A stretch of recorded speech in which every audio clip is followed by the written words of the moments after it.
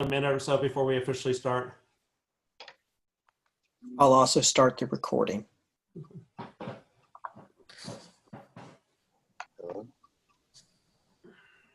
don't think we've done this before, David. Not with this group. This is new territory. Boy, that's for sure. I don't like it very much. John, any word on the YouTube? Has that been sanctioned yet? They have not enabled it, so I'm recording this meeting rather than streaming it. Okay, and then you can just download the MP4 at the end? Yes, future meetings we should be able to live stream, but this one we won't. Okay. And Nagla, you may want to put up the agenda.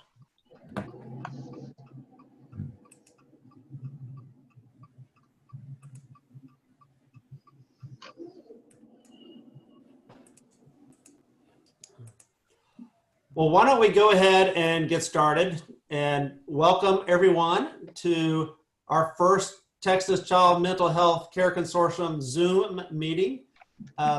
This is a interesting meeting. I've never chaired a open meeting through a Zoom, and so there's a lot of kind of nuances our team has tried to work through over the last week to make sure we're obeying the law, making sure this is effective and available, and again, following through a variety of hoops. And so as I start, want to say thanks to our team for figuring out how we're going to do this and all the intricacies. It may seem simple, but again, as we're trying to obey the open meetings law and have the ability to go into executive session if needed, and play with the limitations of Zoom, again, a lot of work had to take place in order to do this. And so we'll see at the end of the day how effective it was or wasn't, and we'll learn from those experiences. But again, appreciate your grace and mercy and patience as we work through this today.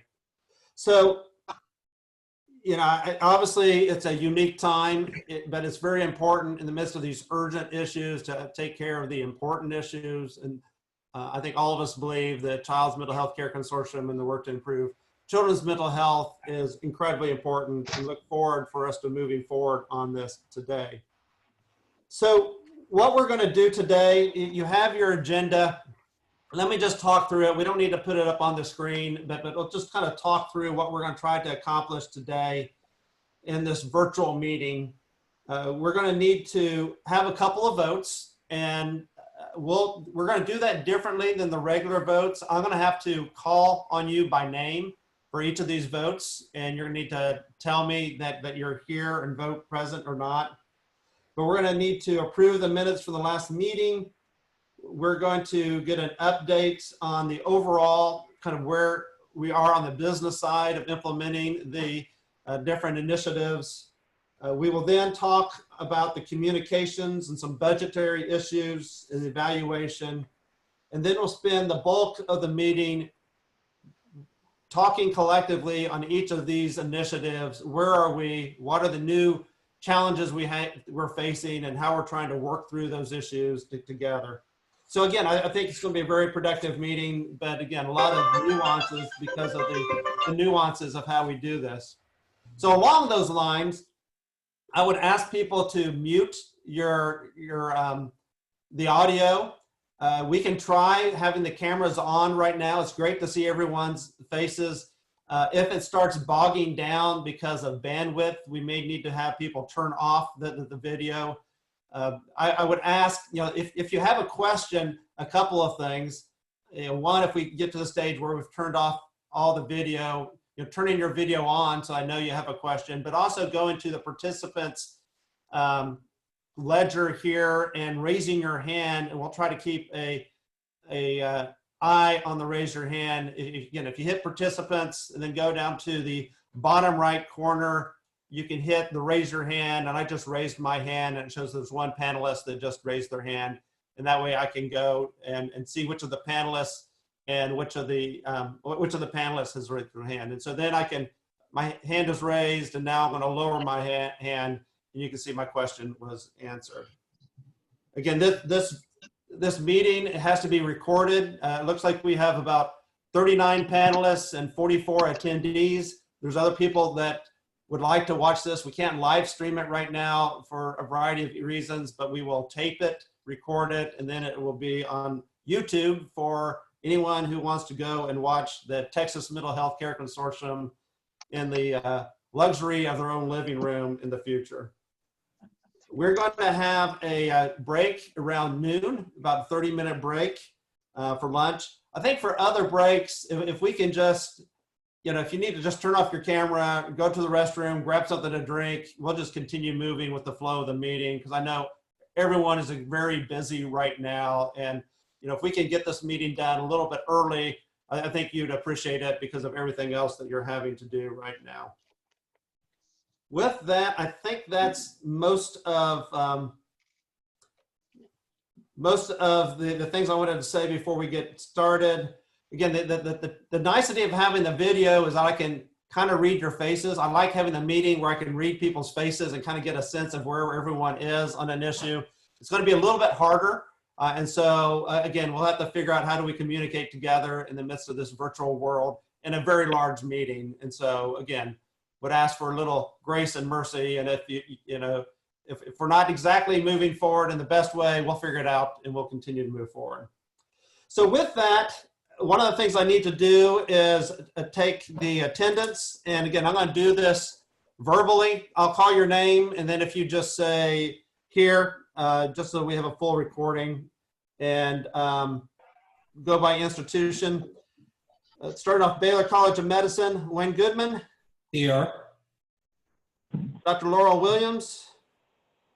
Present. Okay. Texas A&M, Israel Liberzon. Here. Good. And Andrew Harper. Here. Texas Tech, Sarah Wakefield. Here. Good.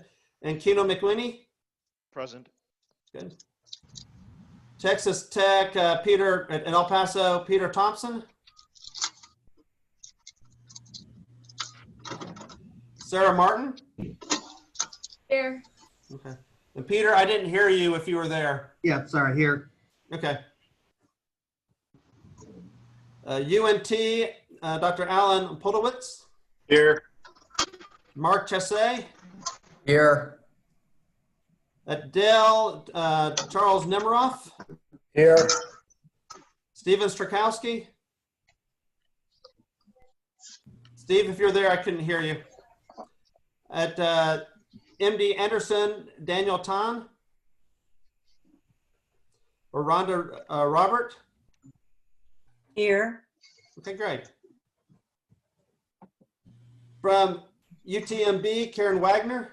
Here. Alex Foe. Here. From Houston, Jair Suarez. Here. Elizabeth Newland.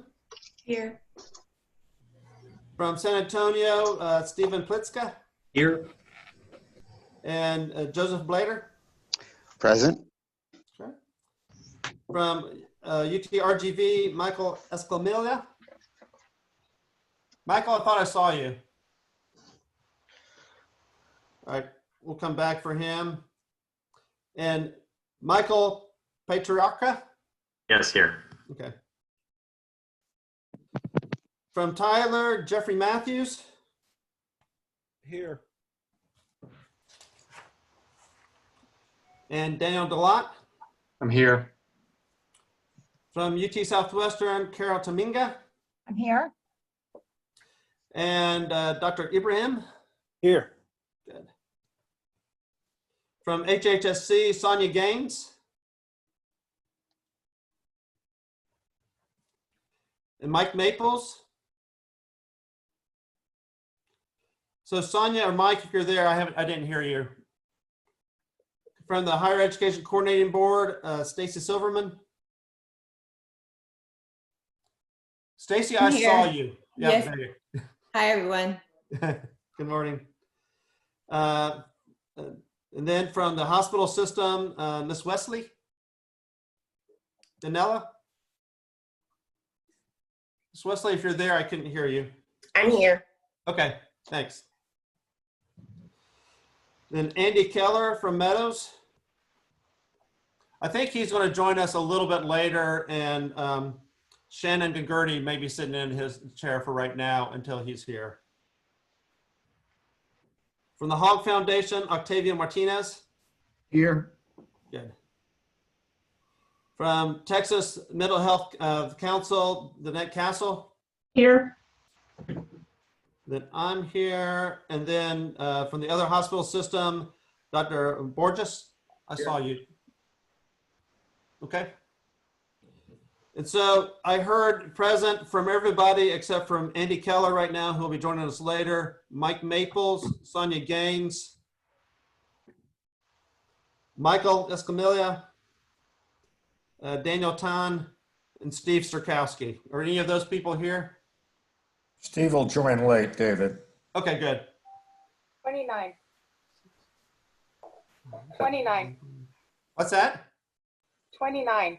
Okay, yeah, she saw me count. We're at 29, so we're at consortium, or at quorum, so we have an official meeting.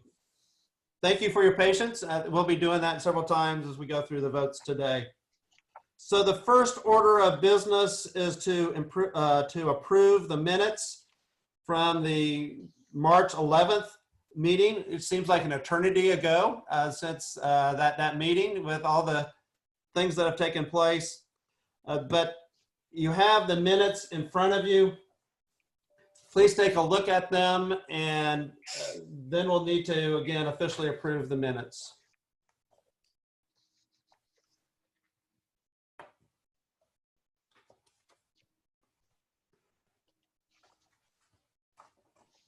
I raised my hand. From, Okay, I'm sorry. Thank you. Alan, you have Yes. a question? I was going to make the motion to approve the minutes. Okay, well, I have a motion. Second, Second by who? Carol? Carol. Okay, so I have a motion by Dr. Polowitz, a second by Carol Tominga to approve the minutes. Any additional discussion? Yes. On Okay. page, this is Podowitz again. On page 6, where it says under the CPWE, Yes. UNTHSC, cooperation not with Lubbock, but with Tarrant County MHMR. Thank you. Okay, It's gonna be very mine, good. mine as well. Okay. Any other changes or edits? Okay. Hearing none, I'm gonna call the vote. Again, same way. Wayne Goodman, do you approve? Just say yay or nay. Yay, you approve. Nay, you don't. Yay. Okay. Dr. Williams, Yay. Dr. Liberzon, Yay. Dr. Harper, Yay. Dr. Wakefield, Yay. Mr. McWinney, Yay. Dr. Thompson, Yay. Sarah Martin, Yay. Dr. Polowitz, Yay. Mark Jesse, Yay. Dr. Nemiroff, Yay. Dr. Robert, Yay. Dr. Wagner, Yay. Alex Vo, Dr. Vo, Yay. Dr. Suarez, Yay. Dr. Newland. I didn't hear you, Dr. Newland, but I'm assuming yes. Yes. Dr. Plitzka, Yay. Dr. Blader, Yay. Mr. Patriarca, Yay. Jeffrey Matthews, Yay. Daniel Delott, Yay. Dr. Tominga, Yay. Dr. Abraham, Yay. Dr. Silverman, Yay. Ms. Wesley, Yay.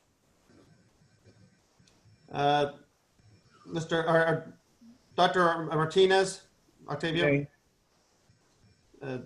Danette Castle, Yay. I vote, and Dr. Borges. Here. Yay. All right, so it's a unanimous approval of the minutes. Dr. Lakey, Dr. Andy Keller is here. Dr. Keller, are you here? I think that may be Shannon on his line until he comes in. Okay. Thanks. So we have unanimous approval for the minutes. Again, thank you for your patience as we go through that. Next, I'm going to turn the podium, so to speak, the virtual podium, over to Michelle to talk about the current status from our end related to implementation of the various projects. Michelle, are you there? I'm here, thank you. Nagla, can you bring up the presentation? So thank you everybody for submitting your quarterly reports. I've taken that information and plugged it into Project Online. And I've got some reports that we'll be distributing after this meeting, but I wanted to pull up just kind of a summary of key accomplishments that have been reported, and then what are some of those issues that we're seeing across the board. Starting with T-Chat, if not a minute. You can see that we have had some hiring across some of the institutions. I know you're experiencing some issues in this area as well, which we'll talk about in a minute. But I just pulled out a couple of key findings each. This is not comprehensive. Comprehensive information will be in the reports that are distributed. But for Dell, they have created some ISD recruitment collateral, including emails, flyers, presentation slides, and distributed those to the ISDs. ISD recruitment is underway, and they've got have completed 8 ISD meetings to date. Texas Tech completed the screening process documentation, their assessment tool, their crisis protocol, medicine prescribing protocol, and operational procedures. Texas Tech El Paso completed their training material or curriculum for school staff, and also completed some forms and templates, service delivery process map, the resource database for referrals, and have identified their target schools and made contact with some of the school districts.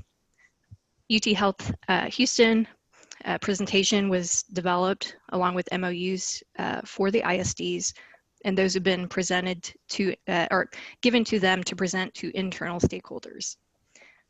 UT Health San Antonio has MOU signed with 2 school districts and has another 3 pending. UT Health Tyler, target schools have been identified, and they've sent information on the project to them. They've been working with SuperNet to make additional connections to ISDs via the SuperNet meetings. UTMB has completed their service delivery process map and signed an MOU with 1 school district and had a meeting with 1 other. UTRGV has MOUs executed to provide T-Chat services at 2 Brownsville ISD schools, and they've been engaging UTMB as a telehealth partner to help provide and install telehealth hardware and provide staff training. Can I make a slight correction Sure. to that last statement? It's actually not UTMB Telehealth Partners. It's technically UT System VHN partners. Okay. Okay. All right, so some of the key risks and issues that we're seeing, not unsurprising, are related to the COVID virus. So across the board, we're seeing downstream impacts related to hiring people and resources. So hiring freezes have been put in place at a number of different institutions, and most people have an exception process in place for this, but some are simply halting their recruiting. We're also seeing schools closed, which has an impact in terms of us not being able to offer the services in the schools as planned. So we're having to look at other ways to deliver those services. The school resources are very focused, as you can imagine, on developing online materials and online protocols. And so some of those school contacts are not available to meet. They're focused on their response. COVID-19 could also take some of the resources that have been allocated to the projects. This is a risk. It's not an issue that anybody's identified so far, but could take some of those resources and redirect them to other efforts. And so there's a concern that could impact projects. On CPAN, again, hiring taking place at those institutions listed. Dell has made some fantastic progress, and so we've got some good stats here. They've contacted 1,300 PCPs, which are covering 13 counties. They've had 30 clinics receive in-person visits and 39 PCPs have been pre-enrolled. They've got intake forms, workflow, and dashboard developed, and that's been shared. They've also completed 4 continuing medical education forums to support the PCP education. Texas Tech has had some initial meetings with local and regional umbrella organizations to discuss the program. Texas Tech El Paso has completed their mental health resource database.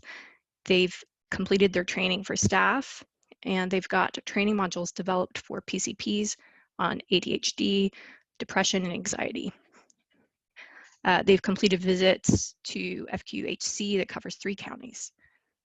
UT Health Houston has developed their database of PCPs and CHCs who are co-located with the TCHAT ISDs, LMHAs, with whom the institution has an established working relationship.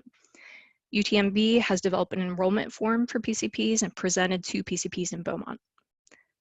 UTRGV has developed a list of their target PCPs, pulling together local pediatricians and PCPs for potential enrollment.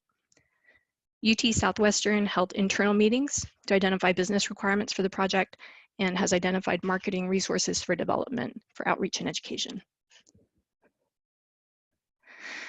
So similar here for CPAN hiring freezes. There's also a concern that there is a shortage of child psychiatrists, and that's making it even more difficult on top of COVID-19.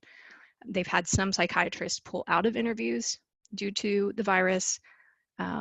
And they're also seeing PCPs are refocusing their efforts towards dealing with COVID-19 and are not necessarily focused on child psychiatry. One concern that was raised, more a risk, not an issue. There was a worry that there's a risk the state budget cuts could impact the program budgets for next year. For CPWE, a little less staff hired, but some staff have been hired. Texas Tech has had some planning meetings with the LMHA, their leadership, clinical staff, and GME. Texas Tech El Paso has contracts approved by their legal department for all 3 LMHAs, and they're working to get those signed. UT Health San Antonio has a contract executed with the Center for Healthcare Services. UT Health Tyler met with Andrews Center to review requirements, timelines, and metrics. Their legal team has updated their existing agreement with Andrews Center to reflect the CPWE project, and they're now working to get that signed. UTMB has had a verbal agreement made with Gulf Coast Center to begin on September 1st, and that legal agreement is being drafted. UTRGV has a legal agreement with Tropical Texas Behavioral Health out for signature. They've met with Nueces Center for Mental Health and Intellectual Disabilities and Coastal Plains Community MHMR Center. They're working to get those legal relationships finalized. So same thing, hiring freezes, shortage of psychiatrists. The LMHAs are focused on crisis planning, and this is impacting their desire and availability to meet. And there's a concern that the risk of people not being able to travel and network could further impact those recruitment efforts. So Dr. Lakey, I don't know if we want to talk through some of these issues and see if people are finding they're getting better. I know the quarterly reports were, some of them were given to us about a month ago, so these might have changed. Okay. No, good. No, thank you. First, a quick little audible here to my team and to our panelists. It looks like a couple of our EC members are under attendees versus panelists. And so Sonia Gaines and Michael Escamilla, it looks like you're attendees versus panelists. John, maybe if we could send them out a quick email to make sure that they have the right contact information so we get them logged in correctly. I think that would be helpful. But I've resent them their invitations. I'll check. I'll make sure it's the right email. Okay. Yeah. Thank you. So that is the information that you provided us. Again, looks like significant progress is taking place in spite of the current events. Some predictable challenges that people are facing, but people are working through those. And I think we'll get more detail as we walk through each of the projects later today.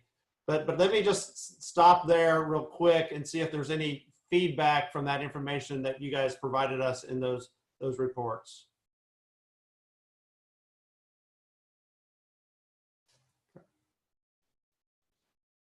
All right. Okay, hearing none, let's go ahead. Thank you, Lachelle. And again, I think on the hiring, the people are figuring that out. And we're going to talk about the budget a little bit later. And again, I think you know, the message is that we need to go ahead and hire these positions and move forward with these projects, and that they really are important. Yeah, I know at least at San Antonio, hiring where there's an identified source of funds that's not going to go away is proceeding. It's only like people have a grant, they've got money to pay the person they can hire. It's hiring on soft money that's been frozen here. So that really has not affected us as far as our planning for hiring. In fact, we're going to be posting positions here. You know, actually, as we speak, I have my HR person putting up a bunch of positions. And we've converted our psychiatry interviews into Zoom interviews like so many else. Nobody's traveling.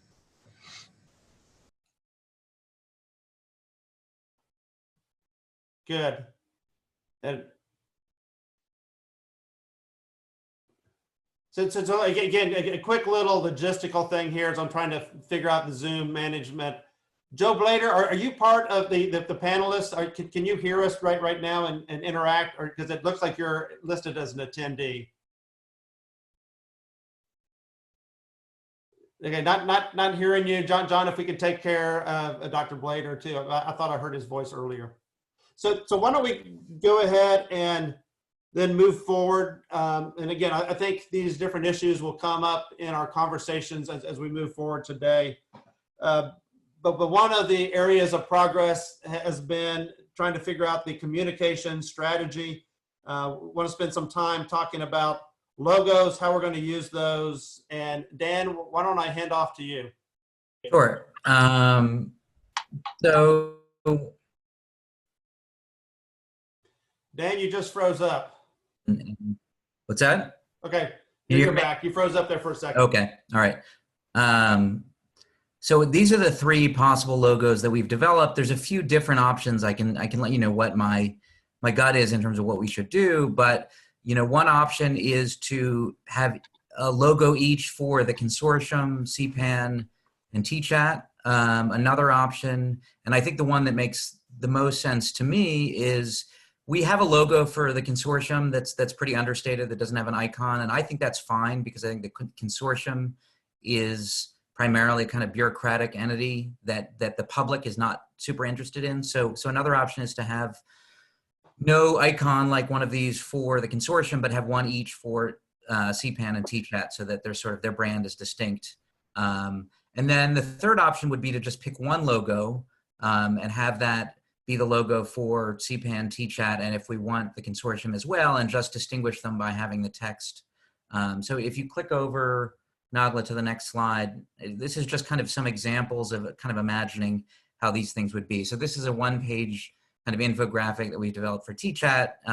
These are two of the logos, and you can just see how the lockup would be in terms of the acronym and the full name of the initiative, and that would be, you know, we would put that on the one-pager. Either one of these, maybe adjust the colors a little bit. And then if you click to the next slide, Nagla, so this is the one-page infographic for CPAN that we've developed. You can kind of imagine it with either of these two or that third logo attached to it. If you go to the next one, you can see kind of this is, you know, imagining if there were one logo to rule them all. So on the left, it's the icon with the CPAN text, and then on the right, it's the same icon but with the TChat text. And if you go to the last one, Nagla, this is just something we're working on, which is a kind of quick facts document for the consortium overall, and you can see there that logo with the consortium. So I have one more slide, which is kind of post the decisions we make on the logo, but maybe go back to the first one, Nagla, just so people can see the three I think I think the hope was if people are satisfied with one or two of these logos, that today we could vote on, both how we apportion them, whether we have one each for CPAN and TChat, and then also which ones we want for each. And then after that, I can kind of move on to some other sort of broader communications things that I just want to run through briefly because I don't want to take up too much time with the other stuff today. Okay. Well, again, this is a little bit harder to get feedback in the midst of a Zoom meeting like this, but we need to hear from the consortium members, the executive council, whether any of these logos you think would be suitable, and if so, which of them you like best. And again, I'd ask the panelists to raise their hand, but we can also have a conversation, and if I see somebody has raised their hand and is not getting in, I'll call upon them. And if you don't join in, I'll have to start asking people to what their thoughts are. Can we label these A, B, and C, or 1, 2, and 3? Yeah, so good idea. So the one on the left is 1, the one in the middle is 2, the one on the right is 3. Alan, what do you think about them? I actually like number 3. It's two people having a conversation, which is really kind of what we're looking for. The one in the middle, that's a thoughtful, but it's again individual. So this is a partnership with the community. I like the 2 images. Okay.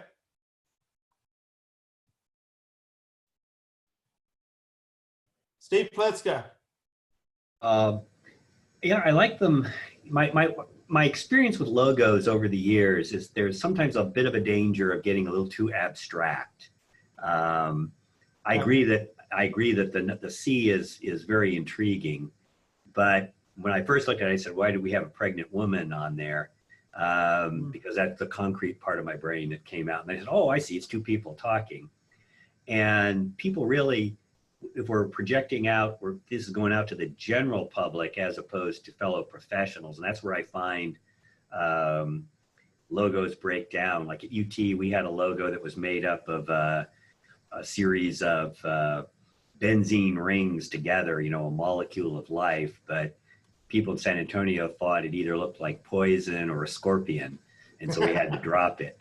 So I'm a little worried. I assume those are conversation boxes. I see that, but I have a sense that others won't. So I'd go a little bit more with B because it kind of speaks a little bit more to the mental health aspect of it. And A, I think, is a little too abstract altogether. Like, what's the blue thing on the right? But again, I'll go with the consensus of the majority. Okay. Daniel Delotte. Hey, yes, I may have missed this because my internet cut out a minute, but did Oppenheimer say he had advice on how to brand this? I mean, I'm not a branding or logo expert, so I didn't know if the marketing team had advice as to do one or all. We're just doing Daniel, one, right? My advice would be to pick 2 and have one for CPAN and one for TChat, so that they're distinct. Okay. And not have one for the consortium overall. That just leave the consortium, the kind of understated textual kind of word mark we have for the consortium as is, and pick one for TChat and one for CPAN. Okay, thanks. And apologies if you had to repeat that. I lost connection. And if the outcome today is that we approve one of them and we just need to go back to the drawing board for a second or a third if necessary, that's fine. Yeah. So my recommendation would be to pick 2 and figure out which one they most kind of which one aligns best with which initiative. Sarah Wakefield, and I'd ask the people that have raised their hands that they've had a chance to ask their question to take their hand down. But Sarah Wakefield. Yeah, I kind of agree with both of the last 2 previous to Daniel, I guess, is that originally I liked the idea of the relationship, but of the 2 people, but when I first looked at it, I thought it would be a great one for the CPAP for Moms program out of Massachusetts, where you're really taking care of the mom and not the kiddo. And when you put, Daniel, when you put everything up there and showed us the different options, I really liked B more. That may be because that's the one you used in the overall one, but I really, when I first looked at B, I didn't like it very much by itself because I thought it seemed very individualistic. But when it was with all of those materials, I liked it better. I thought it was understated and got a good message across. And I actually like the idea of using just one for all the programs. Okay. Carol Tominga. Just a minute. Okay. I was thinking initially that we were going to use one for everything, and then I liked C. If we're going to use a distinct one for CPAN and TChat, I would think that you would want to make this individual to the task, like somehow screening children in a school setting, and maybe A looks the most like that. C doesn't look like CPAN because it looks like a mother talking to her baby, to me anyway. But then I guess that's what you would be doing in CPAN. I think I'd just vote for C for everything. And again, another option can be that we go back and take this feedback and readjust and come to the next meeting with some. And Daniel, how big of a deal would that be if we needed to? I don't think we could. We also had other ones that didn't kind of, and I don't want to give you the second tier ones, but no, we can turn some more options around pretty quickly. I will say, for what it's worth, that just, which may not be much, but internally, the sort of folks on my team, which is a few designers, we're all fans of B, just for its simplicity, and kind of it felt strongest to us. But you guys are the bosses. But it just purely from a design perspective, we were feeling that B was the strongest. Okay, Dr. Wagner. I think in terms of the design, for me, the overriding issue is if I look at the design, can I know what project it might be associated with? And if I looked at them individually, B, although it, as just stated, it does have, nice design appeal, it looks more like something from like a Child Mind Institute or some neurological thing. And what we really want are these to engage the community, to engage teachers, to engage parents in having their children participate in some of these processes. So for me, as a child psychiatrist, something that's warm and inviting to me is probably the best thing. So that's why for me, B, no. A does show the picture and it's good, but there's something, the face is so close to the screen that I don't know, something like that, maybe with a little distance and warmth might be nice. And then C, I like because it's abstract, but I don't know what it is until you can, it's up for interpretation, and probably that may not be the best choice for something where you really want to be clear on its purpose. So that's just my opinion on it. Great feedback. Dr. Borges? Yes, I think what we want to symbolize is that this is a technology application. That's what makes this novel. I think B is the best of these three. I wonder if the designers could involve a technology image in some sense or other. Okay, good. Dr. Blader? Hi, thanks. I'm wondering if with C, could we have a go at a redesign where maybe that green was taken out? Because the way I'm processing it,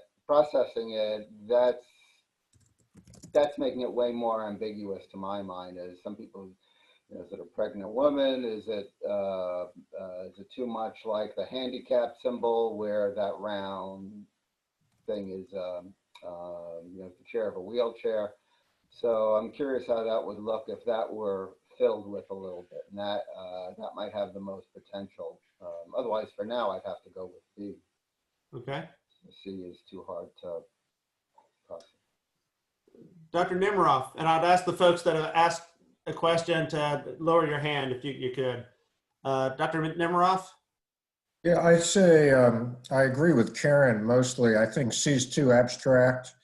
I like the idea of B and A being merged together with maybe a screen connected to the image in B, but I think we do need something simple. Okay.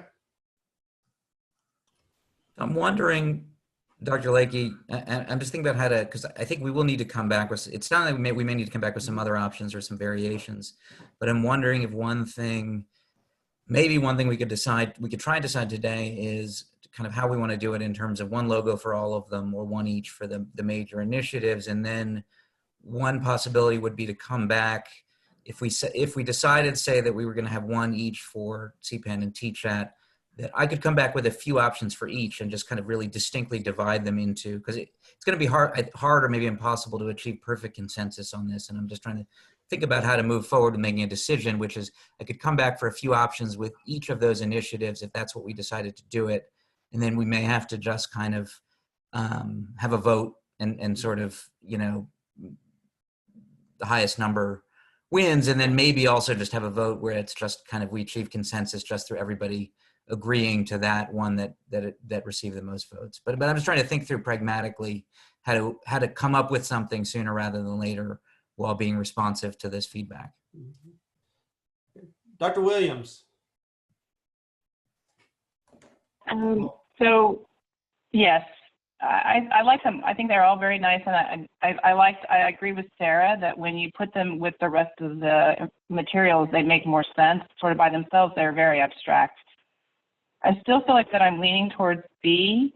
Again, I do worry that C, although it is about communication, it does look more like a mom and a child, and that's certainly not exactly what we're doing.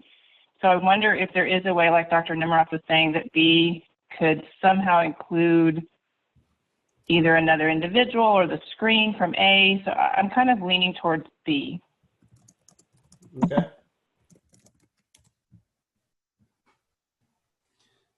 And then Andy Keller. Yeah, hey, I think this discussion on the logos is great and defer to all y'all in terms of which is best. I just think it's super important that we have one logo for all the programs. Otherwise, we're going to really confuse people. I think we really need to be branding the consortium, not the programs. And the consortium is really, I think, the key to this. So, so I think if we could include in the voting when we get there, in addition to voting on which logo, to vote on whether people agree with the one logo for all versus diverse approaches, because I think that's an important policy decision we need to weigh in on. Okay. Danae Castle. Yeah, so I started out exactly what Andy just described, and then I was willing to go with a recommendation to have separate logos, but I really do lean to one. I really like the idea of having something that really brands the whole consortium. I also would say that on C, I got really caught up. I also thought that this was a pregnant woman and wondered why were we doing that. So obviously, if we use something that shows some kind of interaction between people, it's going to need to be changed a bit so that it doesn't evoke that kind of image. Okay. But I really would like us to consider to go back to the thought of having one logo that is branding the entire project, entire consortium. So I want to go through the rest of the folks that have raised their hand, and then we'll move on to the next item. And so let's, Sarah Wakefield. Yeah, this is probably not, obviously this is not my job, but I was just thinking of looking at these, and I wonder if we could just do B and mirror images where that would be two people. So it would represent a relationship, whether it's CPAN or TChat. And I also agree with one logo.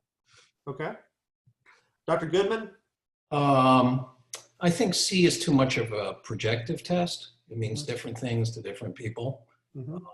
in B, like Karen said before, I just looking at the Child Mind Institute, it looks too close to the CMI logo. And not that I like the CMI logo that much either. And I think Charlie came up with a great idea, somehow combining A and B, but I would make sure that one of the faces or heads or silhouettes looks more like a child. Yeah. I think that's missing from all these. Okay. And then Dr. Escamilla. Yeah, I agree on using one logo for all of the projects.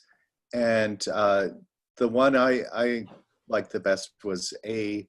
I thought it was simple and I kind of liked it, but I would also be in favor of combining it a little bit with B so that there's an interactive aspect.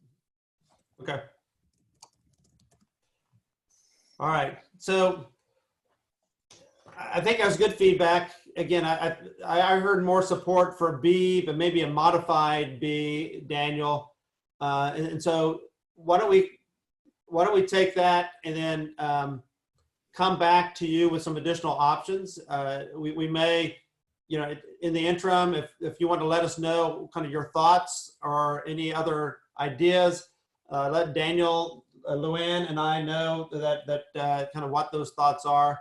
I heard a lot of support from maybe one, you know, and actually let me just do a quick little, not official vote, but a non-official vote here, just to get a sense of where people are related to 1 versus 2. With the raise your hand, if you would right now feel prefer to have 1, if you could raise your hand so that we could take a look at that.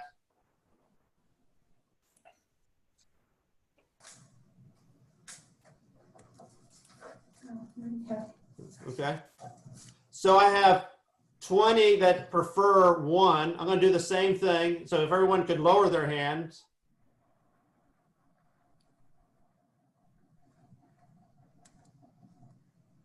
Okay, if everyone lower their hand. People that think that we need to have several of these, now raise your hand.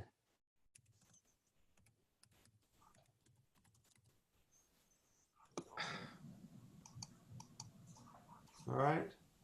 Okay. So in this quick little non-official vote here, it looked like much more support for 1 versus several. Let's take that information back. Again, that's not official. We'll take that, maybe look at B and modified versions of B and bring that back to the next meeting and have an official vote at that time. Okay. All right, Daniel, what else, you want to go through this last slide? Yeah, so I'm going to send out a survey following this meeting, you know, just to better understand what people think their sort of further communications needs are going to be kind of going down the road. I wanted to talk through very quickly kind of what we're working on, what we have drafts of, and then briefly just kind of either get some feedback or just prime you for the survey to get some feedback. So we're working on a draft PowerPoint template, both kind of what you're seeing, you know, this slide that you can see below, which has the consortium logo on it and then has the system logo, but we could structure it. We could either make it blank so that you could insert your institution, or we could do that work for you. You saw some drafts of 1-pagers for TChat and CPAN. I'm working on, I don't know how many institutions are planning to put out press releases at some point announcing the launch of their networks, but some generic press releases that you can just kind of use as a base if you want for one that you customize. Some letterhead. I think you saw a draft of that quick document. I do want to develop some FAQs for the website. I'm going to have to get some feedback from people through that survey on what they think those might be, because we're just kind of, to some extent, having to guess what questions people might have.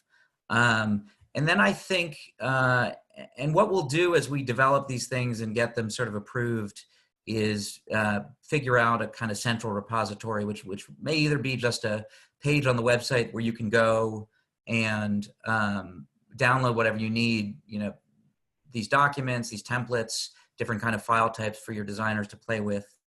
But I also did either get this feedback now or kind of through the survey, which is my thought was, in order to sort of respect the need for the institutions to have their own, just to not get in the way of anybody in terms of putting together materials and disseminating them,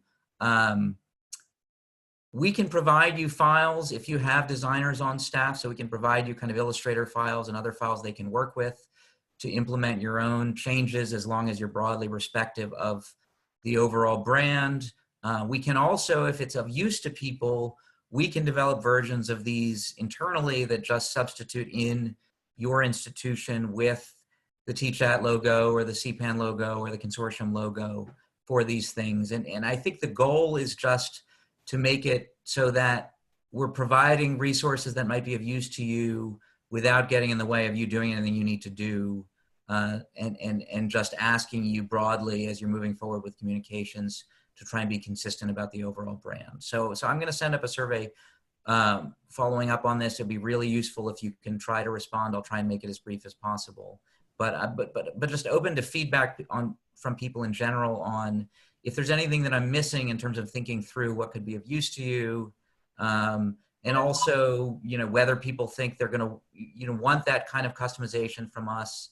And the last thing that I would add is it would be great as you're developing materials of your own, and I realize that you may or may not be able to do this, it would be great if you could share them with us. And one thing we could do, particularly if you have the original files, design files, is when people have done good things that might be universally applicable to all of these individual networks, it would be great if we could take them and sort of take off the institution-specific branding and then provide them back to the other institutions, so that we're sort of pooling resources and just kind of have an increasingly rich reservoir of marketing and communication materials that you can use as makes sense for your institution. So I may reach out to you individually. I know some people have already developed and disseminated materials, but if it's possible to share those with me so I can make them available to everybody, that'd be great. And I know that won't always be the case, but to the extent you can.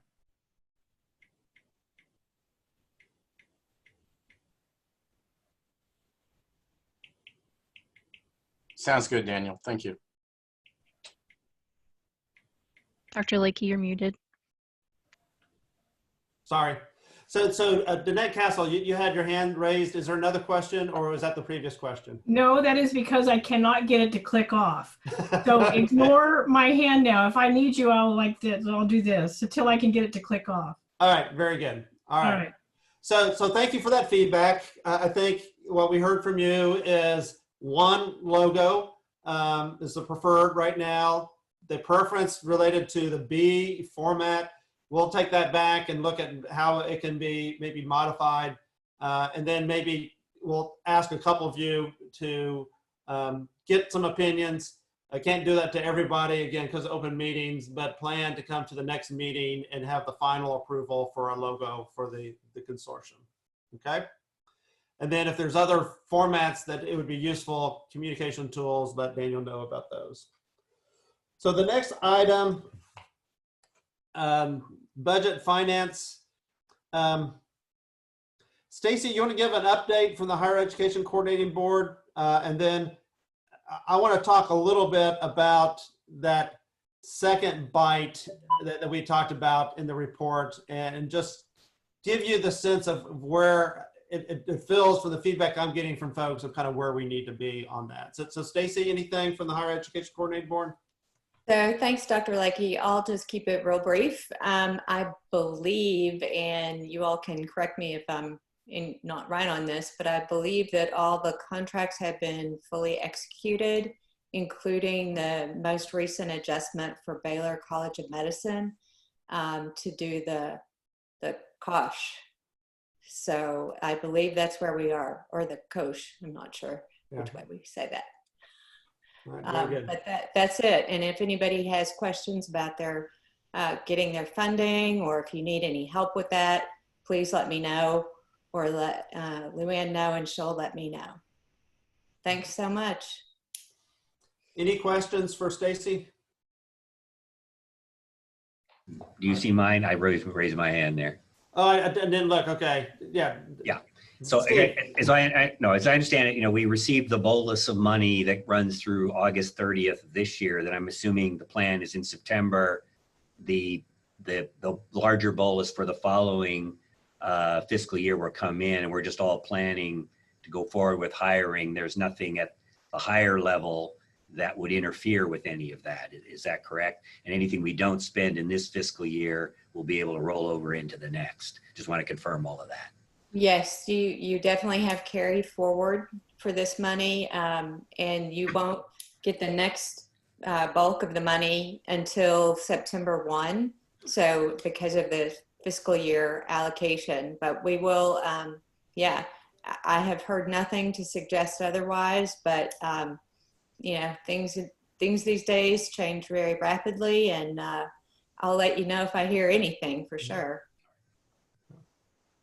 So let me jump in here, Steve. I think that's a good segue to kind of what I would like to talk through with you.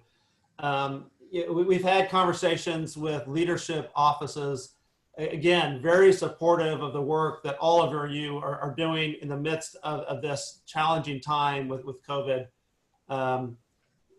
In the request, in the LBB proposal that we put in, we talked about the option of coming back for a second bite of options to spend the $10 million that we didn't initially plan for. Again, if you remember back, the legislature approved $100 million for the consortium.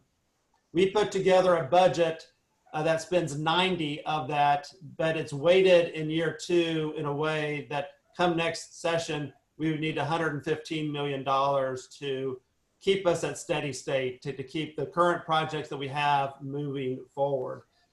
In our conversations with leadership offices, well, let me back up.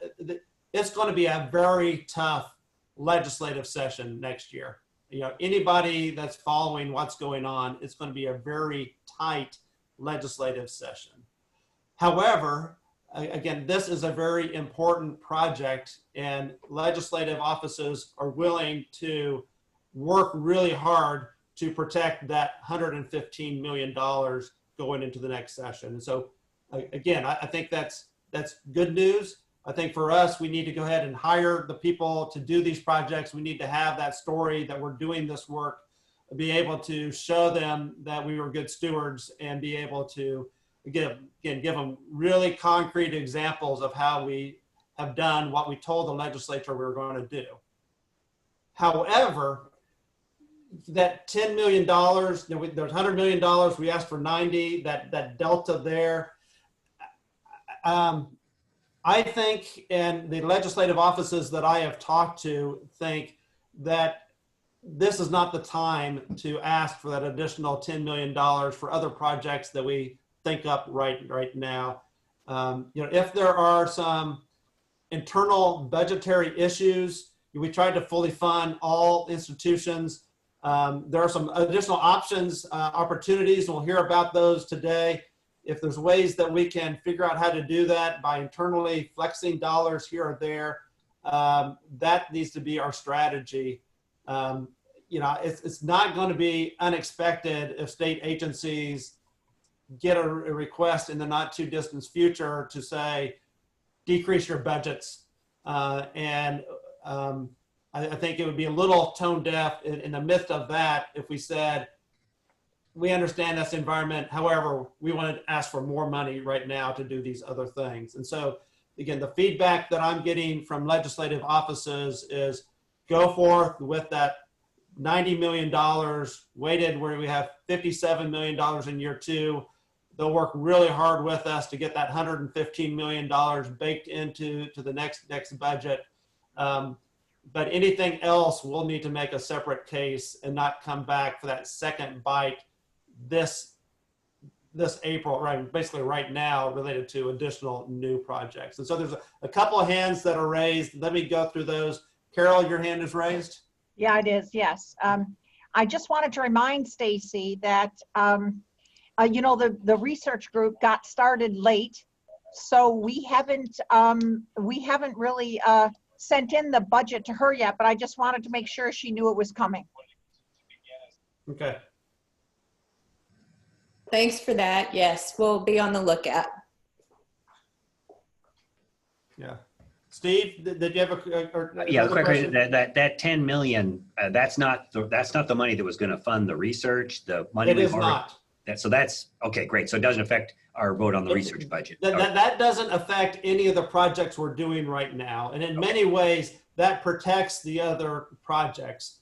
Because if the legislature comes back to agencies and say, tell us how you're going to cut your budget by, 5%, 10%, many ways we can say done, because those are the dollars that are not allocated to you right now, and were set aside for us to have any additional projects. And so this would not affect any of the projects that we're doing right now.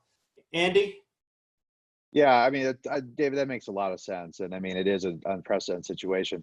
That being said, I do think we need to all be mindful over the next few weeks about what demand we're seeing, particularly on TChat.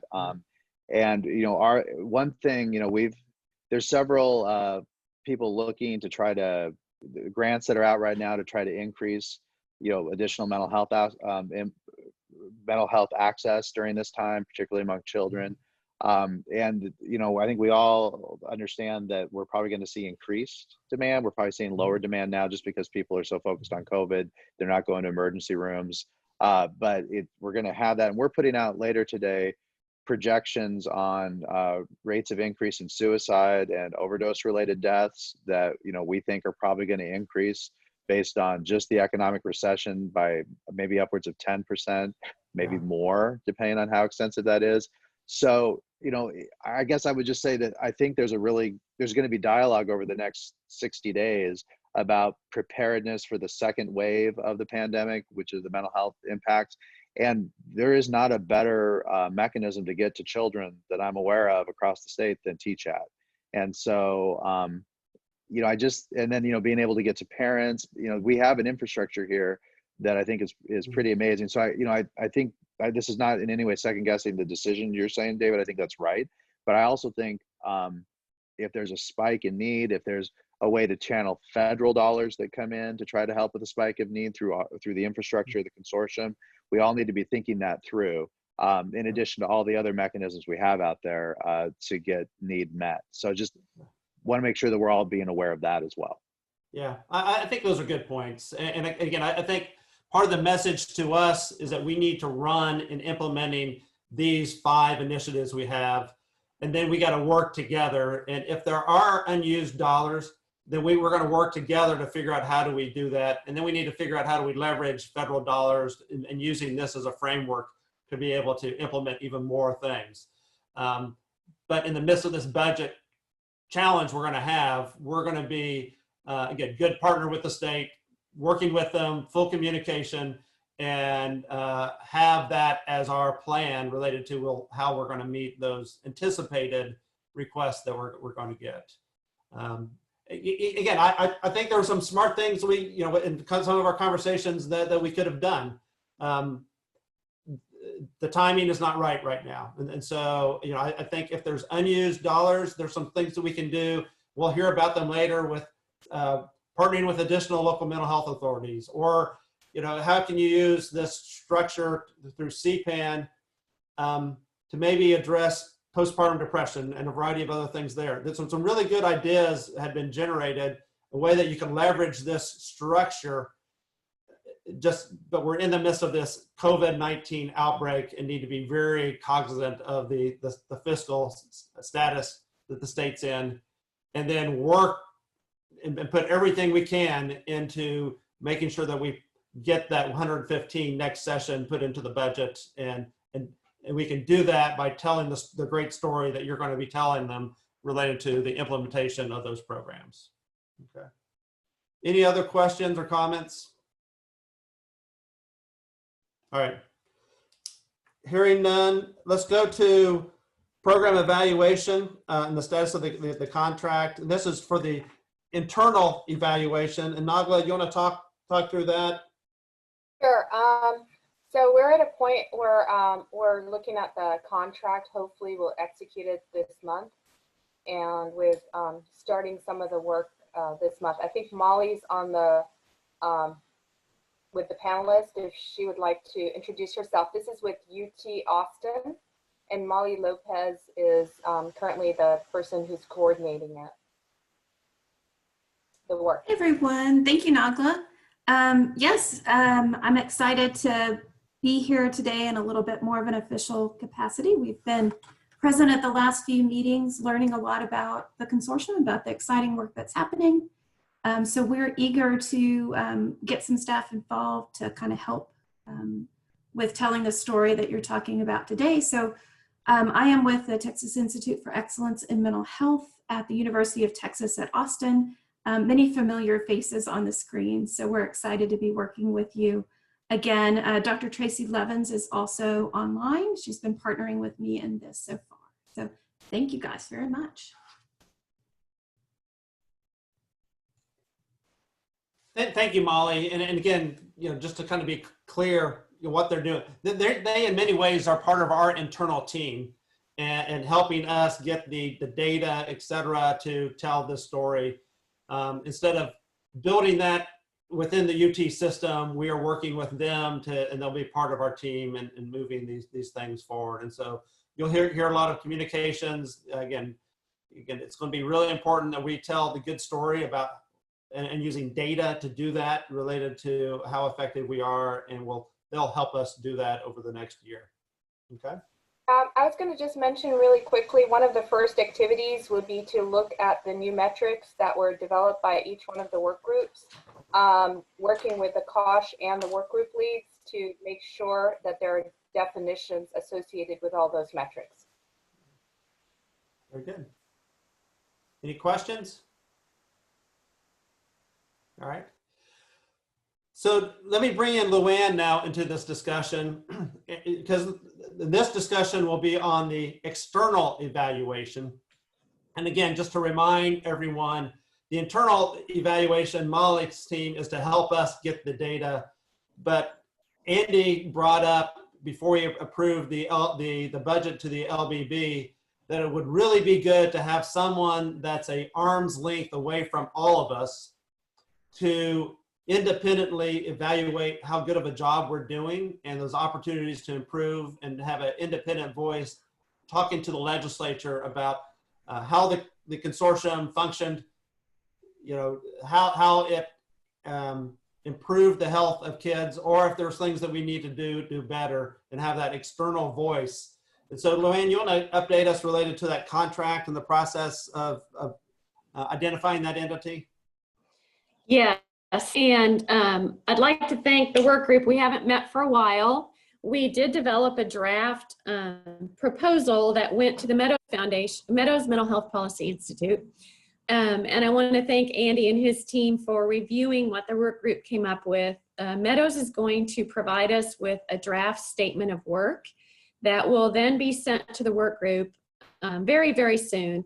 And then we'll have a meeting, and once we solidify that statement of work, we will, at UT System, make a determination about the appropriate way to solicit bidding for an entity to provide that external evaluation. So I am hopeful that probably by the end of April, we will be able to have that information available, and then we will make, I will send that out to each of you individually so that you can look at it. And I want to thank the work group ahead of time for what I think is going to be a really interesting process. I'm actually kind of excited about soliciting this kind of an evaluator, because I think it will be really good for us. And I want to thank Andy for your proposal on it, because I do think it's a great idea. In addition to having a program evaluation, to have this external neutral party that's also going to look at some of our processes and our outcomes. So I just want to thank everybody for your patience as we've moved forward. You know, COVID entered the game in between here, and so we've just had a little bit of a slow start, but we're getting it done. Does anybody have any questions? Okay. Thanks, Luann. a quick little technical issue here. I've been told that we can't use the chat version for the panel because that would be in violation of the open meetings policies. And so we need to avoid using the chat Zoom panel. And again, we can raise the hands, we can have some of those unofficial votes, but any conversation has to be open because of the Open Meetings Act. Okay. So next, let's move on to the specific work groups. And we're going to start off with research. Carol, you want to update us? And I think we're going to have a kind of in-depth dive into the work of the research group and hear where things are. Yeah, I'd love to talk about it, David. The research group has had now, since we've been officially approved, we've had a time to get ourselves organized. And there's been progress since the last meeting. I would first like to say that since the last meeting, we've been able to organize 2 networks. You remember we have 2 networks, one in childhood depression and suicide and another one in childhood trauma, with Charlie Nemiroff leading the childhood trauma network and Madhukar Trivedi leading the depression network. Since that time, I was able to contact all of our institutions, our health-related institutions, and compose and inquire about who was interested in either network and who would be the person to represent the school in the network. 11 health-related institutions responded that they would like to participate, and all of those 11 actually chose to participate in both the depression network and the childhood trauma network. This was significantly more than we had anticipated and significantly more than we had included in the original budget, the original LBB budget. But I think that we found a way to go ahead with both of these. I see this as just a very promising direction for this kind of a research effort in the state of Texas. You remember that the goal, especially of this first lead effort, would be a kind of a learning healthcare network approach to both childhood depression and trauma. I'm going to let Charlie and Madhukar in a minute talk about their specific the way they've organized the content of these networks in a minute. But I just want to make sure to say that there were 2 of our networks that chose not to participate in this research effort. One was you, Alan, and Mark at the University of North Texas Science Center. And I just wanted to make sure that was okay. And that I would tell you that you're welcome to have to participate with UT Southwestern in any kind of a way. Be sure to get to me, Alan and Mark, if there's something that I misunderstood about that. Then also, we never heard from the Anderson Cancer Center people. So that being said, we currently have 11 institutions and 11 individuals representing those institutions and in each of the networks. We had wanted a co-PI last time, a co-PI psychiatrist, psychologist, a co-PI clinician. And the Childhood Trauma Network has really, the co-lead for that committee is Karen Wagner. And then the co-lead for the Depression Network is Sarah.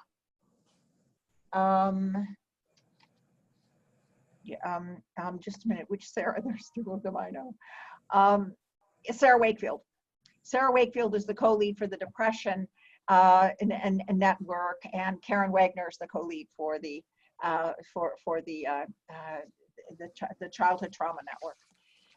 I think that I don't know when would be the time, probably after all of this, David, to talk about the budget. So I'm going to set aside the budget just a minute, really. Is that okay for now, or do you want to go into the budget next? We can go into the budget in a little bit after people hear this and kind of go through it in more detail. I think a couple quick logistical things. Alan, it looked like you were trying to get in, and again, we want to make sure we're very clear on UNT and counting related, because it does impact the budget, and it may be one of those situations where it's not the time right now for UNT, and in the year, in a year or so, it would be a time, and we can figure out how to do that. But Alan, I want to hear from you directly to make sure that we're understanding that correctly. I think at this point, it's what works. Most of our researchers, because we're mostly clinical in a public hospital, that they've been detailed into COVID-19. Yeah. Okay. Because we have 136 inpatient beds.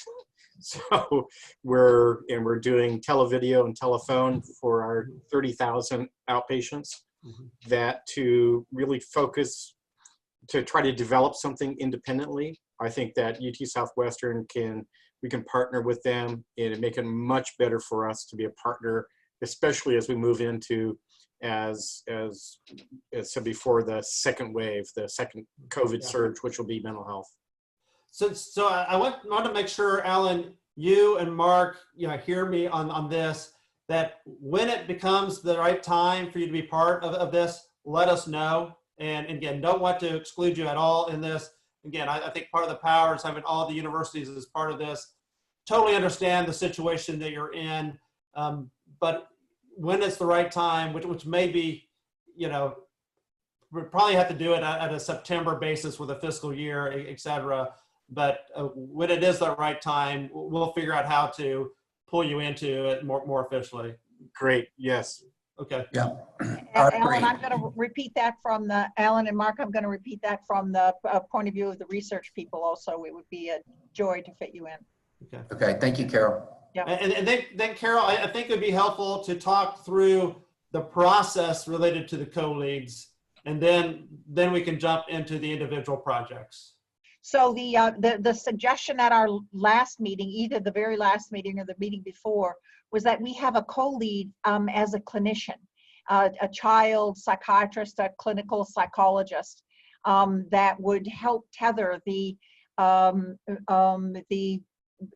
content of the research to the realities of clinical psychiatry, clinical psychology.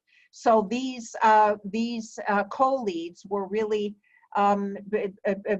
were voted on and nominated in a note that went out from you, David, to everybody to please nominate your own person who would be the lead in your site, and then nominate a co-lead, the medical co-lead. And Karen Wagner topped it off with 6 nominations. And Sarah Wakefield also had 2 or 3 nominations, so that they were clearly the pick of the whole group in terms of these nominations. So I think that we shouldn't just say that these are the medical co-leads, but these have been nominated by the group as a medical co-leads. Okay, so let's stop here. We have a couple of panelists that want to get into the conversation. Steve Strakowski, I see your hand. Yeah, hey guys, how are you all? I raised this last time to no avail, and it'll probably be the same again. And Andy Keller tried to talk me down on this, but he failed. So I continue to believe that the notion that we just distribute dollars and then hope a project arises later is exactly the wrong way to do research. I would much rather see the dollars put somewhere by a group managing it more like a grant than a government subsidy, design research projects, and then distribute the dollars to the sites in a way it makes sense to get the project done. I think that in the long run, that'll be much more defensible than just passing out dollars and hoping it goes to everyone does what they need to do to get it done. That is my opinion. Andy made the good point that fails the minute someone at one site goes and complains to their legislator or chancellor, who then demand that it be distributed everywhere. And so that is correct. And so let me finish, Carol. So my pitch is that we don't treat this like a government subsidy. We do treat it like 2 large grants, which is what it is, to get results. And then we agree on principles on how we design the projects and distribute the funding to follow the design. That's my pitch. I won't say I won't bring it up again because I brought it up several times, but that's my recommendation. So Steve, you didn't really let me present the answer to your question, and I'll do that in just a second as soon as we're allowed to move ahead. After you hear what the committee has really done and you hear the content of the two projects, then I would love to have you say whether or not you think that the dollars that that would be allocated fit the nature of those two projects. Okay. Okay. Well, I would like to go ahead and explain the two projects if that were. Before we do that, Carol, Dr. Liberzon has his hand raised and has a comment here. Good, Israel, go ahead. So Carol, maybe somehow you have a problem with communication, but I never voted. Nor voted, nor get nomination request. And I don't know whether Andy did. Maybe it had to do with the communication with Texas A&M. Andy Harper, can I ask you, did you have a chance to vote for as Carol mentioned, about nominating the individuals or anybody else? Because I don't remember that. I did have a chance to nominate, yes. For the second leader? For this, yes. For the co-lead, yes. And there was and you also voted? So a little clarification here, Israel. And so they sent out information. There were nominees. These, as the research committee looked at who got the most nominees, these are their recommendations. But we will need to have a vote at this meeting to solidify that those are the two people that have been selected. I don't remember even that coming through. That's what I'm trying to say. Okay. We did. I have to say that we did get feedback from all the places, and the nominations for the medical co-lead were included in that.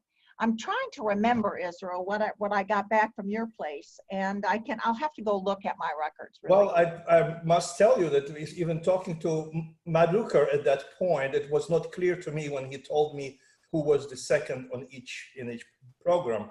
It didn't come through your office to me, at least. Madukar in the discussion told me that. So there was communication issues there. So let's hear the rest of the presentation. But Israel, again, those are recommendations. They're coming to us with the recommendations, and we'll have a vote on those today for the next steps. I'm just wanted to say that the recommendation that they came to you also as a recommendation didn't go through all the committee members. Okay. You know, this is such a complex project. You may be right, Israel. I'll go back. I promise to go back and review my records for sure. I am 100% sure that I'm right, that it didn't come through the committee members. Men are always sure. No, when some people are sure when they talk about it, and others talk about without being sure. The idea of the second, the idea of the second in place being a medical medical co-lead was something that we discussed at the last meeting, and that seemed to be so obvious and so rational for everybody. Currently the networks are configured with a scientific lead and a medical lead. This is a recommendation to David. And David is the one that gets to present all of it to the committees. I don't want to dawdle too much, because the core of what we want to present is exactly what Steve Strakowski just brought up, and that is the idea of what would people really do in a childhood depression and suicide center. And what in a network, excuse me, and what would people really do in a childhood trauma research network? And we actually took all of the people, and you were on several of these calls. I think you were on both of the calls, Israel. I've been on all the calls. We got together all the people who signed up for each one of the networks. We made sure that every institution that wanted to be a part of it had a specific person. Sometimes the EC research committee member wanted to be a part of the call, like Israel wanted to, and that was really great. Mike Escamilla wanted to do that, and that was great. The participation was fine. The suicide and the depression, depression and the childhood trauma call I thought was really terrific. It was a 2-hour call. There was enough time for everybody to make contributions and to speak up. There were a lot of opportunity for questions. And then both Maduker and Charlie went back to the drawing board, and they pulled together a kind of a protocol. So now what we have, and what has been distributed to all the members, is first of all a protocol for childhood trauma center for what would be the work of this trauma network. What will be the outcome? What will legislators see next year when they see the work of the trauma network? And the same for a depression and suicide network. What's the point of what we're doing? What is it that we're trying to find out? And what will legislators see next year when they take a look at this depression and suicide network?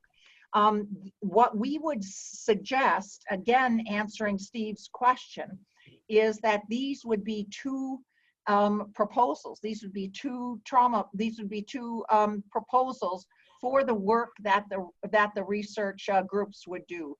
The 11 sites that are part of the research networks.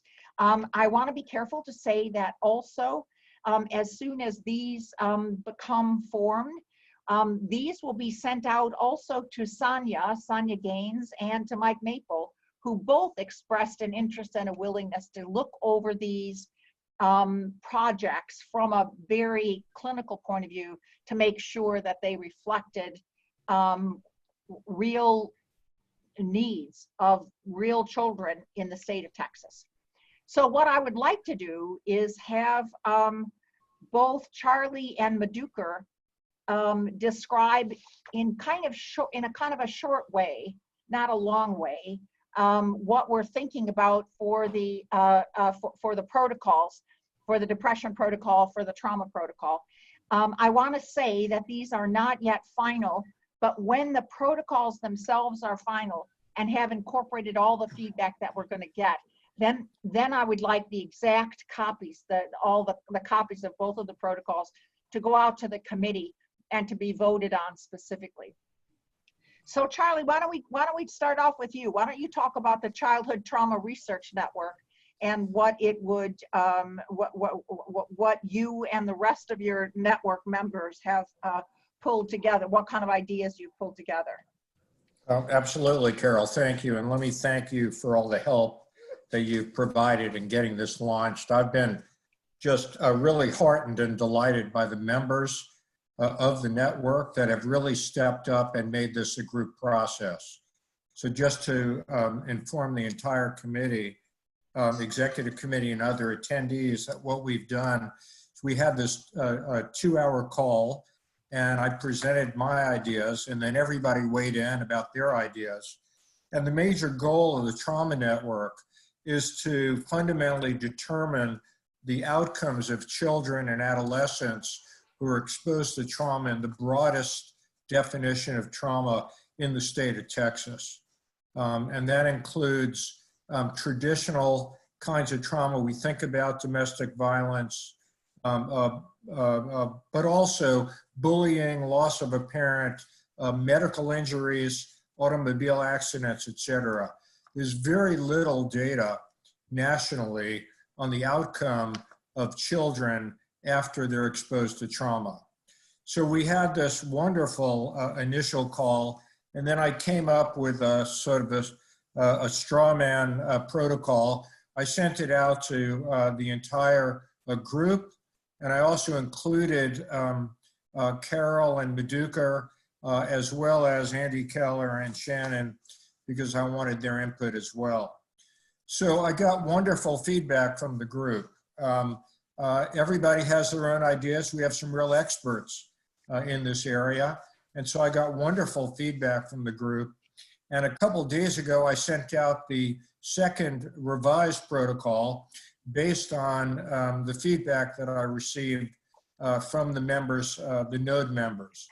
And this is largely a debate about what the age rate should be, how often we should see the children and adolescents over time, what the scales will be, It really has been a terrific exercise. And so we're scheduling the next 2-hour call, at which point we'll be expecting to finalize the protocol. But I've been really, really excited about this. So I hope that's a brief enough summary, Carol. Yeah, that's really good, Charlie. I do believe that that everybody who was involved with the process was really heartened at how enthusiastic all the sites were and how involved all of the sites were willing to be. It really speaks volumes for what's going to happen to this project in the future. I also wanted to mention that Dr. Wagner has been instrumental in providing input, and the idea of having a child psychiatrist with research experience has really been a game changer. And probably a real contribution to each one of the networks. Great. I wonder if Madhukar's on the phone, and Madhukar, you could kind of give the same summary that Charlie just did for depression and suicide. Absolutely. Thank you, Carol, and thank you, everyone. I think, as Charlie mentioned, this has been a very sort of collaborative process. We had a full participatory call. I'm going to actually name all the people so you all know who was on the call, and I've also had several conversations individually. We've sent out the protocol. People have responded already, and I'm revising the protocol based on all the input. It included Dr. Wakefield, who's really provided, as Charlie mentioned, extensive input in this, Dr. Storch from Baylor, Dr. D. Philippis from UTMB, Israel, and Dr. Stresson from A&M, Dr. Coley from UT Dell, Jair Suarez from UT Houston, Dr. Blader from UT San Antonio, Dr. Escamilla, Dr. Kennard, Dr. Sarah Martin, Dr. Richard Idell, and both Dr. Nemiroff and Carol have been obviously all with us all along. I think the principles we were using was that this should be based on using learning health systems model, that we are, as a result, we were not actually going to introduce experimental treatments or biomaterials, but really improving the clinical outcomes of a large number of kids in the state of Texas across all the 11 nodes. As you all know, there are two fundamental things that the protocol is trying to address. Engage all the nodes into a large research network, which itself is a big task and a big accomplishment. And the second is really, within the learning health systems model, improve outcomes of kids in the state. One, just to step back, a slight difference from the way trauma has to be approached with depression, suicide. We actually know treatments work. I think the big challenge in depression and suicide, people don't realize it's not selecting the antidepressant medication, or for that matter, selecting the cognitive behavior therapy and that's the end. That is just the beginning. And I think that the ongoing decision making that is required to account for all the variability that we are going to see, for example, in certain areas like rural areas, differences, social determinants of health determine different things, access to care, measurement-based care, collaborative care.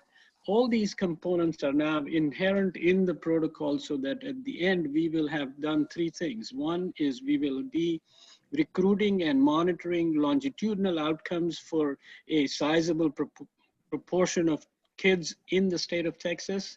Our current target is 5,000 kids.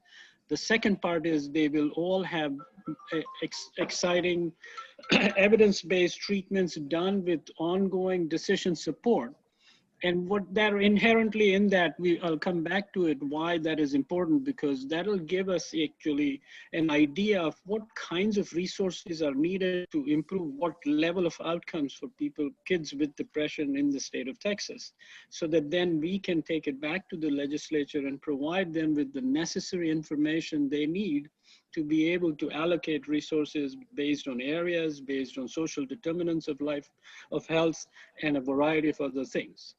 There has been obviously a lot of expertise and a lot of input from all the node members. And so the final measurement battery that will be used for this study will be dependent on the consensus we all arrive at. There are obviously a wide array of measurement tools and approaches that people have recommended, but we'll need to be parsimonious so that we can get it done and make sure that we really have a solid enough consortium database that can be used by all consortium members and be brought to the legislature so that they can actually be fully informed of A, what we did, how much outcomes have been improved, what kinds of interventions and procedures improved the most, and what is the cost of doing that, so that they can make a judicious decision about where and how to allocate resources.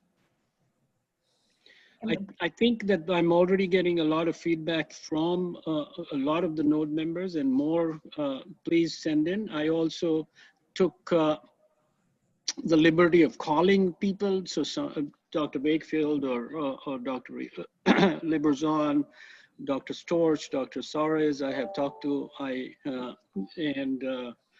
I'll call more. We will need to be all agreeing to the final protocol so that it is acceptable and feasible at all the sites.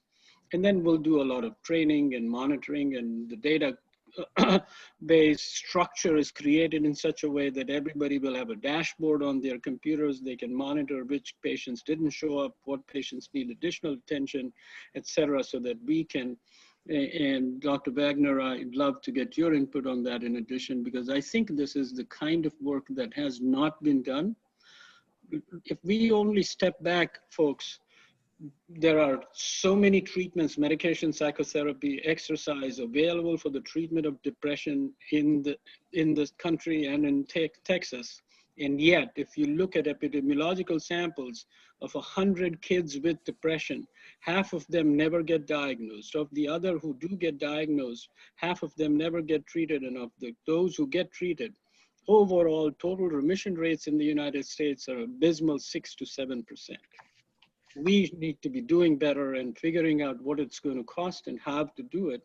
So that, and we have to be making sure we don't only focus on medication or only on psychotherapy. This has to be individually decided by their treating clinicians. So that is the way that I think we are setting it up. So that one of the things I'm going to just pull out from what both Charlie said and what Madhukar described is that there's really two goals here. One is to set up research networks around the state that all work together and that all to really upgrade the whole capacity, if you will, of the health-related institutions, state of Texas, to do research in child mental health. And then the second goal would be to come up with very interesting and useful, especially useful for the state legislators, implementable knowledge that would be that one could really pick out hot spots, pick out things that really needed to be corrected, pick out particular things that needed to be followed up on.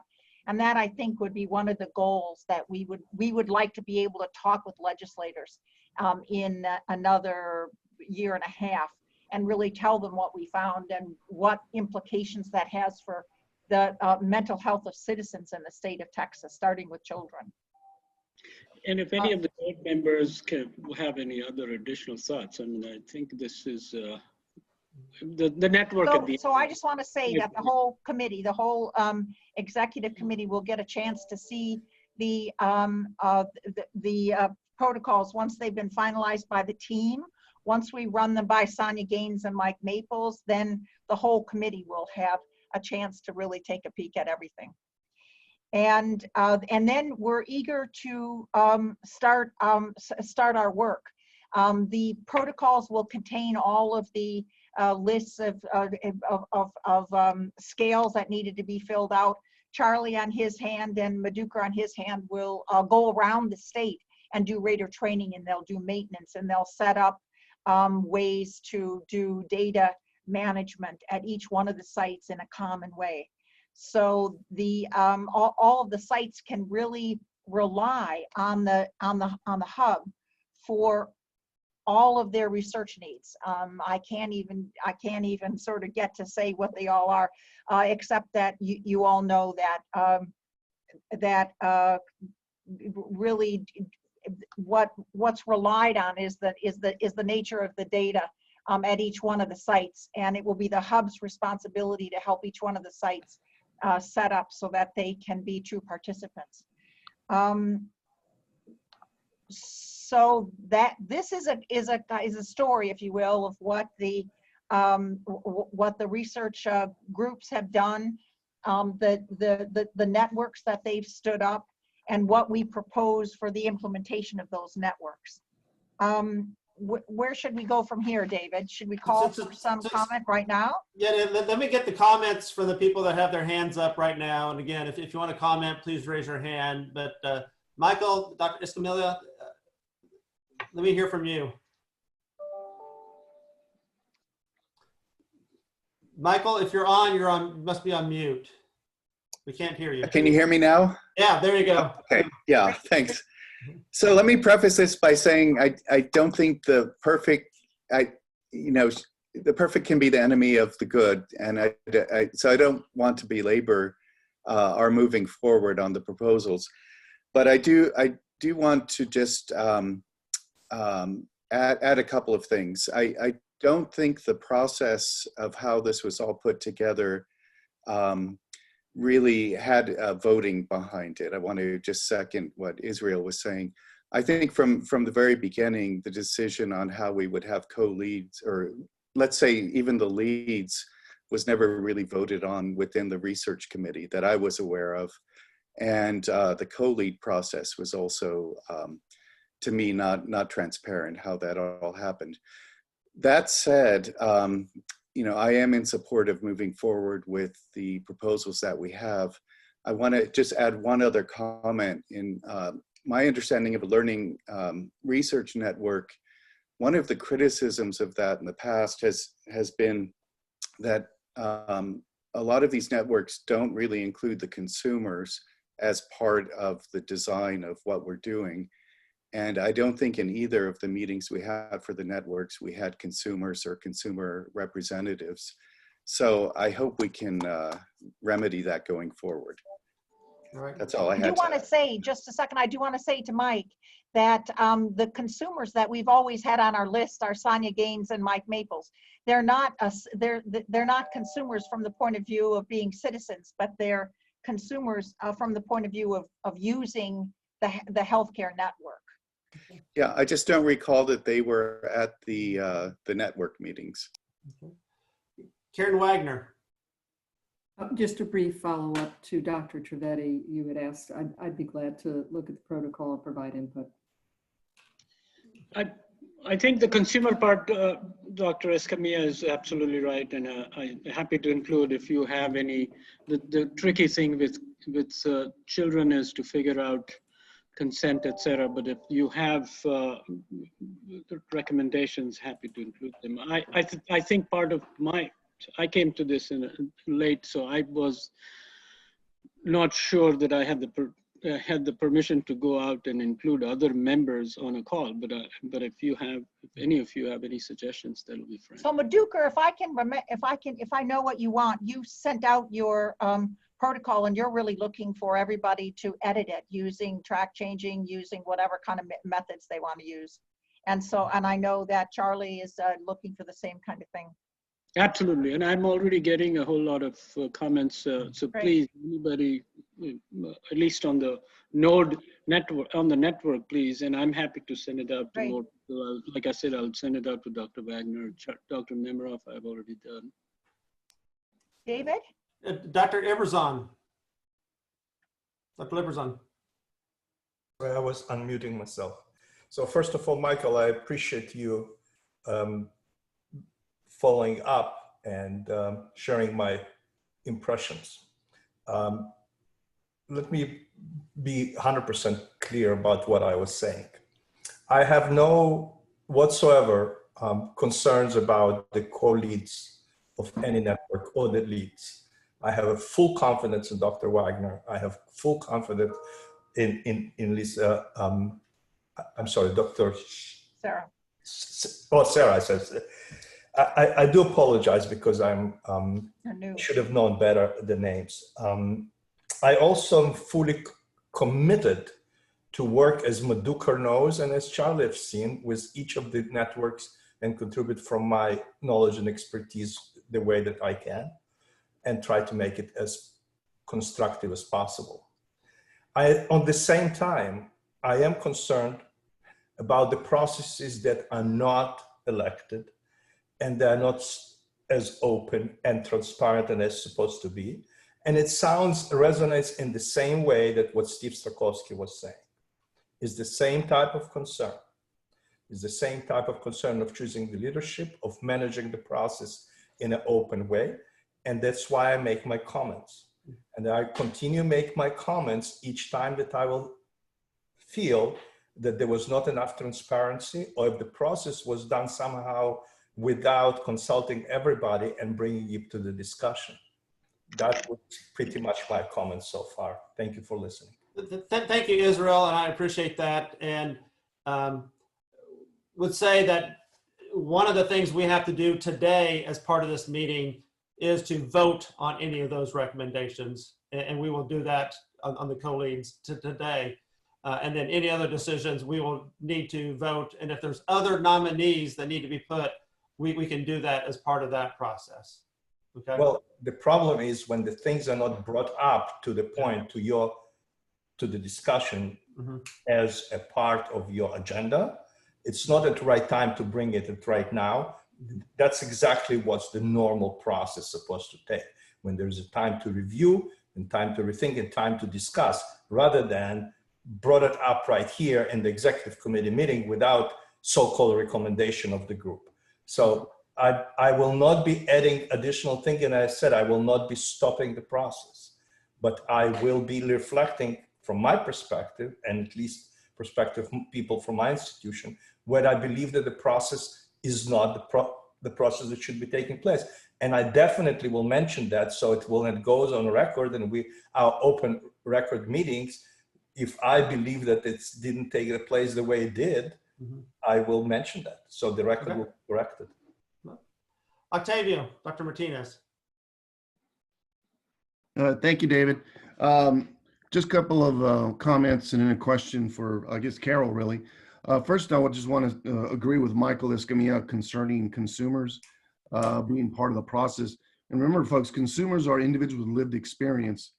So I like Michael and like Sonia, but they're not consumers, guys. They're representatives that are not obviously from the institutions that you represent. But consumers are really individuals with lived experience who have recovered from either depression or anxiety or bipolar disorder and so forth. Just a clarification, just that we're all using the same terminology because it is important. The other one is, love the topics of trauma, Charlie's heading up, and depression, the Madhukar's heading up. But question to I guess to you, Carol, and the research group, one of the things that has plagued research is the fact that we are not inclusive of our racial and ethnic communities sufficiently. And I was just wondering, Carol, how the work group was addressing to ensure that there's going to be good racial and ethnic representation, especially like African-American children, into the studies that are going to be done, as well as Hispanic Latinos, but other groups that we can, Asian American children and so forth, just to make sure that we really are inclusive and including all of our different communities, so that in fact we are getting good research in reference to trauma and to depression, because I know how difficult it is to do research studies with kiddos and families, but I was just wondering how the work group was addressing that philosophically. So Carol, I could address it if you want. No. Yeah, can I just ahead. say one thing first? Well, I just want to say one thing first, and that is that if this COVID period has brought up anything to me, it's brought up just as an important example, the racial and ethnic, the disparities, not only racial and ethnic, but rich and poor disparities that we have in all of our healthcare systems, and that those disparities should be least of all in our in the disparities that we see. So I think that we're aware of it, and I'm glad that Charlie is stepping in right now to talk about how we're going to manage it. Go for it, Charlie. Yeah, so this is really uppermost in our minds. And I've gotten fabulous feedback from our node members. And, just to give a couple of shout outs, Dr. Garza down at Rio Grande Valley has brought this up with me. In particular, Dr. Stewart at UT Southwestern has raised it. El Paso, Dr. DeVargas. There's no question that we are going to cast a very broad net here, and to be all inclusive, obviously including a large percentage of Latinos, but also African Americans. And that's the great thing about having 11 nodes, is that we're covering all of Texas. And it's, it's one of our great strengths. So Madukar and I have talked about this, and it's of paramount importance. Thank you, Charlie. Quickly, Dr. Martinez, I think that's a fantastic point, and from our previous work, that has been something that we are very passionate about. One of the things, as you know, is people talk about it, but the only real way to approach it and actually have outcomes related to higher ethnic, racial, socio-demographic, social determinants of health representation is to go to places rather than just have an aspirational goal. And I think with the 11 nodes, and why Carol was bugging Dr. Podovitz to get more from Fort Worth, is to have a diversity of these sites around the state, which will actually encourage us and have access to the different groups you're talking about. And I think your point about consumer is very valid. And as Charlie mentioned, it is up on our mind. I just was looking for a mechanism where we can invite them. So it sounds like if the ECA encourages it, gives us more permission to do it right away. Okay. Dr. Podowitz. I believe that I actually made the motion to have Dr. Trivedi and Dr. Nemiroff lead the depression and the trauma group. And I believe it was seconded by Dr. Wagner at least 2 sessions ago. You did. At that, there was a friendly amendment for us to identify co-leads within that committee meeting, executive committee meeting. And so I just wanted to make sure that I make that a real statement, that this was an official action done by this committee that was proposed, seconded, and voted on in our meeting, that we have the trauma and the depression. We have Dr. Trivedi and Dr. Nemiroff, that it was part of our official meeting record. Okay. Thanks, Alan. You are correct. Those motions were made. They were voted, supported by this group. And at the last meeting, we asked the research group to go back and do additional work and bring that to this group. And again, their recommendations, like any other group, have to be voted on by us before it's finalized. Looking at, look like Michael Escamilla has another comment, and then Jared, I'll come to you next. And again, I'd ask people to, if you've raised your hand on the participants thing, if you've already asked your question, unraise your hand, and I'm going to be using it to guide who I go to next. But let me go to Michael first, and then Jared, I'll come to you. Sure. Yeah, thanks, David. This is a suggestion on to get the consumer voice in the work. I wonder if maybe Dr. Martinez from the Hogg Foundation might be able to give us some guidance, because there are peer support networks and that are very active in the state, and maybe we can reach out to get someone.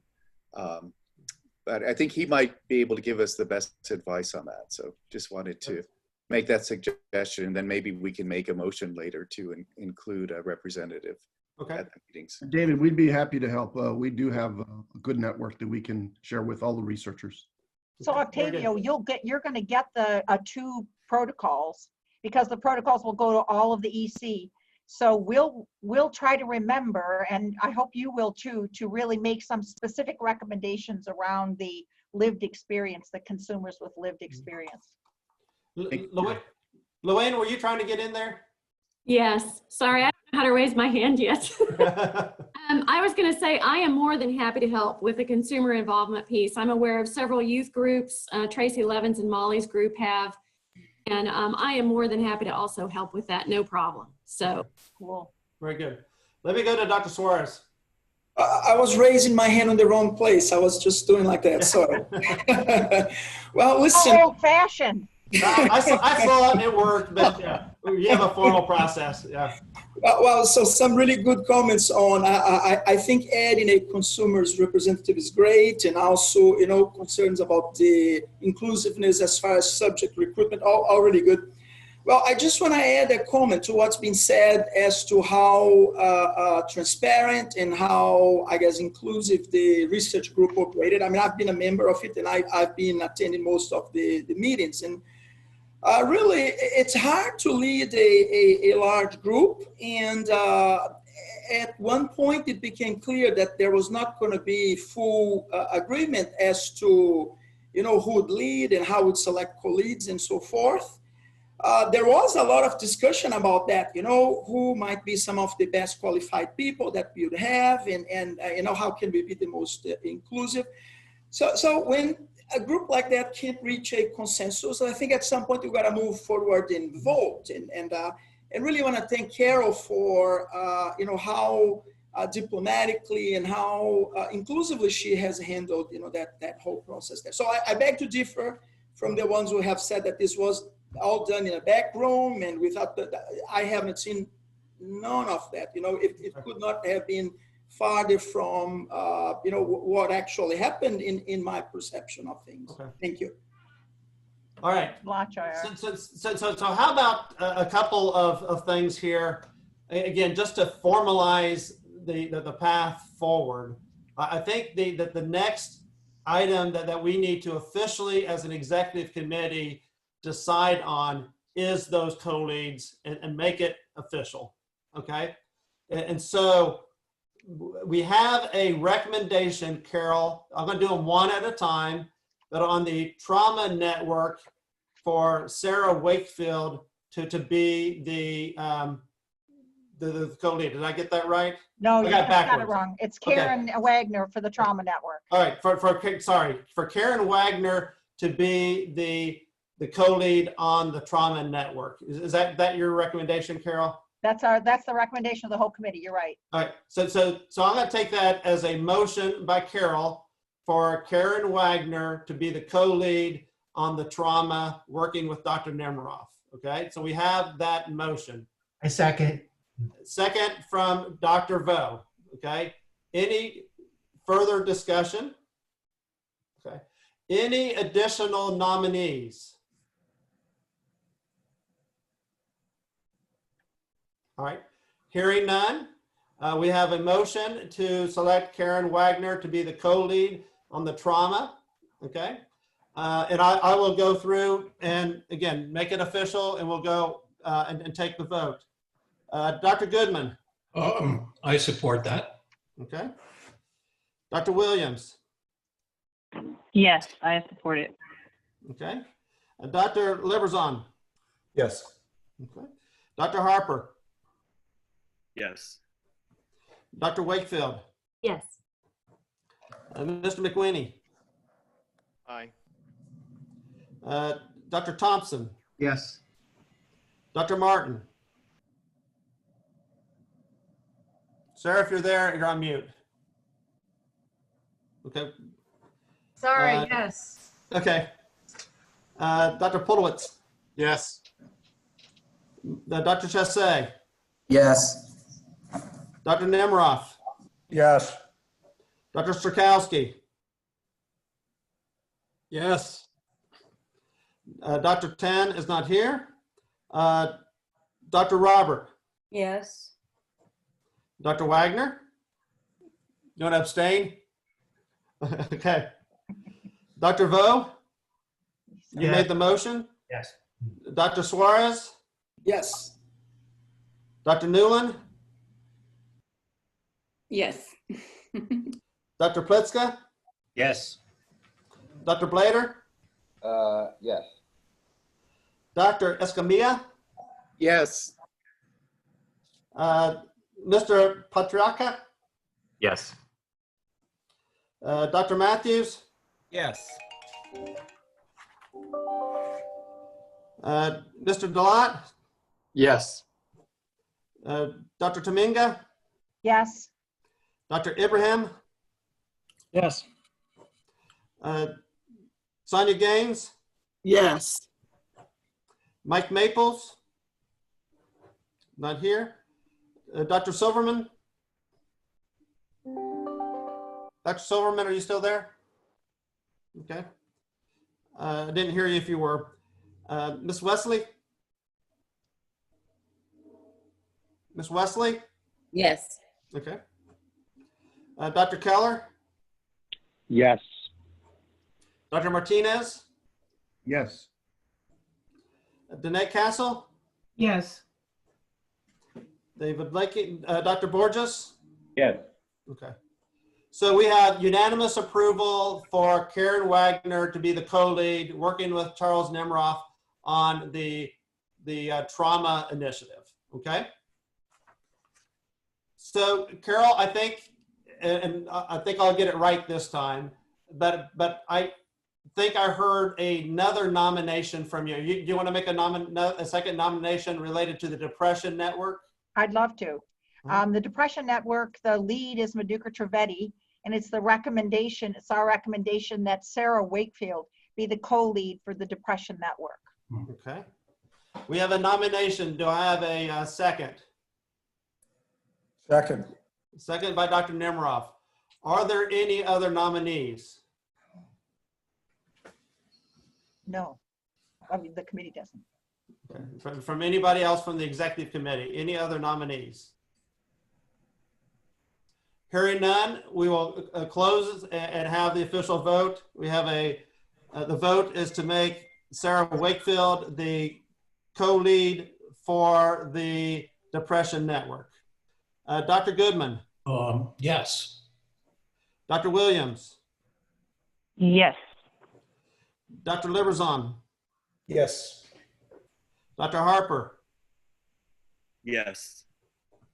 Dr. Wakefield, do you want to abstain? I want to abstain. Okay.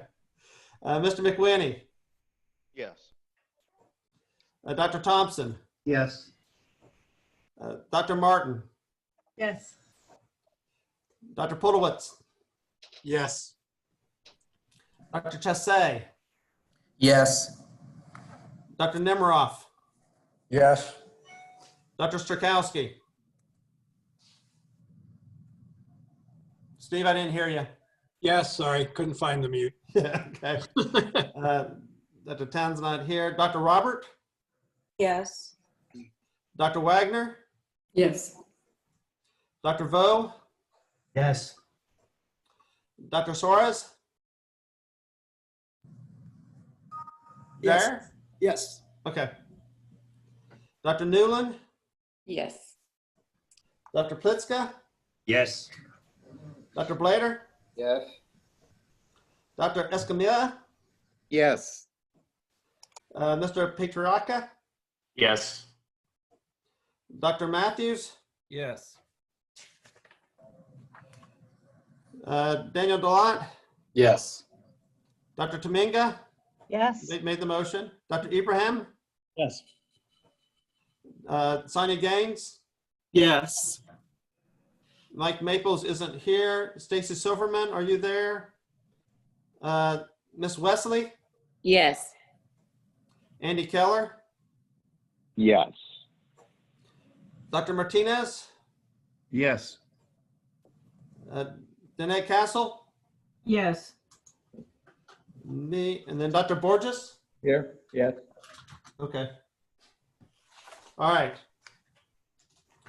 So Dr. Wakefield has officially had, again, she had a unanimous vote to be the co-lead related to the Depression Network, okay? Related to, we have here approved budget, and I think this gets into Steve Strakowski's comments. And and so kind of trying to think through this, Carol, with you. We're still kind of at 30,000 feet, you know, related to what these networks do. We don't have a proposal per se. We have the general proposal at 30,000, but it still seems we need to have a little bit more detail on it for official approval and for the budgetary approval. Carol, am I misreading that, or kind of where are you related to that thought?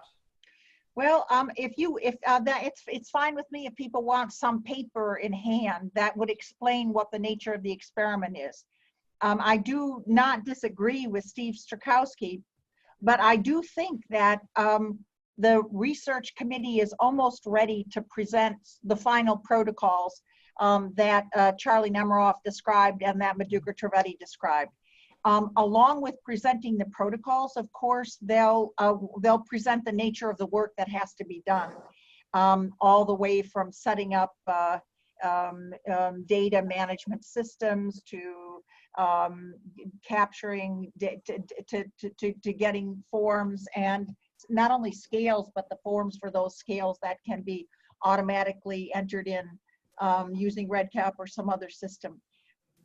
It does make sense actually to wait, and then what would be the recruitment requirements, or I should say the recruitment, and what are we going to encourage the sites to do in terms of patient recruitment?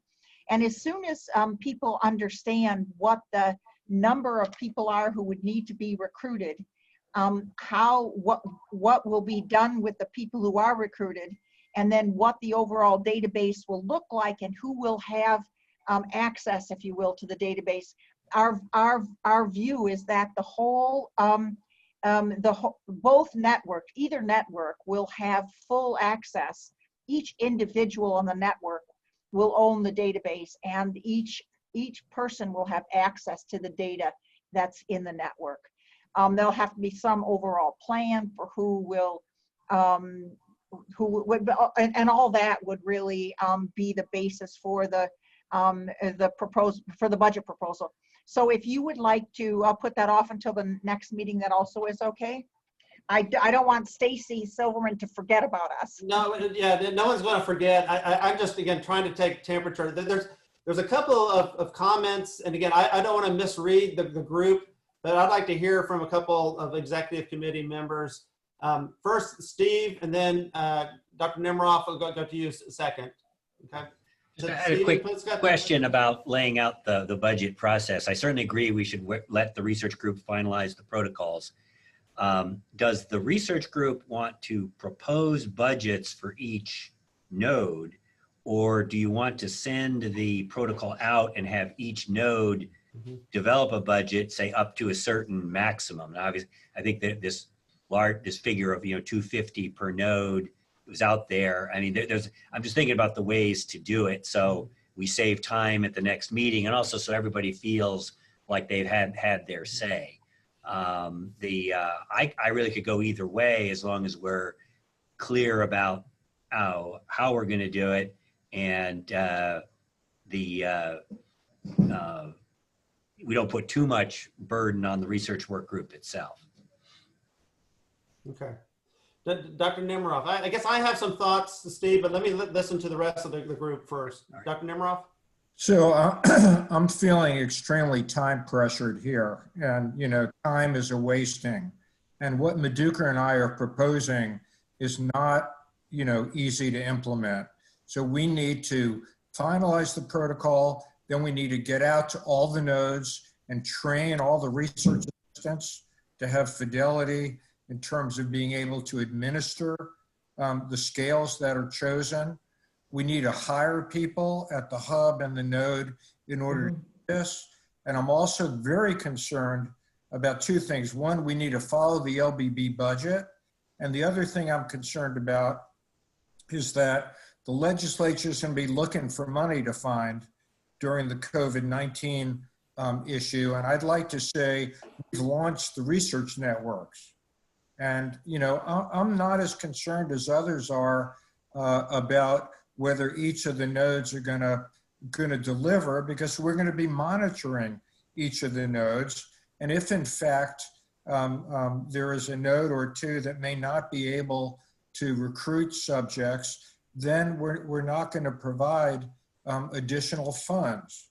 But I'm very concerned about the time scale here. All right. Dr. Wagner. Yes, I mean, I'd agree with what Charlie's saying, and particularly it has to do with the hiring of people, research associates, and also hiring, it could be an MD or a PhD. And so if we wait a long time, then that's going to introduce another month or two before people can be hired. And as you know, the institutions are not going to allow hiring unless there is money already at the site. Okay. Dr. Escamilla. Yes, hi. I just want to strongly support what Charlie and Dr. Wagner are saying. I think we have, we're very close to having a protocol for the two networks. And I do think Carol probably has some ideas of budget recommendations, which I think each side that's participating can work within their budget to make this work. But I really do think we need to move forward as quickly as possible now. And like other universities, I can't hire staff for this unless we have budgets. Mm-hmm. Okay. Luann? Yes, I just wanted to suggest, knowing Dr. Escamilla's proposal about engagement of consumers in the conversation about these two proposals, that we don't get ahead of ourselves. I know that time is of the essence, but I think that in order for us to be planful and have meaningful engagement from the consumer community, from youth and families, that we really need to do that in a meaningful way, in a planful way prior to finalization. Recognizing that, yes, I know time is of the essence, but I think that that will help us in the long haul if we take the time to do those things first. Andy Keller. Yeah, I mean, I agree that we have to get that input, but we did not delay budget decisions on any other component of this consortium prior to getting external input from folks outside the consortium. So I don't want to set a precedent that we have to wait on budgets before some external group reviews them. I think that Charlie and the others on the committee have gotten input from their teams. There has been informal input all along, and we absolutely need more, but I just don't think it makes sense to hold budget approval. I think we've got it on the record that people need to do these things, and I think we should move for a vote on it, just as Charlie recommended. All right. David, can I say one more thing? Yeah. The budget that we submitted to you was really developed from the budget that was included in the LBB, so that there aren't any surprises in this budget, and it's not different than what we've been looking at really all along. Okay. So we can share that budget, and let me hold my concerns related to the budget until it's up and have some conversation. But just be clear in our conversations that it's been a little bit hard to figure out exactly what we're buying related to some of these right now. But let's Carol, you can show the budget that you sent us, and then we can talk through it. And if we need to approve part of the budget, I'm fine. But I think at some point we need to be very clear, what are we buying with the dollars? It's $10 million, and not being able to say what we're buying per se. We need to be careful about that. So Carol, walk us through your budget and justify to us the costs that are in this budget as much as you can right now. Let me just start walking through, and I'll start the justification. I'm sure there will be many, many, many questions. So in the LBB budget, the budget that we put forward in the fall, you'll notice that starting with Baylor and going down through Tyler, those are all of the nodes. Those are all the nodes of the networks. And at that time, we had small nodes and large nodes. And the idea of the small node was a node that would do would be in one network or the other network. And the large node was one site that would be in both networks. I told you before that all of the sites except for North Texas came back, and MD Anderson came back and wanted to be a node in both networks. That was really exciting from the point of view of the nature of the work and the nature of this network system in the state of Texas. It was a little bit more challenging for the research. But what we decided was that we would take that price for the large network and initially, before we did anything else, put that $250 in every year, so that each site from Baylor through Tyler would get $500,000 for the biennium. And what that would buy in each one of those sites is people, 1 or 2 or 3 people in those sites going out and collecting and rating patients, rating them as their initial entry into the project, and then rating them at timed intervals thereafter, so that we would have a full network. Now, it's been proposed that each one of these sites will recruit 500 to 750 patients per biennium. Now, all these sites don't have to know how to be research sites. These sites will be led and guided by the hub, and people in the hub will provide, everybody all together will, in the network, will decide on what the rating instruments are going to be. Once those rating instruments are decided upon, it will be people in the hub who will set up the rating instruments for data management, data capture, actually. So people at each one of these hubs, once they collect patients and once they collect data on the patients, can go just immediately to the database and enter those data.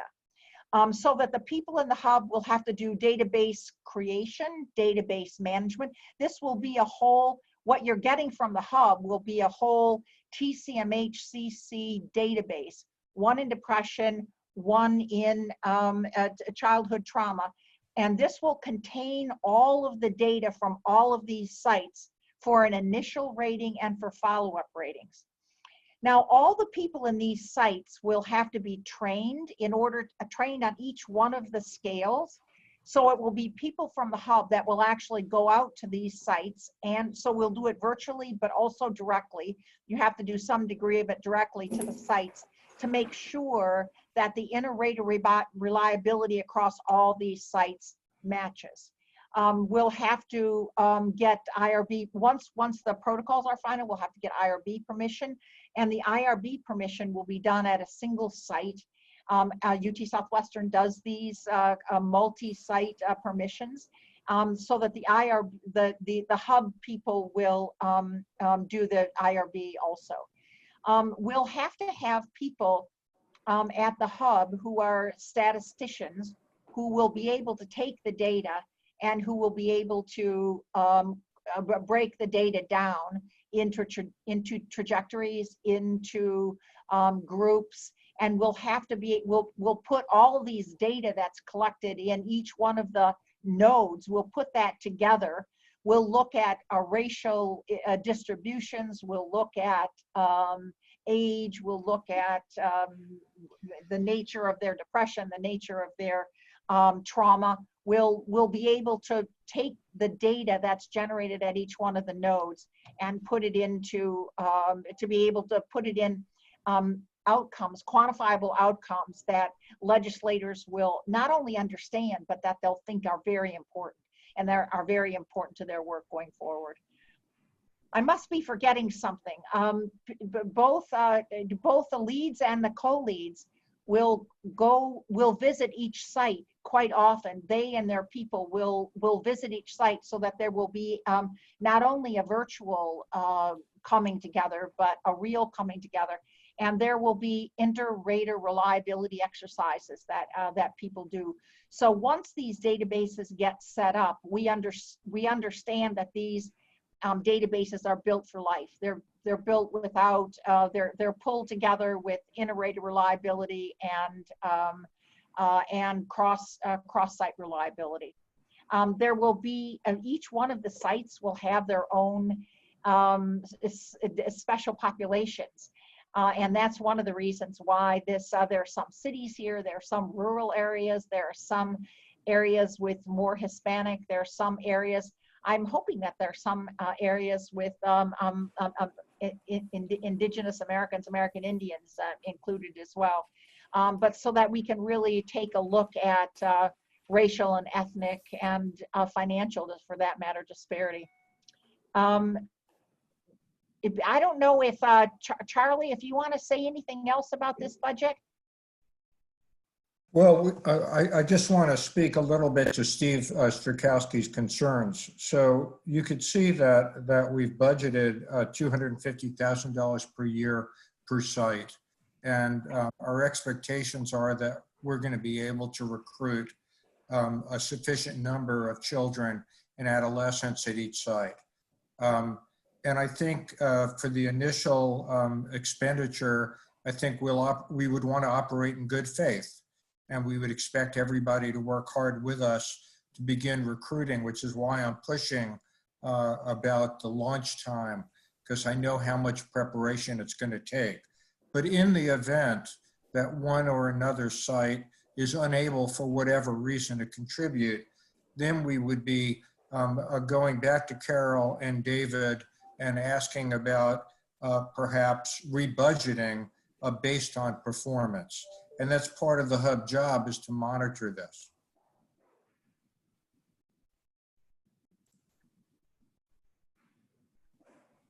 David, do you want to comment on the budget now, or do you want to open this up to all committee comment?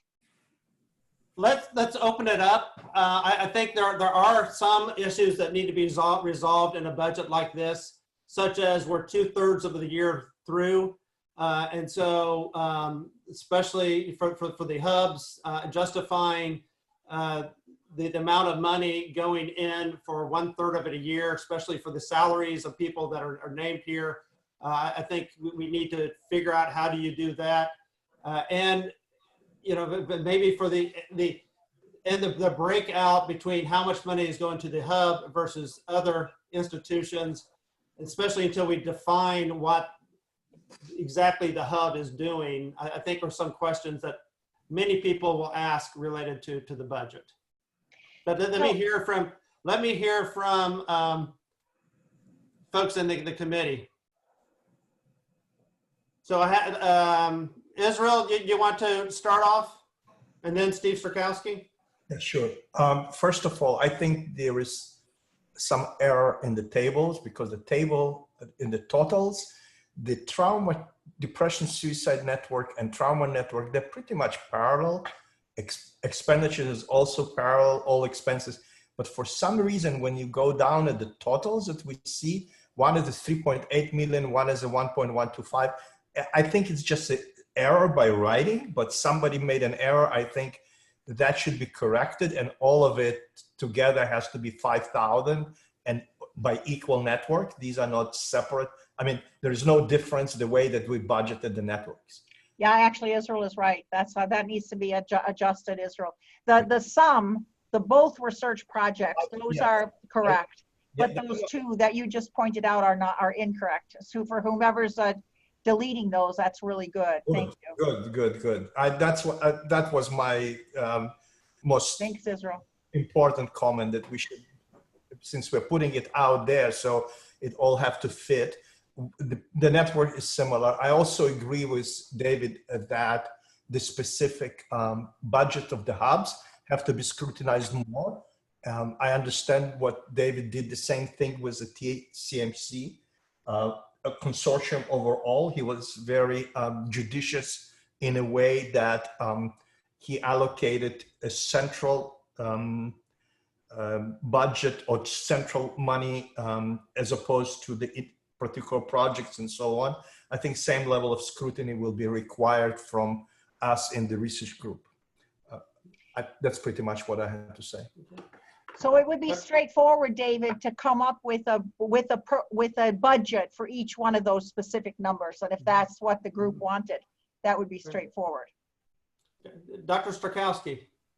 Yeah, I think that has really addressed what I was concerned about. I just wanted to emphasize, I think from a legislative perspective, there has to be clear function for the dollars being spent. And really, we've got to really avoid looking like a subsidy.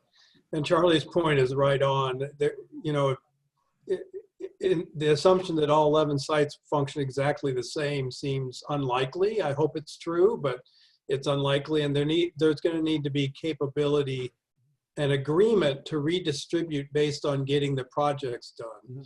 My warning that Andy Keller reminded me of, that if y'all can't agree to that, so that as soon as some site that's underperforming decides they're going to take their complaint to their legislator, then it will not function. And so, so those are the 2 points that we need to make sure that we are 100% aligned on before we launch this. David, the last one about the fiscal year problems, I don't know what to tell you. I don't know if there's a way to fund and carry over to stretch this out or not. That's what I know a lot of the other funding agencies are doing because of the COVID delays and pauses. And as the person in charge of research here, I can't yet know when our pause is going to be lifted. I just don't know yet. And so that's just something that'll have to be talked with the LBB, I suppose. No, I think that's a good point, Steve, that we do have carry forward authority. You can push things over.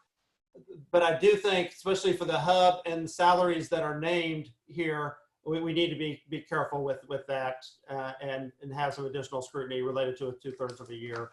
Yeah. So I want to ask a minute, Steve, you know, that the idea of redistributing money hasn't ever been what we've considered, only because probably it's so hard. But if we've just functioned like Charlie's suggesting, that to collect patients between 500 and 700 would take this amount of money. It would take so many, so many people and so much reimbursement money and things like that. It would be a very hard thing to redistribute, and one would have to. You know, some people are a little slower getting started. Some people are fast getting started. Redistributing would be a big effort. Yeah, I guess, Carol, what I would say is our whole consortium, we're talking about redistributing. If an entity can't hire, moving money from TChat, other programs, if you can't hire, it seems like if an institution wasn't able to hire or put things in place and justify those dollars, that there would be authority under the consortium to move those dollars around to make sure that within this item of it, that we're maximizing the benefit and don't have dollars that go unspent after allocated to our greatest ability. I agree, David. Carol, I'm going to just politely disagree, but I think you can manage that. And again, we got to avoid, so, you know, Dell's doing no recruiting and Baylor is chunking along. At some point, the money going to Dell needs to go to Baylor to increase the numbers so that we hit our total number. We didn't talk about this for any of the other, we did for CPAN or TChat. We didn't talk about it was in everybody's mind, but we didn't really make a plan for what to do about it. Yeah, this, I think, is more vulnerable than that from a legislative perspective, and the risk of not producing and looking like a supplement to the universities will be poorly viewed legislatively, in my opinion. Andy's got his hand up, so he can disagree with me if he does. Let me get to him in a second. I do think, Steve, that there's advantage of any university that can be part of this being part of it. And it's not just a political issue. It is the ability to build a framework network that can really be utilized to pull in federal dollars, et cetera. The magnitude of every university in Texas being part of a research infrastructure and working together, I think has a lot of power. That's a good point. And just to add one point, Steve, we have to remember that we are planning to recruit geographically dispersed population, and which also racially and demographically dispersed. So we really need most of the sites to be, or almost all of the sites to be effective, so we really have representation. So just simply moving it to another big city will not do it from our perspective. So I think we should be very careful about it. Sorry for jumping in. It's very important. All right, Dr. Escamilla. Michael, are you there? Yeah, can you hear? Yeah. Okay, yeah, I want to just, I guess, mention a couple of things. So the problem area I see in this budget is the hubs, co-leads, those budgets. To me, this is an example of how, I know we're going to be talking about budget and approving it, but we never did really discuss or approve these budget proposals in the research group, or at least I hadn't seen them. I just want to point out that half of the total funding of the 10 million is going to 2 institutions, which seems against the principles of doing this as a collective group. The problem area I see here, which is that this large amount of money goes to the hubs when all of our institutions have researchers that could be playing a role at the leadership level. And I don't think it should be, all sequestered at one site for each of the networks. Mm-hmm. So I hope we can have some discussion about if there are researchers that would like to play lead roles, can they get some of the budget that's there for the hub? Otherwise, you basically have a number of sites that are collecting data, but the real science and the leadership of the scientists at our institutions are sequestered at 2 or 4 sites. So this is an important point that Mike is making. The money that would go, the money that's listed under the hub is money that will be spent in all of the sites, but it doesn't necessarily have to be restricted to the hub personnel really at all. So Mike's suggestion that that the hubs work as hard as they can to get in people who would be the science leads from around the state is a very good suggestion. And I think that's why everybody is going to want to see the particular budget at each, or the particular, the itemized budget for each one of these lines. Yeah, that will help a lot, Carol, if that's possible. So let's go to Joe Blader. Dr. Blader. Dr. Blader, if you're there, you're muted. Sorry. I agree that it's very important to be able to see at an itemized level what not only the individual nodes are contributing, but also the hub budget. So I don't think I personally am nowhere near being able to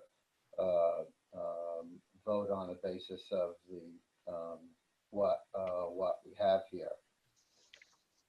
The other concern I have with respect to what each site can contribute is that I've looked at both protocols and I haven't seen a power analysis. I haven't seen a justification for the projected sample sizes. At the moment, the thought is that for each project, each hub would essentially be recruiting on average between 2 and 3 subjects per day, with one research coordinator or assistant. I don't know that that's feasible, and certainly this is the type of, we don't have any feasibility data to address that, nor do we know what retention is going to be like, and and things like that. So I think I think I need to see in a little more detail what the protocol envisions in terms of subject flow, terms of demands on the people who are actually doing the hard labor of recruitment and data acquisition and initial processing at sites before before we're sure that this is really going to work out in the end. Because at the moment it seems a little top heavy on the hub and administrative side, considering that what you're expecting each site to do is recruit approximately 2 subjects per day per project. And as anybody who's done this kind of work before knows, to get adequately do the consent process with families and so forth, it's it's not a perfunctory exercise. It's time consuming. Okay. Thanks, Joe. Andy, Dr. Keller. Hey, thanks, David. Just had to get my mute button up. Just a couple clarifications, and I think you made one of them earlier, but I just want to make sure everybody tracked it, which is that, the costs really are for the biennium. I mean, the costs are really going to kind of go between the two. So that's why the node columns are the way they are. And it's the same thing for the co-leads and the leads.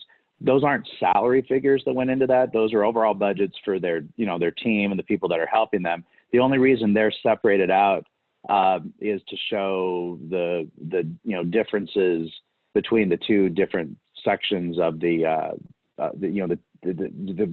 what's going to be associated with these. Those are not salary figures. So I think it's important for folks to keep that in mind. The second thing, just to note as well, is that in terms of granularity for the legislature, I really think that the main thing we need granularity for right now is what's being discussed. It's a very important discussion going on right now around what's the right sort of mix between what happens at the nodes and what happens at the hubs, and how does that happen. The detail that they're going to look at, and this is specifically to Steve, who I really enjoy his quotes of me, though I am going to read the minutes quite carefully next time to make sure that none of those are included. But the thing they're going to look at is what you guys actually do with these dollars. So, the budget allocations are going to be based on projections, that these are based on projections, based on, what would the staff necessary to carry out the work, what would that cost? And they're done, were done by Dr. Nemiroff and Dr. Trivedi based on the hundreds of millions of dollars of federal grants that they've both done over the last several decades. So, there's very good input that went into this. But at the end of the day, if anybody feels like you're not going to spend this much money, or you're going to need to have, something significantly more to pull things off, that's what needs to go into the discussion right now. So I don't think anyone should be worried. The legislature is not going to look at this document and say, oh, those people subsidize themselves. The legislature is going to look at what did you do, and what did you spend the money on? So I think that, so if you didn't hire anybody, then yeah, those dollars are probably going to have to use the same mechanism that the TChat and the CPAT use to try to defray other people's costs, or those dollars are going to come back in and you're not going to be able to keep them. So there's an accountability process that'll happen. So I don't think anybody should be thinking that this spreadsheet is what's going to go in front of anybody. It's really what each of you do, just like the spreadsheets that weren't any more granular than this that went into the LBB budget that was approved for the other components were the last straw. I mean, they're going to look at everything in detail. So I don't think we should be worried about that. It's really the discussion we're having right now. And I think it's one that you're going to have to balance because, I think the hubs are positioned to move forward. They're not going to have a problem. The people who aren't going to be able to move forward are the people who are waiting on budgetary approval, which I think is generally the sites that don't have the same depth of research experience or are going to have to bring on significantly more people. So I think, delaying it until May, I mean, I assume we can still get all this done if we delay till May, and it seems like, we may need to do that to get some detail. But, I really think Charlie and Maduka and Carol need to weigh in on, whether you guys think another 30 days in delay to get the additional granularity, how that affects you guys, because I think that's the trade-off. So Andy, we have a couple other commenters, and so I want to let them comment that there may be a middle ground related to approving the overall framework for the budget, the amount of money going in these different categories, but saying at the next meeting, before the hub dollars are spent, that a detailed budget of how they could be, how those dollars are going to be used. And it's not down to each penny, but that the general categories, I think the institutions are interested in how much of that is staying at the host institution versus being spent. The clarification that we just provided related to the co-lead names there and those dollars, I think some breakdown there related to how that's being used, because in some people may think that those dollars were in the hub for the general doing things in their team versus in the separate items related to the co-lead and the budget. So there may be a middle ground of giving the ability to move forward with getting some of the money out with the contingency that Carol and me and the leads and the co-leads work together over the next month for something that is approvable by the overall executive committee. Does that make sense, Andy? You're on mute, Andy, if you're talking. Yeah, I have my fingers on the wrong keys. Yeah, no, I mean, I think that, that's a really good idea for a compromise, David. I think that the only thing is the language should be such that people can proceed with hiring core components. Like, I mean, we know the staff need to be moved forward, but I think, allocations of, like how much of Maduker's time, I mean, like, I think there's things like how much time people can allocate. So as long as I think the committee members feel that they can move forward, that's a wonderful compromise. But that may be a way that we can move forward, but give the executive committee their oversight role that they feel comfortable in approving and moving forward. Dr. Ibrahim. Yeah, I mean, I agree with David and Andy. I was going to make the same suggestion as David as a compromise. Allow it to start, but be more granular, so that we understand how the hub versus the sites are going. The other thing that I would like to suggest, if Carol Maduker and Charlie and the team thinks is valuable, is to develop really more granular performance criteria, the same way we had for TCHAT and CPAN. It's going to be based on recruitment of subjects and so on and so forth. And I think maybe tying this down the line to the actual evaluation of performance and how money are reallocated would be helpful. All right. Nice suggestion. Yeah, thank you, Dr. Ibrahim. Dr. Trivedi. So I think trying to identify performance parameters and all that is, we can easily do. Some of it is already in the process. I think just to, as I'm hearing all this discussion, thankfully I don't have a vote on this. So my point is this: standing up a network with the associated database, et cetera, is not going to be trivial. And I can provide granular details on each of these components, but I think it is going to be a major undertaking to have 11 centers and setting up the privacy issues as well as a database. And as you saw with CPAN TCHAT, creating a database structure is an undertaking. So I think we can provide more detail. Okay. Dr. Nemiroff. So Maduker and I have been involved in a number of NIH-funded, very large projects. And I just want to follow up on his comments by saying that it's not a small undertaking. So why I feel so time pressured. So we need to get the protocol finalized.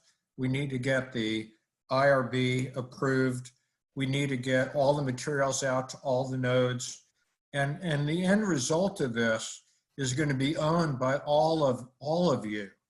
So this is going to generate a phenomenal database for which each of the node investigators and their colleagues at their individual institutions can query the database to ask questions which are going to be really important for the state of Texas and will generate, as David alluded to earlier, a number of NIH grants that we intend to write together. So that's why I really feel the need to try to get going, because it's not a small task and we have a huge amount of work to do. And I fully understand that. I also understand how the conversations with the legislature go, and making sure that I can fully justify what we're doing in the protocols, that it's not just in our language, but is in a way that we can convey how important it is to improve the health system for to the general public, and be able to convey that to the legislature. And so, you know, I think we've gone through all the hands. Michael, Dr. Escamilla, did you have another comment, or is that just a hand left over from last time? I think I just saw your hand taken down. I had another comment, but I think it's just circling around the same issue. I would just say that, again, we've kind of heard two different things here regarding the hub and the co-lead monies. I think Carol had mentioned that other institutions that might have researchers that want to play more of a lead role could possibly be funded within those. And then I think we've also heard from Madhukar that he would put a budget together which spends it all at his institution. So I'd just like to clarify that. So Michael, I can tell you what. Former. Yeah. I can tell you what I'm going to do, in that I will try to, you know, you can't have 10 people figuring out a budget. It just doesn't work that way. You need to have the people who are going to be responsible for the end game, the end product, have a hand in doing that. Wherever possible, people in the hub can have people in the other sites. As long as the work fits into the work of the hub. That's what I was thinking. That would be my position. So here's my proposal for us to move forward and get some decisions made and get us going down this path.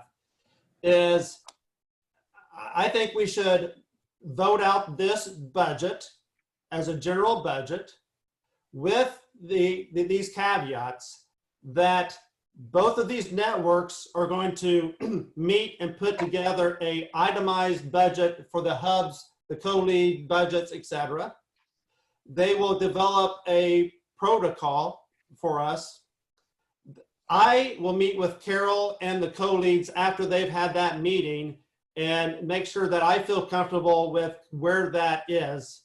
And that information then will get final approval at the next meeting related to the itemized budget.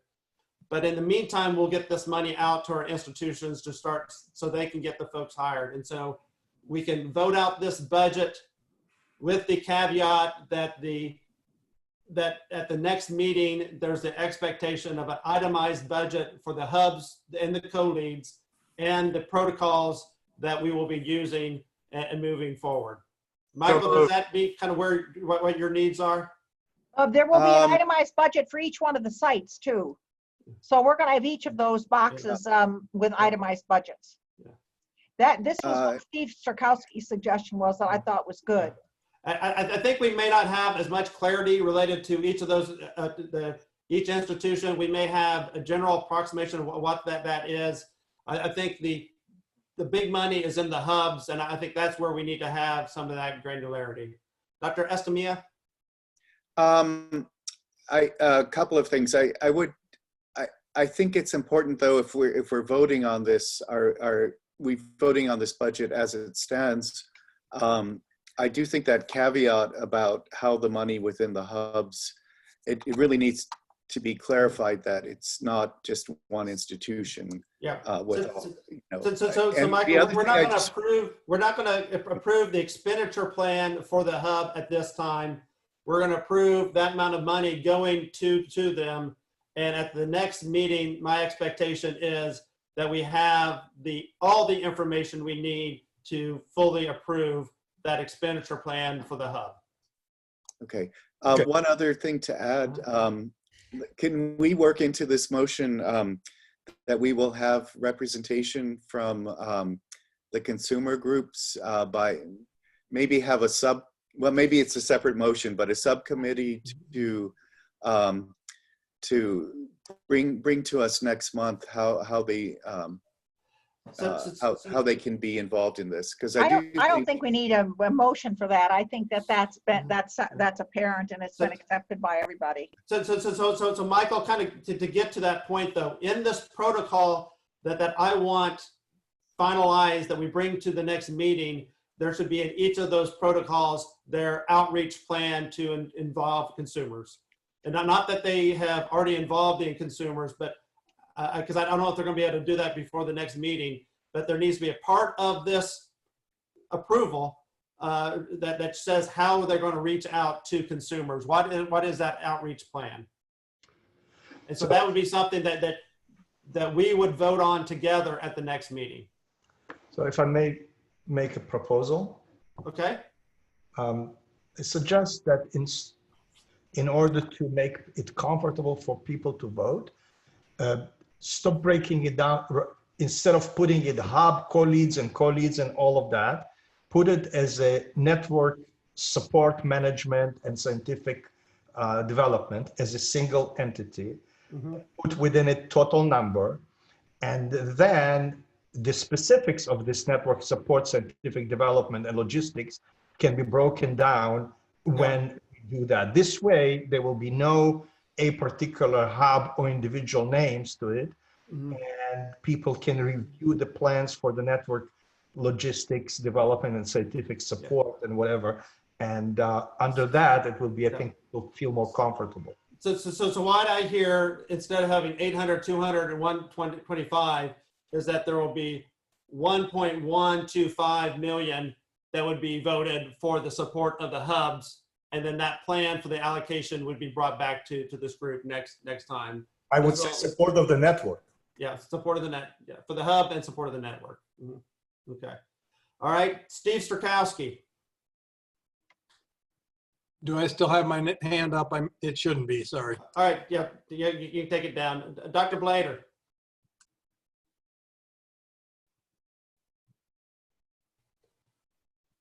Joe, if you can't hear you.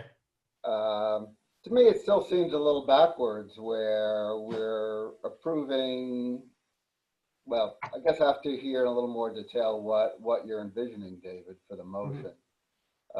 Because, you know, you could give anybody a bolus of money and say, here, come up with a justification to back into it. Usually we proceed from the basis of the budget justification, and then that generates the total based on the reasonability of the justification. So to me, it feels a little bit backwards, and it is a little bit, but I think it's a unique funding line from the legislature. We want all the entities to be part of that. We can put in the ability to move money depending on outcomes and performance, and again, come back at the next meeting with the detailed plan of how that 1.125 million per year will be spent. And so it gives you the ability at that next meeting to say, we need to move money differently than what is allocated. Okay. Okay. All right, Steve Plitzka. Steve, you're on mute. Steve? And also one thing, looking at for the budget hub versus nodes, what costs will fall on the hubs versus the nodes? Like I would shape that 250,000 very differently depending on, you know, just to give a very concrete example, let's say that the hub says, the network says, we're going to buy all the supplies for all the scales and ship them to you. You don't have to worry about that. You pay your people. We'll pay the travel if they have to travel somewhere. I mean, those are, it's that district, the 250 is a very different number depending on how much you're expected to cover.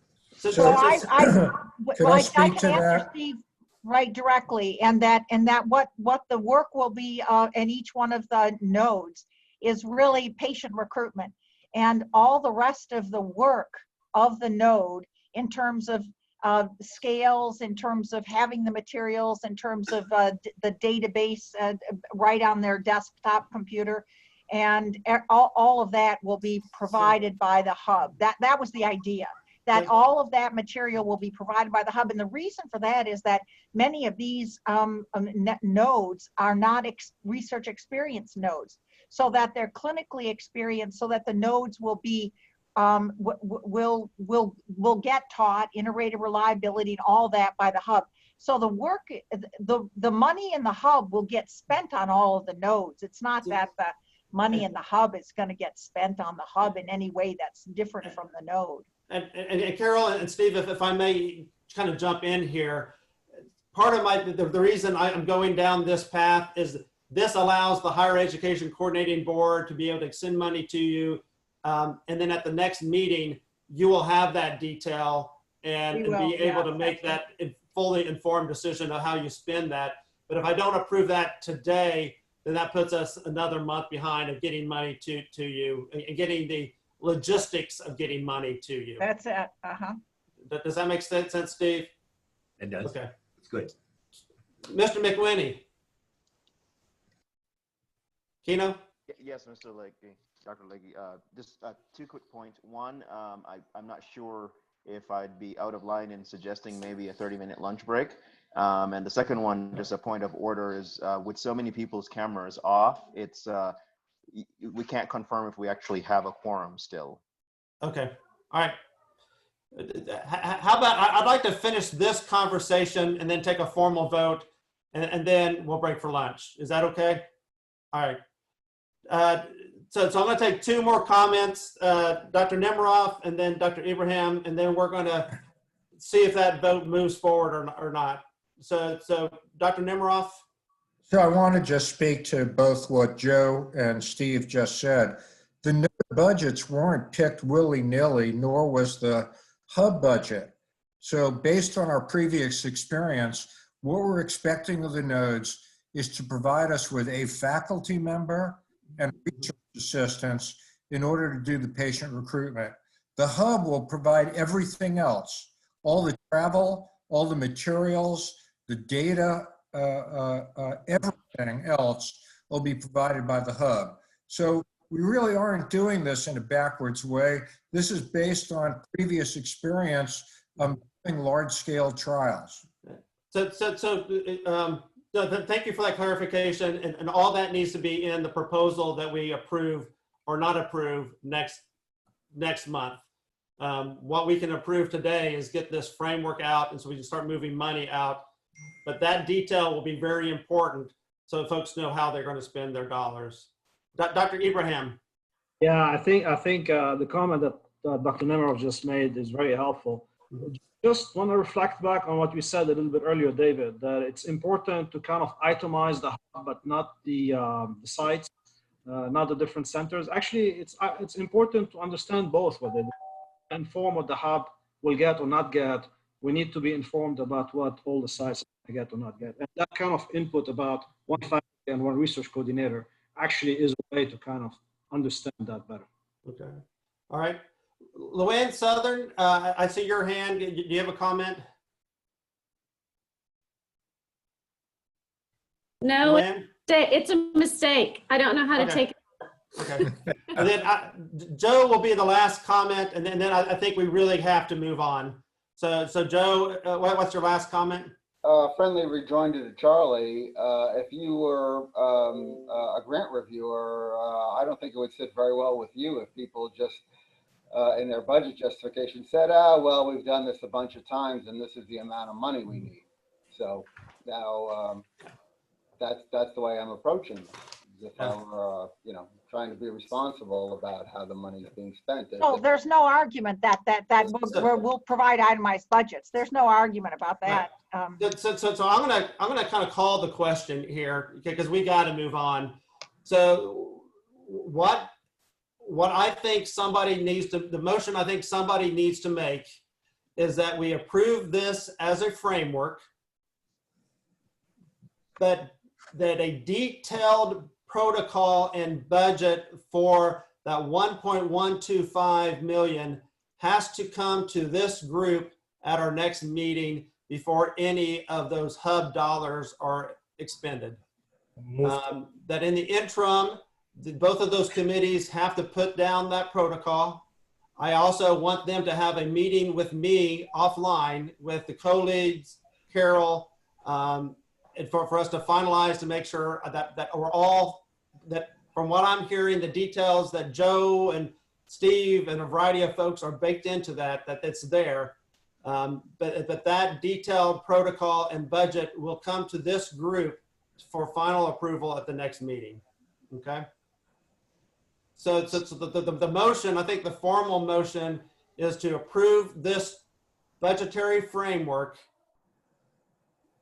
with the modification that 1.125 million will go for the administration of the hub and the funds that the programs that they will be funding, and that detailed budget and protocol will be brought to this group in 1 month for approval before any of those dollars are spent. So just correction, per network.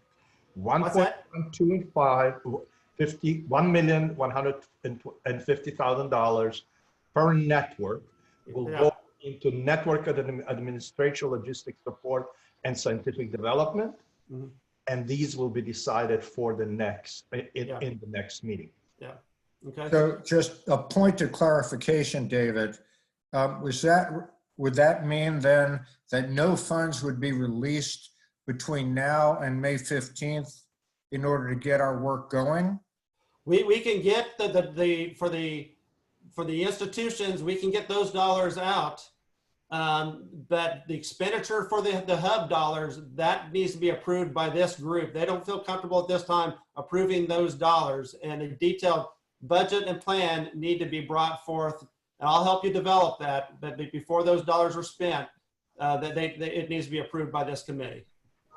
Okay. David, can we do that, that whole exercise even before the 1 month, the next meeting at 1 month? We can call a meeting before then if needed. Luann, I see your hand. Yeah, what we'll do, just let me talk a little bit about the process for that. Since you asked that question, Dr. Nemiroff, what we'll do here at UT System Administration is that we will develop a statement of work, and we will have to engage in the development of an amendment to your existing participating institution amendment. And so we will work with our Office of General Counsel and our internal team to develop that. We may need to have some conversations with the work group relating to some of that language, but we will do our best to get that accomplished as quickly as we can. Okay. Terrific. Thank you. Okay. And so I guess the other corollary, we can plan that meeting, but if I don't feel that we're comfortable with the detail, we can cancel that meeting. But again, so it's upon you guys to make sure the subcommittees meet, and then we have that meeting, and we're all feel comfortable that it's detailed enough for us to approve to go into the next meeting. Okay. So is there a motion? Move to approve.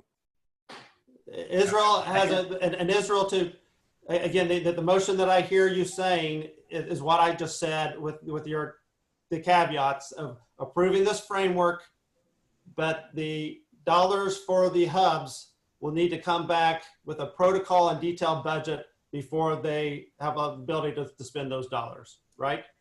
That's correct. Okay. I have a motion by Israel. Dr. Liberzon, do I have a second? I will second. I have a second from Dr. Plitzka. Any further conversation? All right. I'm going to call the order of folks to votes. David, Octavio has a comment. He was waving his hand, just to let you know. Yeah, I'll raise my hand, David. Yep, Octavio. Just quick clarification for me to vote on the discussion and the motions. Are any funds going to be expended between now and the next meeting? No, they will not. It'll get the dollars. We can start doing the legal stuff to get the dollars out to the institutions, but especially the hub, we will vote on that detailed at the next meeting, and that'll allow them to expend it. Okay. Got it. Thank you. All right. All right. Dr. Goodman. I support the motion. Okay. Dr. Williams. I agree. Okay. Dr. Liverzon. Aye. Dr. Harper. Aye. Dr. Wakefield. Yes. Mr. McWhinney. Aye. Dr. Thompson. Aye. Dr. Martin. Aye. Dr. Podolitz. Alan, are you on? I think he's on mute. Yes. Alan, I can't hear you if you're there. Yes. Yes. Okay. Dr. Chassé. Yes. Dr. Nemiroff. Yes. Dr. Strakowski. Sure. Dr. Tan is not here. Dr. Robert. Yes. Dr. Wagner. Yes. Dr. Vo. Yes. Dr. Suarez. Yes. Dr. Newland. Yes. Dr. Plitzka. Yes. Dr. Blader. It is certain. Is that a yes? Yes, according to my magic 8 ball. Okay. Yeah. Dr. Escamilla. Yes. Okay. Dr. or Mr. Patriarca. Yes. Dr. Matthews. Yes. Mr. Galat. Yes. Dr. Taminga. Yes. Dr. Ibrahim. Yes. Sonia Gaines. Yes. Mr. Maples. Not here. Dr. Silverman. Stacy, are you still here? Okay. She's not present for Stacy. Miss Wesley. Yes.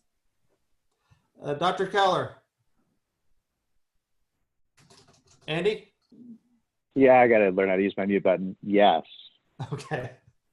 Dr. Martinez. Yes.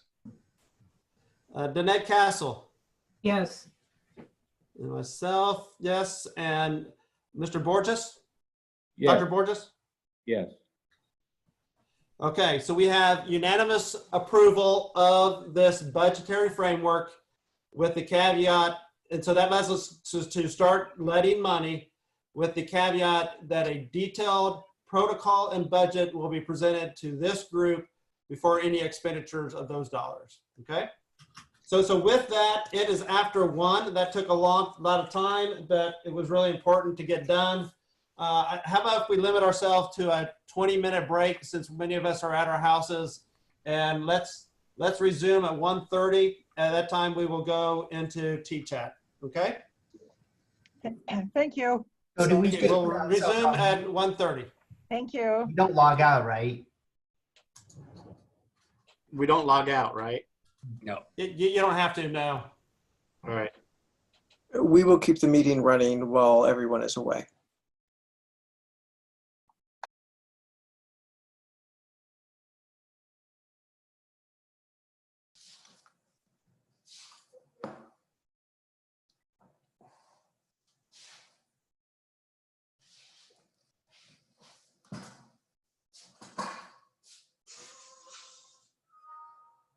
Just shoot me, Carol.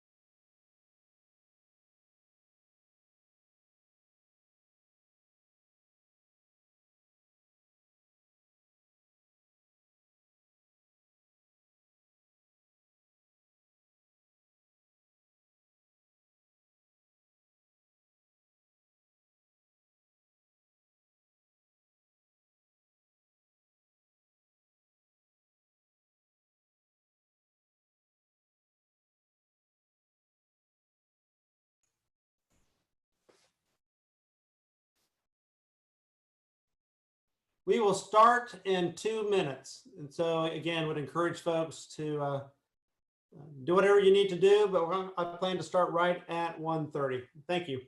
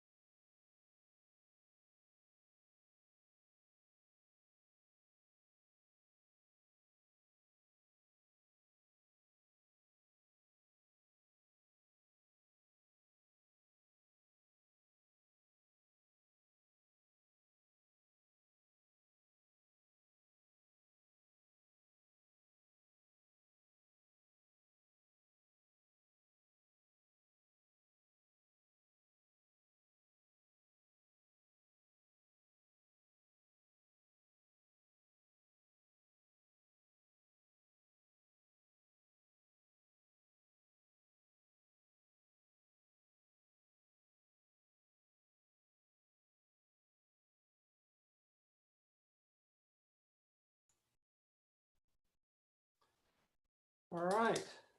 Very good. Let me do the quick roll call again to make sure I'm still at quorum. Dr. Goodman, are you still here? I'm here. Dr. Williams?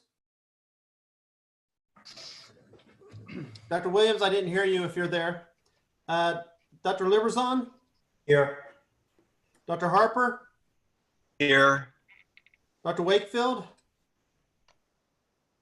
What, Dr. Sarah, if you're there, I can't hear you. Mr. McWhinney? Here. Thank you. Dr. Thompson? Here. Dr. Martin? Here. Dr. Podolwitz? Alan, are you there? I'll come back and check. Mark Chessay? Dr. Chessay? Here. Okay. Dr. Nemiroff? Here. See you. Dr. Strakowski? Steve Strakowski? If you're there, I can't hear you. Dr. Tan isn't here. Dr. Robert? Here. Dr. Wagner? Here. Dr. Vo? Here. Dr. Suarez? Here. Dr. Newland? Dr. Newland? Dr. Newland, if you're there, I can't hear you. Dr. Plitzka? Here. Dr. Blader? Present. Dr. Escamilla? Here. Mr. Patriarca? Here. Dr. Matthews? Jeffrey Matthews? Okay, now I'm unmuted. I'm here. Okay, good, thanks. Daniel Dlott? I'm here. Thanks. Dr. Shaminga? I'm here. Dr. Ibrahim? I'm here. Sonia Gaines? Here. Good. Mike Maples? Hasn't been here today. Stacy Silverman had to go to do something else. Miss Wesley? Here. Okay. Dr. Keller? Andy, are you there? I don't hear you, Andy. Octavia, Dr. Martinez? Here. Great. Danae Castle? Danae Castle? All right, Danae, I can't hear you if you're there. I'm here. Dr. Borges? Here. All right. Dr. Podolwitz is here. What's that? Okay. Hey, Alan. Hey. We're at quorum.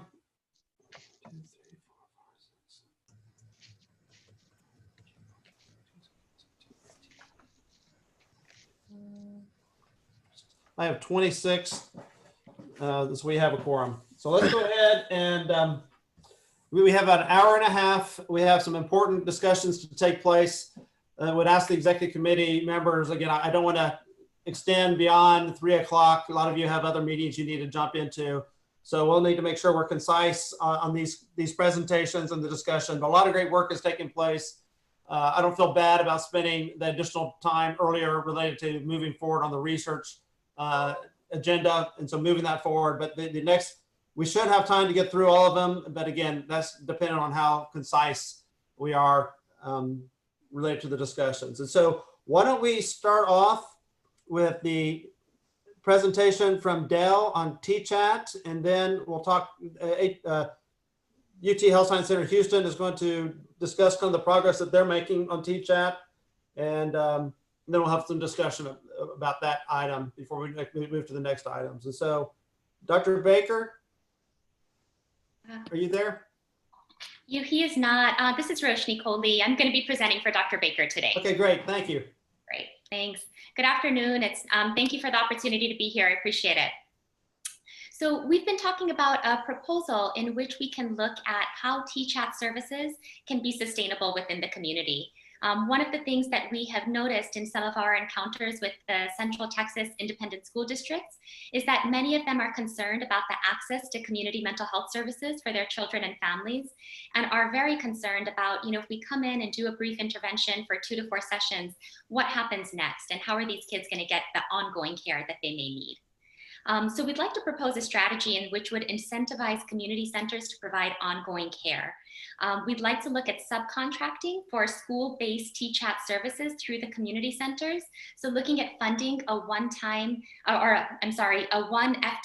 for a licensed master's clinician. And that individual would provide sort of TChat services. They could do everything from crisis assessment, school-based assessments, brief interventions, everything that the scope of TChat would encompass. But then that would have a contracted assurance that there would be no wait for ongoing services in the community center once the TChat intervention services were completed. So this individual, what we would look at as that subcontract is that it would all be for TChat-based services. The ongoing care would be funded by the community mental health center, but the TChat services, we would look at hiring that licensed master's clinician through the LMHA. So the second strategy is that looking at what we would need in terms of psychopharmacological interventions and have that be ongoing. So ideally, we'd like to work with the school district leaders to identify pediatricians and other primary care providers in the community who are willing to provide some ongoing psychopharmacological care. So if we were to do a medication evaluation, recognize that this child needed ongoing support, work with the pediatrician who could then have consultative services through CPAN. In one of our local school districts, we actually had a local pediatrician that was the one who introduced us to the school district and was at the table as we had some of these discussions. That was really advantageous because he was able to have an established relationship there. He could do a warm handoff. He was engaged in the care that these kids were receiving. And then, the idea would be that hopefully the pediatricians, if they were already engaged in this process, they'd feel more comfortable being able to do ongoing care and take more complex cases with that ongoing support from CPAN. So that's kind of what we're looking at in a nutshell. The idea is really of engaging local community folks so that they have knowing that they have the best sense of what's happening in their community, and looking at a way to make sure that increasing this access to pediatric mental health care isn't just limited to what TChat can provide, but really looking at ongoing and sustainable services. Thank you, Dr. Colley. Any questions? And we wanted her to present this work because it's a little bit different than the typical strategy. And again, better integration with the local mental health authority, but still obeying those general principles of TChat being the short intervention, not ongoing therapy, that the dollars from the consortium would still be providing TChat under the normal model, but hiring folks from the local mental health authority to help provide those services with, again, clear delineation of funds after the urgent issues when they become more chronic, but integrating that with the local mental health authority. And any questions? Oh, yeah, hi. Yeah, just a clarification. I didn't quite hear you're going to hire a master's level person. Is that you're going to hire them with TChat funds to be in the LMHA, or the LMHA is going to fund them to work in TChat? I didn't get the direction of the funds flow there. Sure, we would subcontract with the LMHA to hire the master's level clinician who could then provide TChat services within the schools. All right, so an LMHA employee hired by you or funded by TChat, but doing it out of the LMHA? Potentially out of the LMHA or doing school-based services. And So they we would do it, and they would do it long term. Correct. So the part that we would be funding would be the TChat-based services doing those 2 to 4 sessions. The All right. ongoing care would be funded by the LMHA as they would. Yes, so this person does the TChat sessions 2 to 4 and then picks them up as a long-term patient coming into the LMHA. Do I? Potentially, or does a warm handoff with somebody else at the LMHA. Okay. It wouldn't necessarily have to be that individual. Have you had the LMHAs you've talked with commit to doing that? We've had a great deal of interest. And so with every school district that we've approached, we've also looked at engaging the LMHAs within those discussions. So most of our discussions with the school districts have had the LMHAs on the table to engage them within this process. And we've had really good reception so far.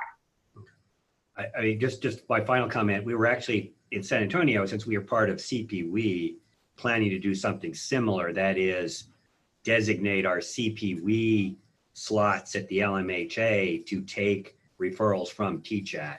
So thematically the same. And we were particularly concerned about the psychopharm part of it because that's the most difficult piece that it's hard for the LMHAs to pick that up. Correct. And that's why we were really looking at partnering with the pediatricians. So this really 2-part strategy, that partnering with the LMHAs is for that ongoing therapy services, but partnering with the local pediatricians and folks in the community for the psychopharm piece. Right. Very good. Well, why don't we have Dr. Newland, I think you're here. Why don't we hear how you guys are doing things a little bit different, and then we can have general discussion. I actually have a follow-on question to that that hire, if that's okay. Okay, Alex. So you want to hire this mid-level full-time then at a full-time 100% through TChat funds, but then they're also going to potentially see the same patients in a long-term care setting. There will be clear delineation of funds that the only services that they can provide through that is somebody full time, and they cannot technically see that person, in a longer term scenario, because then how do you account for that other time? So it's looking at a one FTE, a 1.0 FTE. It could be one full individual. It could be part of that person's time and another portion of another person's time. They could also do a warm handoff to the LMHA. Okay. So it's not one individual hired at 100% rate, and then they will do TChat services, and then as well as ongoing care. You're saying you could redistribute that to like 4 people at 25% rate. They do 25% TChat, and the remaining 75% of the time they do long-term care, basically ongoing care. That would work. We're looking at a 1.0 FTE, basically. Alan, you have your hand raised, and then I think we got to move on again because of time. But Alan, do you have a comment? As I'm looking at the TChat rollout, we have like one therapist that's covering 3 different schools and 40,000 patients. So I'm not sure how this deal with the MHMR is going to really help that process. Unless it's just another one of your TChat outgoing therapists to the school. Is that what this person's going to do? So it would, I think the way that it would help is for sustainable care. It would be a TChat funded LMHA therapist that would be doing school-based assessments. But then the idea would be is that they engage in a contract by which they would have no wait for ongoing services with the LMHA. Okay. All right, let's have Dr. Newland. Thank you again, Dr. Colley.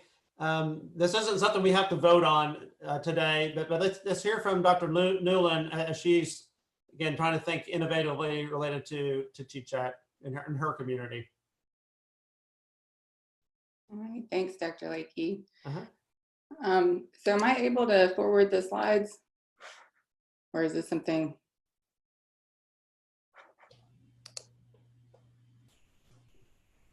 Not sure, but why don't we go ahead and get started, and then you can just ask them to change it. All right, I'll give a brief update to start about where we are with TChat. We've had formal meetings with 3 ISDs and 2 charter schools. We have verbal assurance from 1 other ISD, and at least some contact and conversation since we're on quarantine with 1 other ISD. In terms of our kind of setup of TChat, we have completed a fillable PDF. That's a registration document for TChat. A consent form is under review by our UT Legal. We have a REDCap data management platform set up that mirrors the registration document. We do have training modules that we've set up for Project Echo that we're using to engage the ISDs that we are hoping to work with TChat. We are working with Mental Health America's Center for School Behavioral Health and TEA to identify and enroll the guidance counselors for that Project Echo. We also are hoping to collaborate with BCM where it's appropriate on Project Echo. And we met with the local mental health authorities, crisis line leaders, and the MCOT team about plans in terms of the crisis management plan, given that we are launching this in a different way than we originally envisioned, with students who are in virtual school and who are at home instead of in school. We have selected a cloud-based phone system to use, since again, we're launching this a little bit differently. And we also had to think about how to communicate with one another virtually in a rapid manner and how to organize our team. So we have selected, how to text one another using encrypted text and how to organize our team working together online. And we have developed our workflow for TChat and done some resource mapping as well in terms of engagement of the local nonprofit and other service providers in the communities where we're launching TChat. The overall kind of vision for this program is to really develop not just school-based mental health services, but really to build what we consider sustainable child mental health ecosystems. So the wheel that we have here includes CPAN, TChat, and the community psychiatry workforce expansion programs that involve the LMHAs, as well as really the broader community. And the next slide talks a little bit about our CPAN efforts. Our goal is hopefully to educate and engage primary care providers with CPAN. We are planning to use Project Echo with the community health center systems that are co-located with the school districts where we're launching TChat.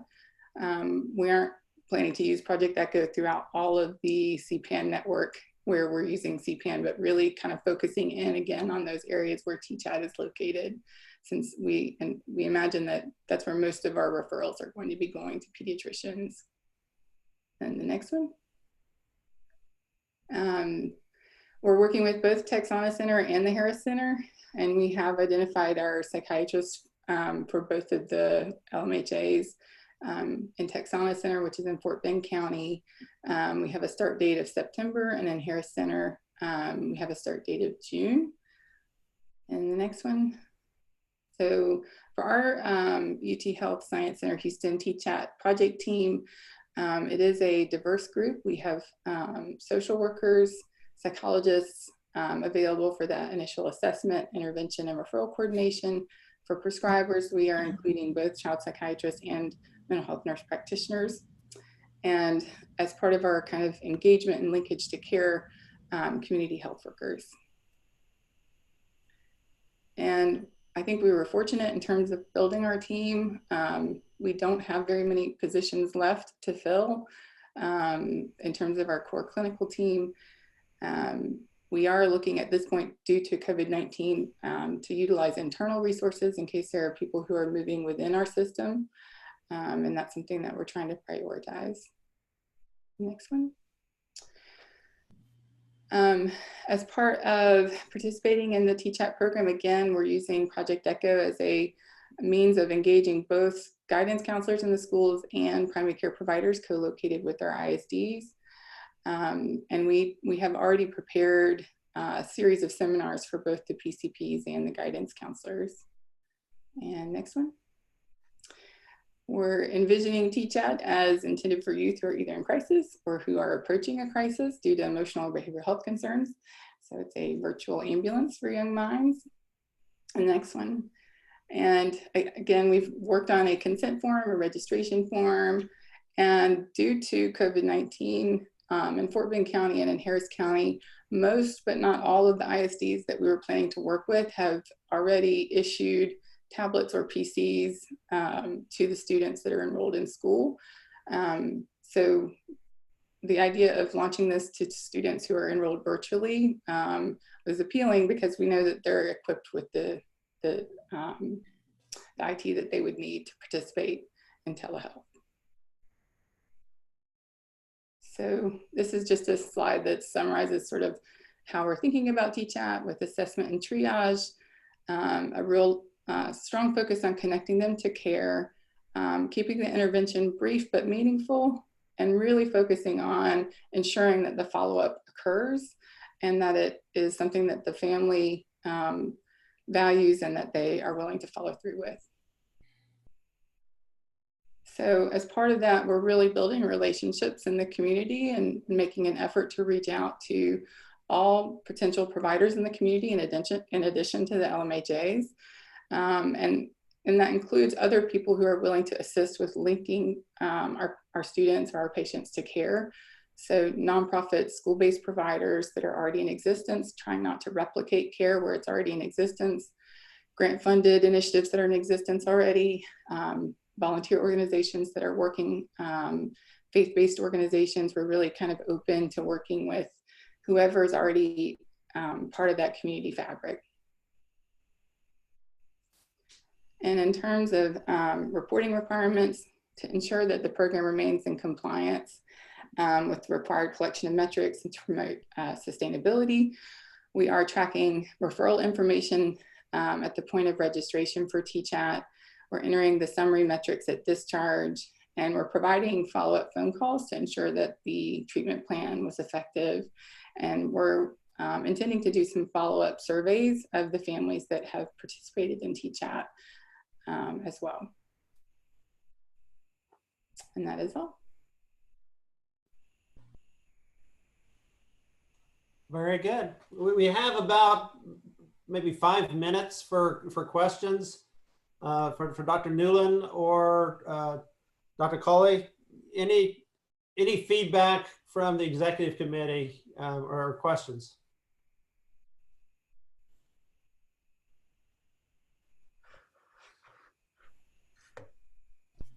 Okay. If not, again, I appreciate both teams sharing their thoughts about how they're trying to, in the midst of everything, be flexible, but also looking at opportunities to in many ways, being entrepreneurial in the way that we roll these programs out and figuring out how do we work with the community based on their needs. And so, again, thank you. I don't see any hands raised, so why don't we go to the next portion of it? But again, I'd like to continue sharing, highlighting work that's taking place. And again, in the midst of a outbreak, to see the progress, it really is encouraging. So Dr. Martin, can you share some of the work that you're doing with CPAN? Yes. All right. Okay. We can go to the next slide.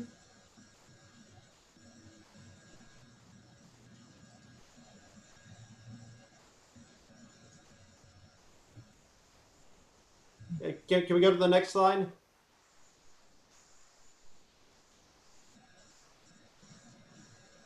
Why don't you go ahead and start? We can see the slide and I can see on the other side. There you go. Okay, all right. It skipped number 3, the 3rd slide. Okay, so anyway, with our CPAN, we decided to keep it simple. I try to be as straightforward as possible. We were lucky to have a lot of help from our community. There's a community organization called Paso del Norte Health Foundation. And under that foundation, there's a organization called El Paso Behavioral Health Consortium. And Dr. Thompson and I are both involved in that, even like when this was still in the legislature and they were still thinking about how it was going to pan out. So that ended up being very helpful because they gave us a grant to be able to spend a lot of time on all the Senate Bill 11 programs before, you know, the money came from the actual legislature. So they're able to start on databases. So we really worked with the community and who had the best databases. And so we got those going right away.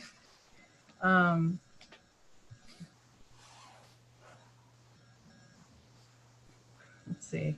And then we also worked with the Meadows, and the Meadows helped us with our database. They helped us with a lot of things that were outside of El Paso County, since the other organization, El Paso Behavioral Health Consortium, was helping us with the inside of El Paso County. So then when we got to our engagement strategy for CPAN, we started with the bigger groups first. Thanks to Roxana Cruz. I don't know if she's watching today, but she helped us get in contact with a lot of the FQHCs in the southern part of our region. And so we got a lot of them on board already. Some of them actually even signed up already.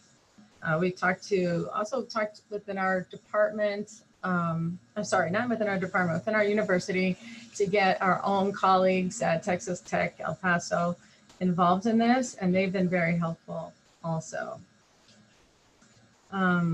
We started visiting in person because that was what all the other CPANs had told us was going to be the best way to get everyone on board. So we started with that, but since then it's been telephone calls, although I did have one other in-person meeting recently.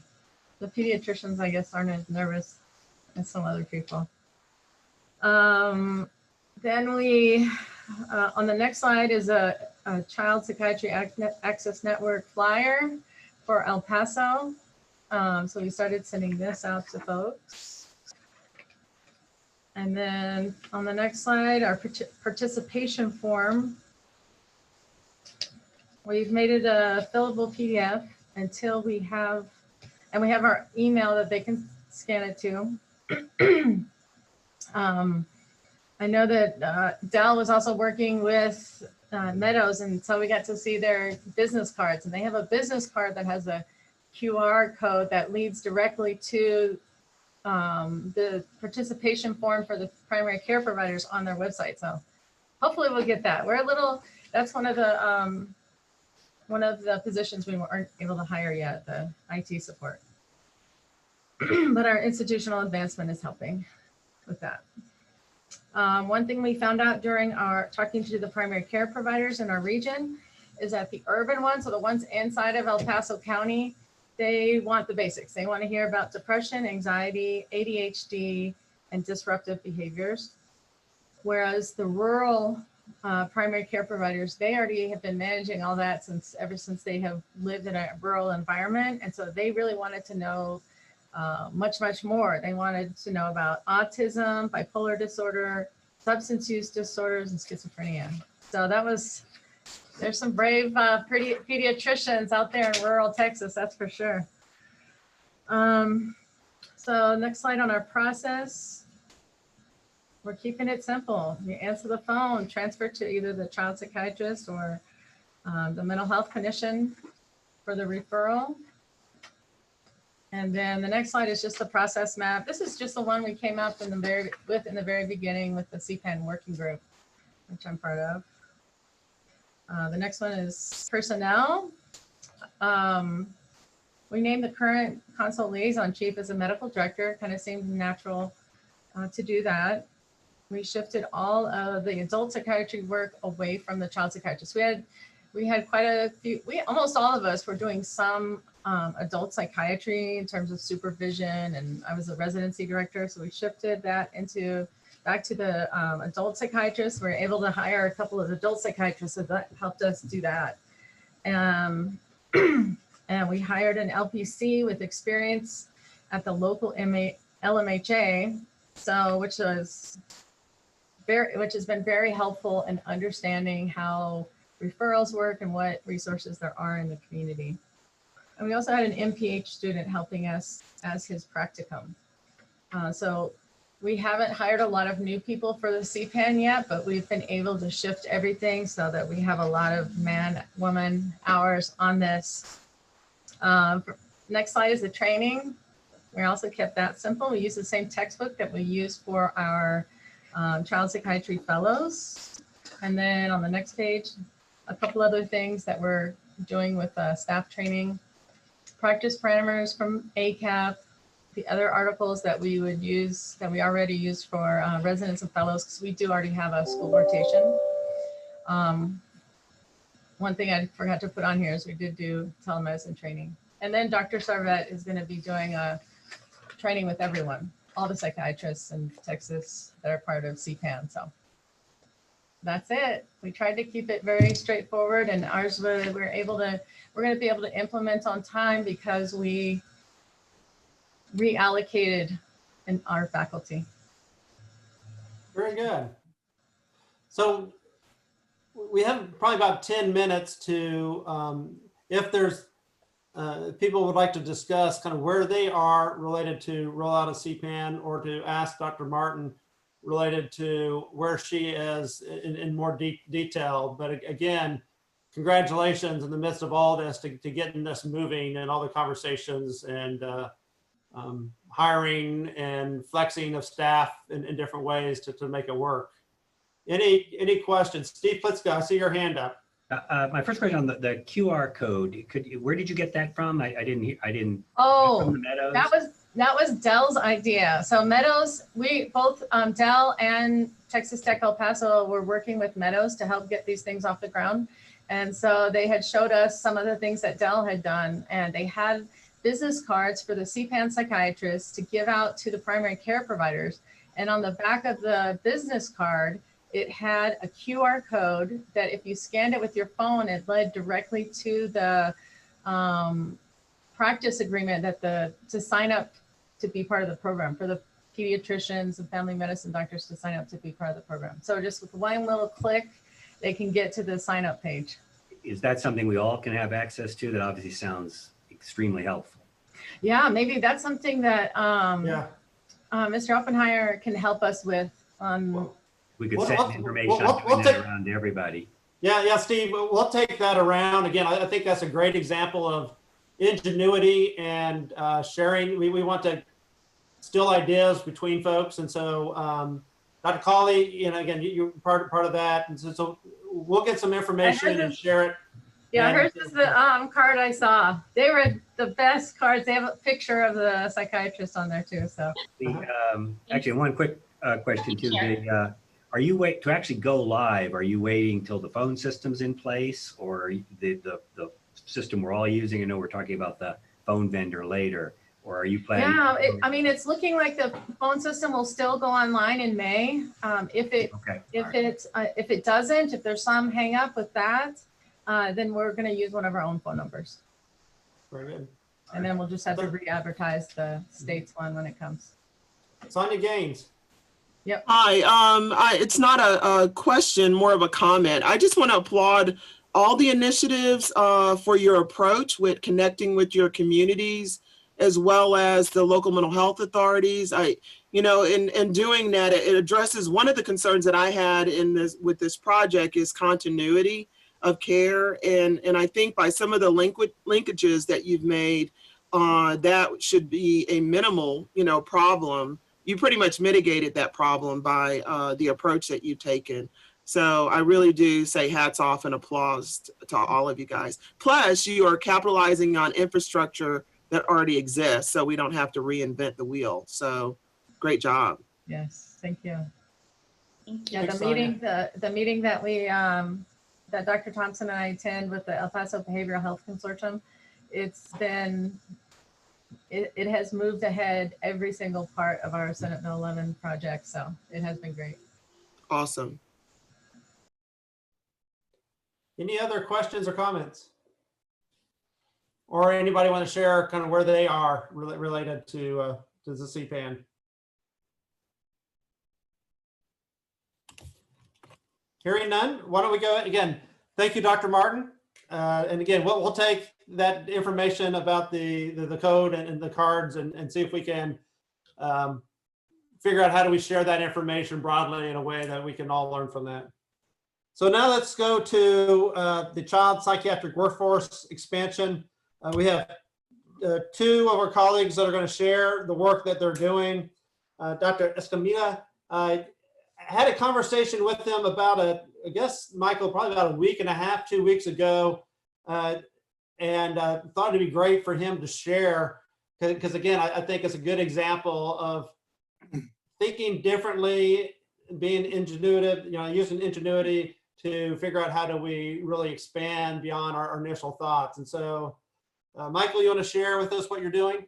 Sure. Okay, and I guess someone will move the slides along as we go through this. Yeah, thank you. Yep. Okay, so I guess the one thing to realize is our site might be different than other sites. We had particular opportunities and challenges. So our our residency is actually was designed to have a community focus. So that actually gave us a big advantage in terms of how to work with the LMHAs, because the residents that came to the program, that is an interest area of theirs.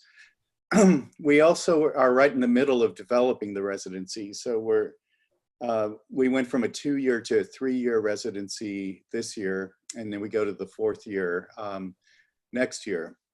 So it's good timing in terms of trying to develop something with the LMHA. Now, what our big challenge is that we have a very limited core faculty. We only have 3 psychiatrists that are core at UTRGV. We're hiring 3 more in the next few months, but that's still a very limited faculty. So what I realized as I started talking with our main LMHA partner is that they have they actually had 4 child psychiatrists on their staff that were very interested in doing teaching. They had been chipping in a little bit. We had about 0.5 FTE of resident time last year going through tropical Texas, being taught by the volunteer faculty there. And when I met with them, they really liked doing the teaching, but they were quite frustrated because as people probably know, at the LMHAs, they have high caseloads. And so there's very limited time for teaching. And then they also were feeling kind of neglected our school because they perceived it as us sending the students over, the residents over and not participating with them more as partners. So that's kind of what I walked into, and then I started meeting with Tropical Texas to try to see how we could make this work. So our goal was in this year was to expand the resident FTE time by 1 FTE. And again, we had limited faculty, but Dr. Gutierrez, who is a child psychiatrist at Tropical, he was very interested in actually doing some of the teaching and serving as the site director. So we worked together, he, myself, and another faculty member, Dr. Wiseman. We are sharing the FTE right now to do the teaching there. And we made it very clear with Dr. Gutierrez, this couldn't be just what he had done before, but had to be focused on new residents and teaching. And so that's how we worked out an agreement with them, which they're pretty happy with. I think the keys to us making this works successfully is we have monthly meetings with the CEO and the medical director there, as well as our training director. We also, at their request, we started a joint grand rounds that we do between our school and the LMHA. And again, just to stress, there are volunteer faculty for us who are embedded within tropical Texas and are interested in having some of their time supported to do more teaching. Okay, so as I mentioned, our goal had been to expand from 0.5 to 1.5. We actually have really expanded. We have 4.5 FTEs of residents rotating through during this 6 months. The way we do it is we actually have it spread out among all of our residents. They all do different activities there. It can be everything from half a day a week to some residents are spending as much as 20 hours a week at the LMHA. And the rotations, we try to focus the majority on child adolescent activities, but we also are doing some work with first episode psychosis, their emergency assessment team, substance abuse. And then one that I don't know if people have thought about or would, maybe comment on, but we also have our first year residents doing some primary care rotations at the LMHA. So we've gotten feedback on these experiences over the last few months. I probably should start with the child psychiatry rotations down at the bottom, but you can see in general, there were no negative comments from any of the residents, and they seem to like these experiences better than other experiences they had been getting in the training program. So just an example, a very good experience, great continuity with patients. For the ones doing child, we try to work that they have continuity over the course of the year with the children they're seeing. So it's not just a block rotation. Organized, motivated faculty, great learning time and experience. On the primary care rotations, again, this is just limited to our first years during their internal medicine part of their training. But you can see they also really enjoyed that. And I think one of them mentioned there's a very, very good way to learn primary care in the context of psychiatry. So maybe those of you thinking outside the box might consider that as well, because they're seeing patients that are psychiatric patients, but doing some primary care with them. This next figure is a little complicated, but the point is that we actually, our area, which is down at the tip there of Texas, there's 13 different counties that are served by 4 LMHAs. Tropical Texas is the one we've worked with primarily because we had a relationship with them, but we are also working with all 3 of the others. So we plan to actually cover all 13 of the counties by next year. You can go to the next slide.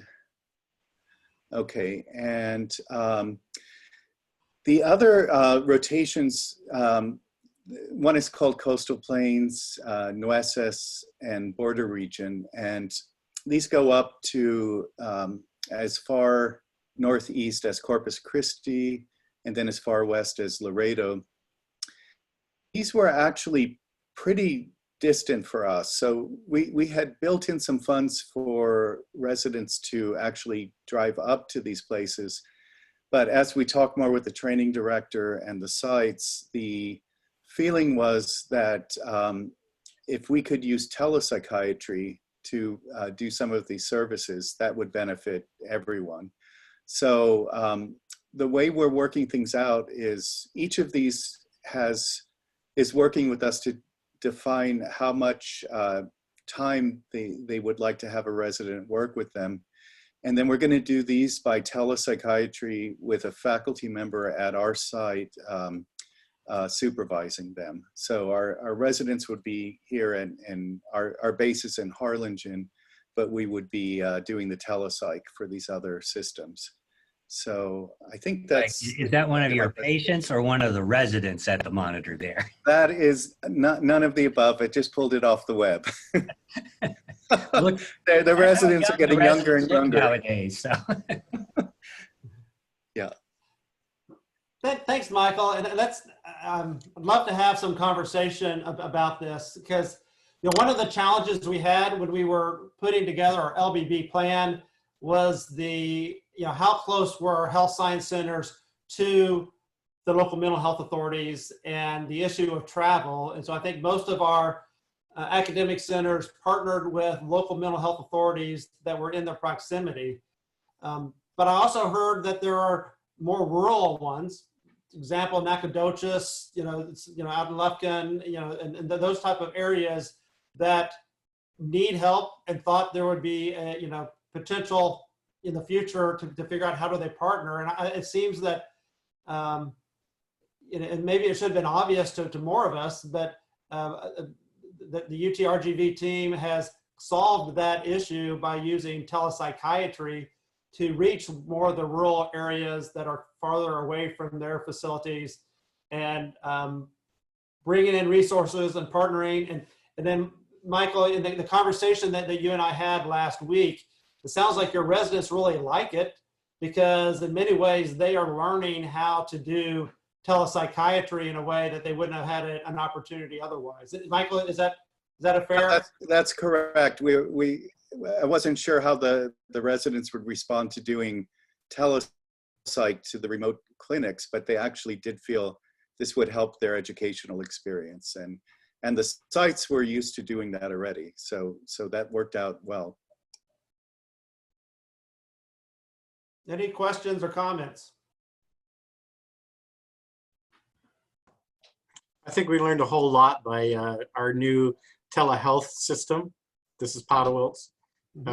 And so beginning to merge those in for more sustainability, I think that is something we really need to look at, especially utilizing the workforce that are going to the CPWE. I think that the comfort level that we have with Zoom and chat and Microsoft Teams is only going to benefit how we begin to reach the community. No, I think that's right, Alan. And, I think healthcare has been drastically changed because of COVID-19. A lot of physicians that didn't feel comfortable with providing telemedicine now are doing it by necessity and figuring out that it's doable.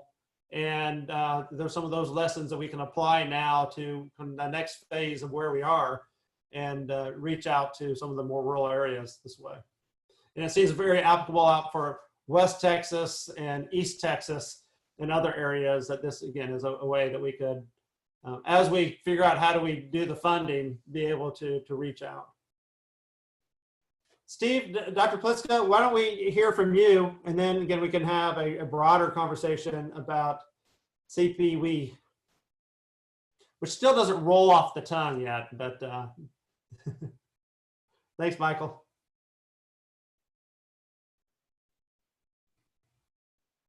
Steve, you're muted. So our partners in this will be Center for Healthcare Services, which is the Bexar County LMHA.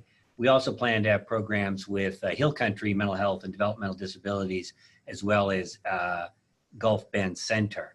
Now, we have 2 child psychiatry candidates that we're interviewing in the next month. We're hoping at least one of those individuals will accept a position, and that will enable us to activate the rural centers.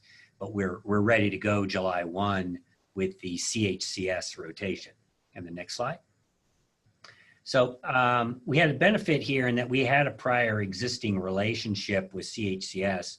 Renee Olvera, who's actually the former chief of the child division, is currently the vice chair of community psychiatry, and he actually serves as the full-time chief medical officer of CHCS through a contract.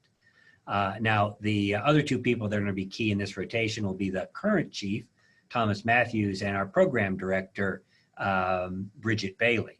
And so we can have the next slide. The first thing is that we The CHCS rotation will involve 2 Cap 1s, because the consortium is going to fund 2 full-time slots, and we're going to put it in our Cap 1 year so we can utilize the expansion residents right away. And of course, we face the problem that it's a 12-month year, 5 and 12 don't play well together as numbers. So we have a somewhat unusual rotation schedule. We're going to go with 10-week blocks.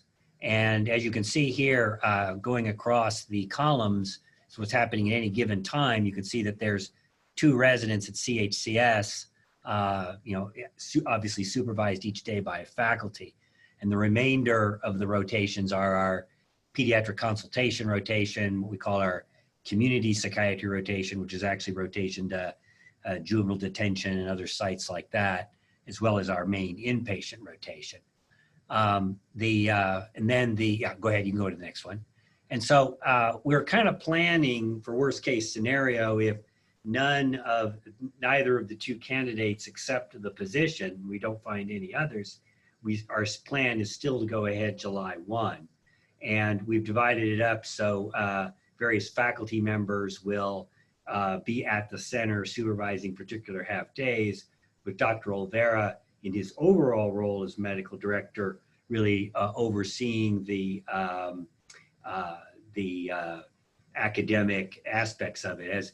As we bring the new hires in, we will probably replace some of the senior faculty so that there'll be a somewhat smaller number of faculty that are dedicated specifically to the CHCS rotation.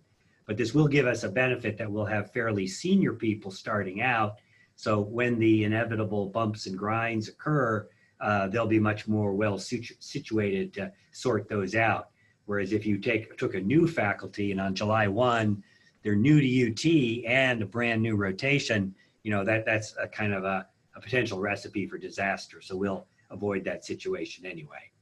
And that's kind of it. I think so far I still think CPWO still would have been a much better acronym, but we never took that vote. So CPWE it is. Very good. All right. Any comments from the rest of the executive committee members related to those presentations or updates on where your institution is in partnering with the local mental health authorities? I see several hands. Sonia Gangs, let me start with you. Sonia, you're on mute. Sonia? Well, let me go. I'm sorry, I didn't have my hand up. I meant to put it down from before, but since you asked me, I'm really intrigued by, again, the collaboration and the coordination across areas, in particular with the local mental health authorities. So that really goes very nicely with what we have in our strategic plan in terms of, coordination as well as not duplicating services. So again, hats off to everybody and the great work and thoughtful work that you put into your proposals. Thanks, Sonia. Sarah Martin. Hi. So as we are recruiting for CPAN, one of the FQHCs seemed very interested in us providing regular telepsychiatry services. And so my question is, would an FQHC meet the definition of a community mental health center that we could, if we were to expand, that we could have residents rotate through via telemedicine? Let us think through that. Kind of from the beginning, we've said that our primary focus has been that partnership with the local mental health authority on this component, that integration of the residents into that public entity and getting that experience. But we can take that back and take a look at it. Thanks, Sarah. Yeah, and so if you want to flush it out with more detail, send it to Luann and I, and we can take a look at some of your thoughts. Especially in expansion, there may be more opportunity there. Thank you. Thank you. Alan? Oh, you're muted, Alan. We have residents who've been doing various rotations, but for about 5 weeks now, when MHMR in Tarrant County closed down and only did telephone services, that my residents have been idle. So we've been finding other things for them to do, like creating policy, creating curriculum for medical students, working on redesigning EPIC charts. So once we have the ability to get back into the clinics, I think it's going to be great. I'm surprised no one else had mentioned that their entire MHMR had been moved to telehealth. Mm-hmm. Thank you. All right. Dr. Martinez? Thanks, David. I just want to say great presentations by everyone. I think this exemplifies the creativity and the innovation that's happening and you guys are already doing. I just want to say thanks for that and sharing for all with the executive committee, but also makes me think about the evaluation that will be done will capture these innovations and creativity and would be really key, David, when you present to our legislators the report, because I think that's what there were some of the information that I heard over the course of the last legislative session that they wanted to be able to see. And the fact that this is also just really a great setup, in my opinion, to address what is now really move forward, what we were been trying to do for years in reference to telemedicine, telepsychiatry, telepharmacology, all the teles, to really get them more part of the standard of care across as a modality throughout the state of Texas. And how I think when we look at the impact of COVID-19, how this infrastructure really speaks to that and moves us forward, because after the curve, the ongoing need for psychiatric services is going to increase. And I think this will be ready-made to be able to continue to address that, which will be a big selling point, in my opinion, to the legislature. Thanks, Octavio. And a quick thought, Alan, as you talk about your local mental health authority going virtual, that there may be opportunities like Michael has done in UTRGV to complement that virtual source by providing that training experience for your residents through telepsychiatry. Yeah, I just want to add it. Our LMHA, they've been very creative, and they have worked out how to do telepsychiatry with the patient, the resident, and an attending. So they've been able to put the software together for that. That's the local site. That's just because of COVID. Yeah. Right. We're looking at a platform called Secure Video. And what Secure Video does is it lets other people join into the televideo conference so that you can actually do supervision with the resident, with the patient. But not everybody has Secure Video. And if you haven't sought them out to get the platform, you're on a waiting list right now. Okay. Thanks, Alan. Danette Castle? So I think Dr. Lakey, I think you followed up in the same way I was planning to follow up. Just kind of hopeful that Dr. Potterwelts and his team there are able to engage with Tarrant pretty quickly to get experience out there, even in telemedicine kind of capacity. Thanks. Any other comments? We're doing tons of telemedicine. I think everyone's running towards telemedicine as quick as they can right now. Any other comments? Again, congratulations again for thinking novelly and trying to move this forward. Why don't we now go to the update for the fellowship training? Dr. Williams, are you there? Laurel?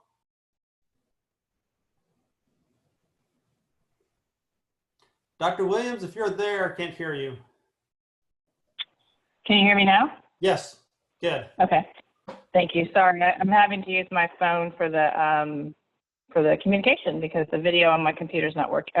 The sound on my computer is not working. So any event, Baylor. So what we did, speaking sort of all the initiatives I just heard, I think that was our strategy from the beginning for Baylor, was that we wanted to work with our current local mental health authority that we've had a longstanding relationship with, the Harris Center, And one of the biggest challenges the Harris Center has had and that we've struggled with was the supervision time. And so what our strategy had been at Baylor was to, increase the program size for the fellowship with that particular initiative, and then use the CPWEO dollars to actually fund very well-trained and interested faculty at the Harris Center to provide the educational experience at the Harris Center versus me hiring a psychiatrist who would be going over there. So we've had faculty who've been volunteer who really were volunteering their time, and it would be a struggle for them, and so they would sort of get burnt out with it. And so this sort of melding of the two initiatives is sort of what we decided to do at Baylor. So fortunately, we were successful in increasing the program size this year by those 2 additional fellows. And what I'm going to have those fellows do is work more within the Harris Center to do a couple of different activities that they didn't always get experience in. Hopefully their MCOT, which is the crisis, mobile crisis team, work with their ABA specialists and the work they do with kids with autism and intellectual disabilities, as well as, potential just generic medical management of patients. And so we're excited to have that happen. It's going to be starting July 1st. We've been having regular meetings with our Harris Center team to get the actual rotation schedule all ready to go. Obviously, COVID has made everybody move to telepsychiatry. So almost every single one of my services, with the exception of inpatient, although we are still trying to move towards tele with inpatient, has moved to tele. So the cat's out of the bag, and I do hope that we'll be able to, not just at Baylor, but across Texas, as everybody's noted, start providing more of the services. But I think the biggest thing that we took home as a take-home message was hearing from the Dallas team about what made that rotation experience beneficial, such that the long game of having the LMHAs have people who want to be hired into their teams. So I think that that's really what our goal is to hopefully have the fellows have a very excellent experience with the LMHA, such that when they graduate, that they consider that that might be a place that they'd like to work once they're done. All right, very good. Dr. Martin and Dr. Podowitz, are your hands still up from the last conversation, or did you have questions for this one? Okay. Sarah, did you have a question or comment? No, sorry. That's all right. Dr. Martinez, Octavio? Yeah, just a quick one, because it sort of ties everything together, especially after Laurel's comments. But in reference to the advancements that have been made so quickly under COVID-19, and hats off to HHSC to decrease some of those barriers to allow telepsychiatry, telemedicine to move forward. I guess the question is really more for Sonia.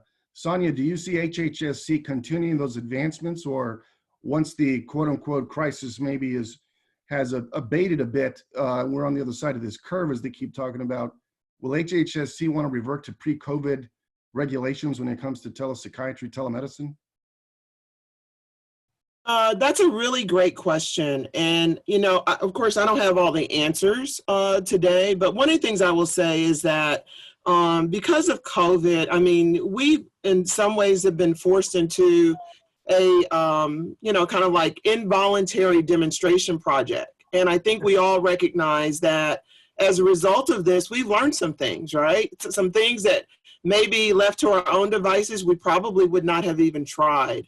I would agree with you that there's some points to be made here. I mean, as somebody that used to, both supervise, and I, at one point in my career, did direct care with people that have serious and persistent mental illness, I think there's some value in not requiring people to leave their homes, once a month or once every 3 months to go to a place and then, have to get on a bus and the whole 9 yards. So, and not to say that that's the best way for it to happen all the time, but there's definitely some benefit in that. So it's something that me and my team have been talking about quite a bit as well, and not just us, but also Medicaid. So I think that this gives us an opportunity to kind of see what works. And my hope is that we do hold on to some of these new approaches in the way that we provide services. Of course, that's going to take more than just us. It's going to take our federal partners to be in agreement with that, as well as some of our state partners as well. You know, because like some things have to go through regulatory, but you do bring up a good point. And, you know, it's something that I think we all should be looking at across, you know, how our services are provided.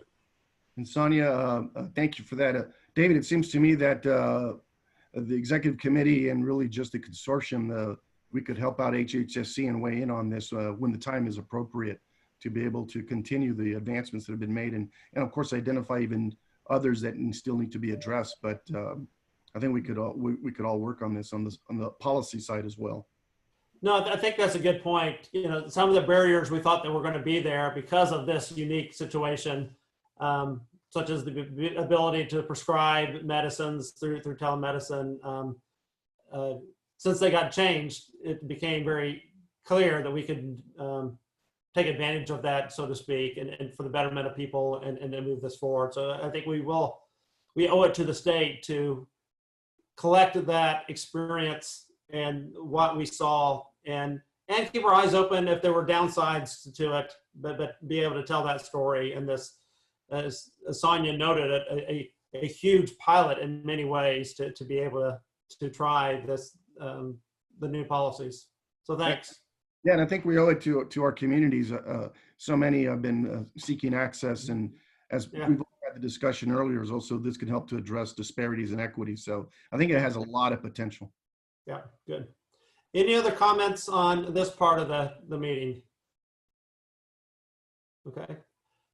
Hearing none, we're going to now spend the last 25 minutes talking about the progress to establish the centralized operating support hub. Luann, you want to kick off this part of the discussion? Sure. Well, it's so much fun to announce to everybody. Just in the last 5.5 weeks, we have been working fast and furious with the Baylor College of Medicine.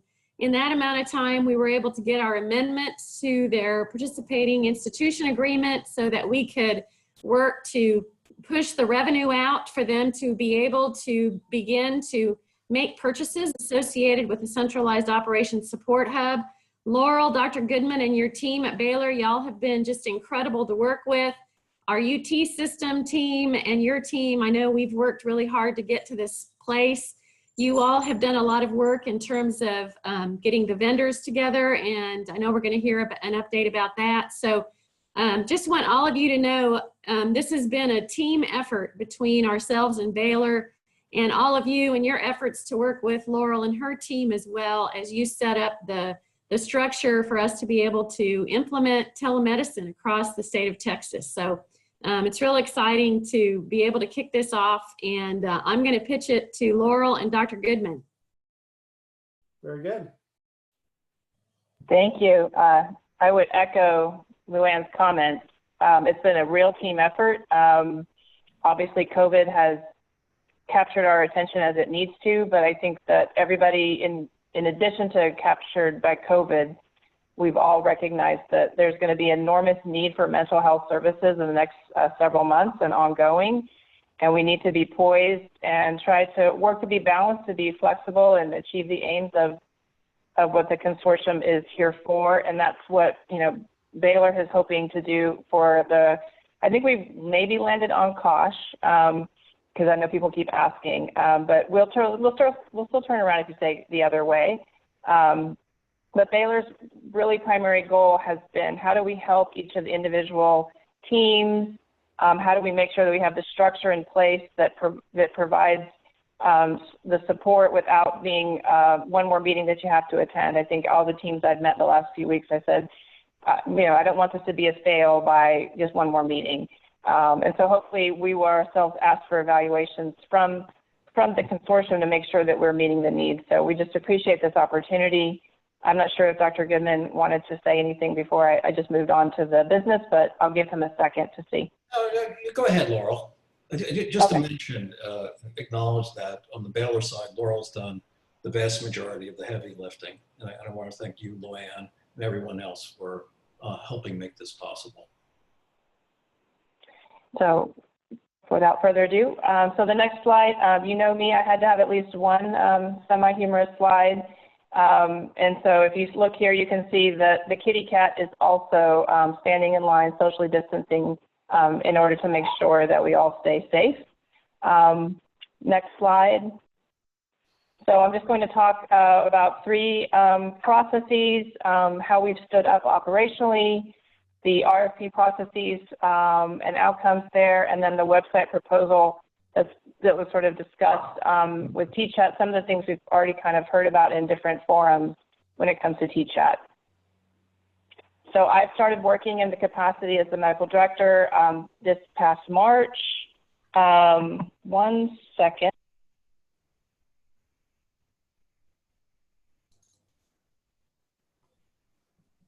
Sorry about that. She did a good job all day long. So we are working to get our key hires for the COSH set up. We have some of that work has been done as far as the job descriptions, getting them into Baylor, getting them open for people to interview for them. And so we expect to have that piece done within the next several weeks. I think we've had all the same challenges that every other team has had, but fortunately, because Sarah and Luann's team has really been very on point with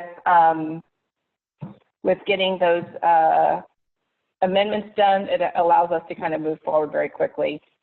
We have set up meetings with the CPAN and TChat teams across the state. We've met with almost every single team, and we're setting up the structure of how frequently to meet with them. We will have meetings that will be separate, and we were very clear about that because we wanted to make sure that both CPAN and TChat had their specific needs met, and we didn't blend them over. We've also discussed from the perspective of the Open Meetings Act how we can be clear that we communicate with the CPAN and TChat teams, but in such a way that does not run afoul of the Open Meetings Act. So we're talking through that as each of the CPAN and TChat teams start to have less of the executive committee members participating and running on them. That'll get a bit easier. But right now, since a lot of them still are having those team members be in charge of the work to date, we're making sure very carefully that we're not running afoul of the Open Meetings Act. And I really want to say, I just want to echo, obviously we heard about a few teams specifically today, the work that have been done, but honestly, across the state, all of the teams, I have to applaud how much work they've all each individually and collectively done over the last several months. It's been definitely a heavy lift, and COVID certainly has introduced a new variable that's been very tough, but I think everybody's doing fabulous. We are meeting with Sonia this coming week to talk about how we make sure, as we've been discussing, that we don't recreate any wheels, that we don't add new processes or new teams that just sort of do work that's already been done. So I'm hopeful that she'll help guide us in that respective when it comes to resources across the state for both CPAN and TChat.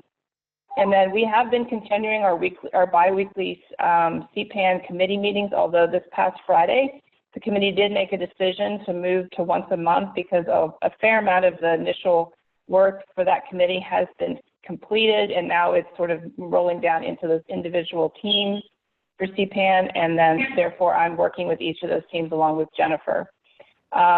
We did have a meeting with the TEA about TChat as far as once all the schools went virtual.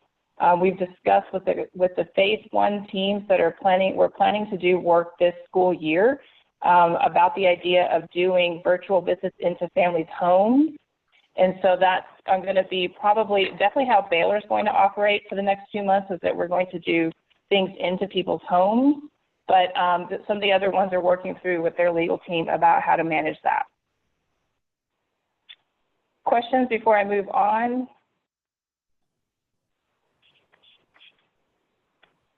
Nope. Okay. So as people are aware, we put in for the 2 proposals for data technology and then for telecommunications. We asked for a couple of teams to put in proposals. That deadline was April 3rd. We had the procurement process that was outlined that everybody, the executive committee members, were able to see. What we can say is that although we approached a couple different teams, only 2 teams applied, one for the data management and one for the telecommunications. We're now working about how to secure the vendor, how to secure each of those vendors. We still are working towards a go live date for CPAN that would still be May 7th. The vendor that has been selected, which I'll talk about in a minute, has said that they think there is a real feasible way to get to May 7th as a start. And then the data management vendor as well says that they have a way to move forward that they could start in May as well. Although we understand that that one's going to be a little bit tougher because of the issues around each of the HRIs and their need to review the security of that system. So the telecommunications vendor that was selected is a team called Lantana. They are a local, by local I mean a Texas-based telecommunications platform.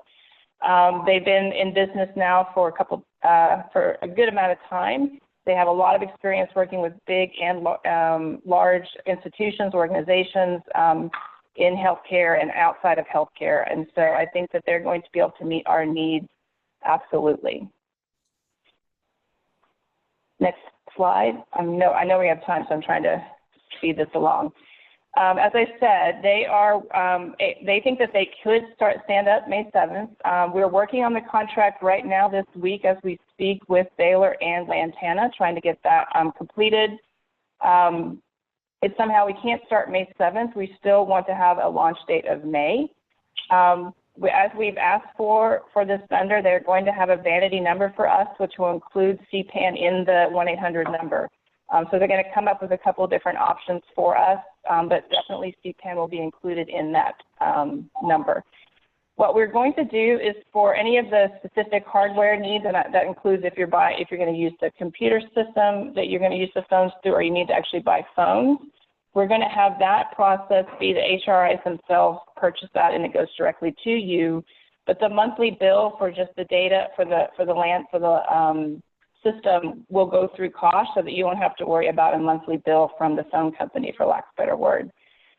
I know there's been a lot of discussions about what to do, whether or not some teams should start without all the teams starting if we can't have the phone. So we've kind of talked about that. I think that we have discussed that you could potentially, for those teams who are ready to launch internally, and then once the phone is available, we could then all connect to that 1-800 number. I'm not sure that's preferable, but I want to stop here and actually ask for people's opinion about that. The other idea was that Baylor could launch the 1-800 number because we're getting the contract set. And then once a phone call comes in, we know which team to send it to, and we send it to that specific team that's ready to launch, even if they don't have the phone system yet, but they're using their internal number. That way we could still have the 1-800 number launch across the state at one time versus sort of the piecemeal process. But I wanted people's input at this point, so I'm actually going to stop now and see what people have to say.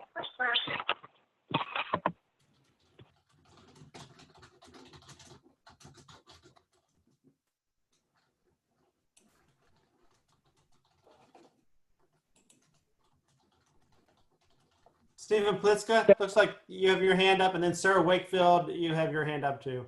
Yeah, my preference would be to wait till the phone system's up. May 7th would be a little early for us anyway. We don't have our schedules pivoting on that date. I mean, we could open and do a limited service, but we wouldn't be able, and maybe it would be limited anyway, and it wouldn't matter. You know, so I'd probably vote to more. Let's get the phone system in place and get a proper launch. And I agree. I think that when it becomes piecemeal, the initial rollout of this is going to be very important. And we have pediatricians asking us all the time, when is it going to happen? And so I know everyone's really anxious, but my biggest concern is that it doesn't happen in an orchestrated way that's easy for everybody, and then they stop using it. Yeah, that seems to make sense to me. And I guess if other folks have different opinion, please send it to us. But that seems to make sense to me and others here. Okay. And Dr. Pliskett, what I can say there is that even if, because again, hopefully we would start with just a one number. If your team has not done a lot of enrollment yet, you wouldn't expect to hear a lot of traffic. And so I think that what we've talked about all along with CPAN is that teams that are ready to stand up are going to help other teams that may be a little bit further behind. So while May 7th may not be the actual date because it will depend on getting the contract signed, I still think that we want to push for a May launch. Okay. Dr. Colley, did you have a question? Just a comment. I think, we are certainly ready to go for a May 7th launch and do have a phone number that we could use.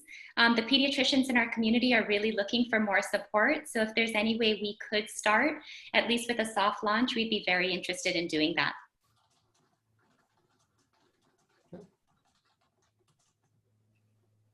All right, thank you.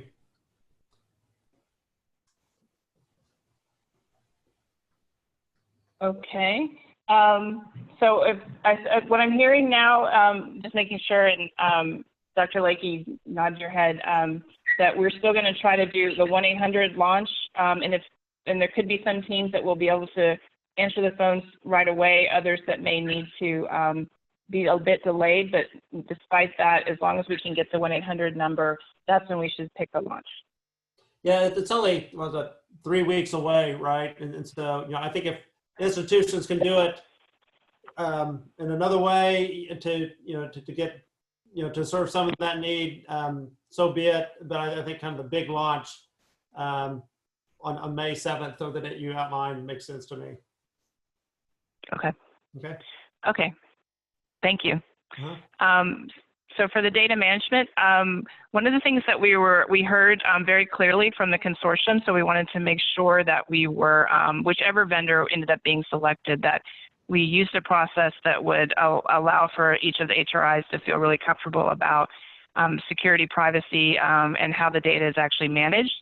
So in conversations with Luann and Lachelle, we made a decision to use the type of review process that the UT system uses. So we talked with our team at Baylor about the process Baylor uses, and it was very similar, but we thought that it would make more sense because of the UT system process that we would go ahead and use that. So when we did the RFP for the vendor for data management, we requested that each vendor who applied use that particular process. And so that was a very thorough deep dive look at to what capabilities the vendor has to maintain data security, privacy that's required for these initiatives.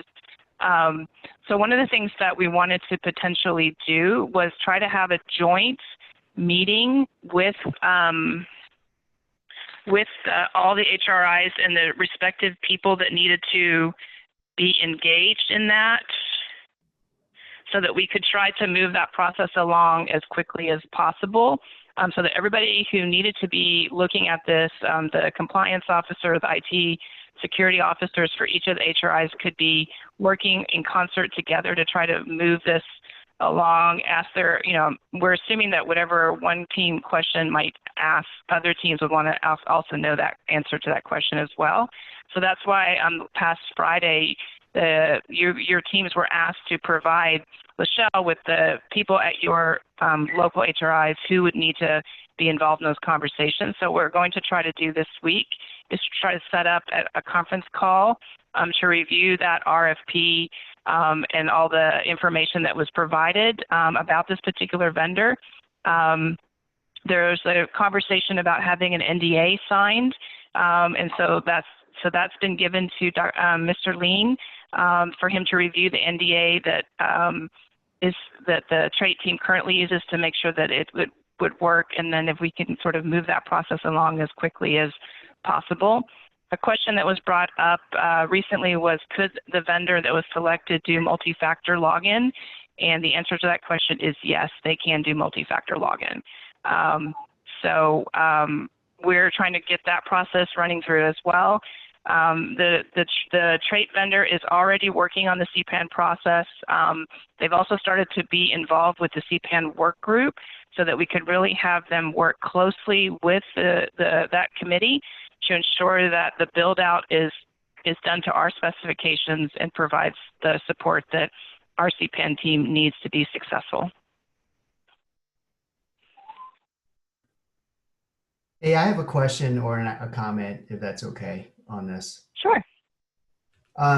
This is more for David, but you know, an idea that I have, David, is once this company, this vendor is selected, you know, one of the things that you could do is have them and Laurel present to the monthly CMIO, CIO meetings across the UTs. You know, they have this monthly meeting, and it actually will help a lot with moving some of these approval processes along if they understand it, you know, from that perspective. I think, you know, you're not going to hit all 13 HRIs, but obviously you'll get 8 of them in one meeting. So I think that would be an idea. And I think there would be very, you know, of course, that would be very receptive if you, David, request a presentation at one of their meetings. Okay. Yeah, we can do that. We'll put it down on our notes. And you know, along those same lines, once the, you know, this product, so to speak, is purchased, there was the other conversation of a data governance group, and we'll need to establish that group pretty soon. Good. Next slide. So one of the things that we discussed finally in relation to caution, how we could be helpful to all the HRIs, was when COVID hit and schools closed, we did meet with the TA, and we talked about what might the consortium be able to do that's not specific to the direct patient care that TChat's going to provide, but would be a larger initiative that we could share across HRIs, share the experience of different team members' expertise, and create start the creation of a virtual library.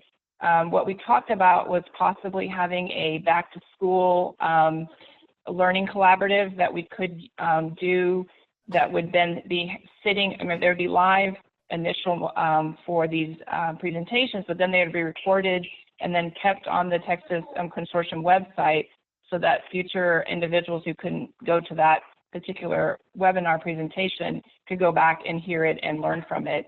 And we talked about the idea of potentially 3 different constituents who we would want to target. One would be school counselors, teachers, principals, particularly focused on trauma in particular, and also potentially their impact of implicit bias and how that impacts what type of referral a young person gets, whether it's to a disciplinary action or to mental health. And then we also thought to maybe the other constituent would be parents of kids about, again, issues related to potentially just mental health or trauma. And then finally, the constituent of the PCPs to start building out some of those libraries. And so what we thought was that COSH could help organize, not that COSH would do all the presentations, but that we would help organize that work such that each of the HRs could participate. I've already heard from some of the HRs that have great presentations that are already in the works, or that they've already done them and then could do them again. And so I'd really like to find a way for us to move that process forward. And since it's an idea about a back to school launch, we would have a few months before we'd have to, you know, do the work, for lack of a better word, but we need to do the planning process in the next several weeks.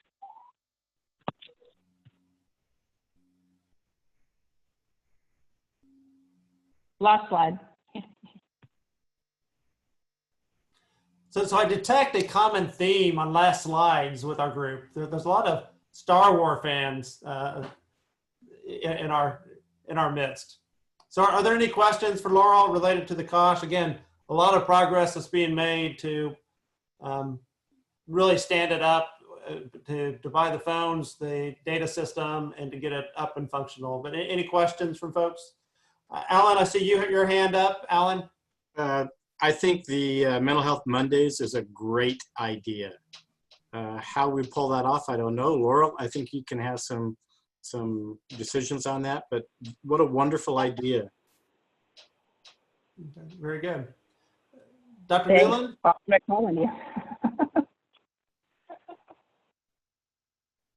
I think I already support the Mental Health Mondays. I think it's a great idea. It'll be fun to put it together and to have everyone involved in building kind of a co-construction of something like that, which without the resources that we have at hand would cost probably millions of dollars to put together.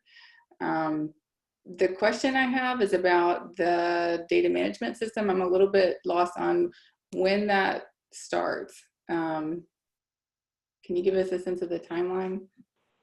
So the timeline will depend on first the contract being signed, which we're working on, and then second for the HRIs to review that, which is why I really appreciate Alex and Dr. Lakey's suggestion, because we're trying to get the team members that need to weigh in from their expertise to see and ask the questions that need to be asked. As an interim step, thank you, Liz, for reminding me, the cost team is actually going to build out for CPAN in REDCap, the intake form process, as well as the call itself. So that we'll hand that out to each of the teams.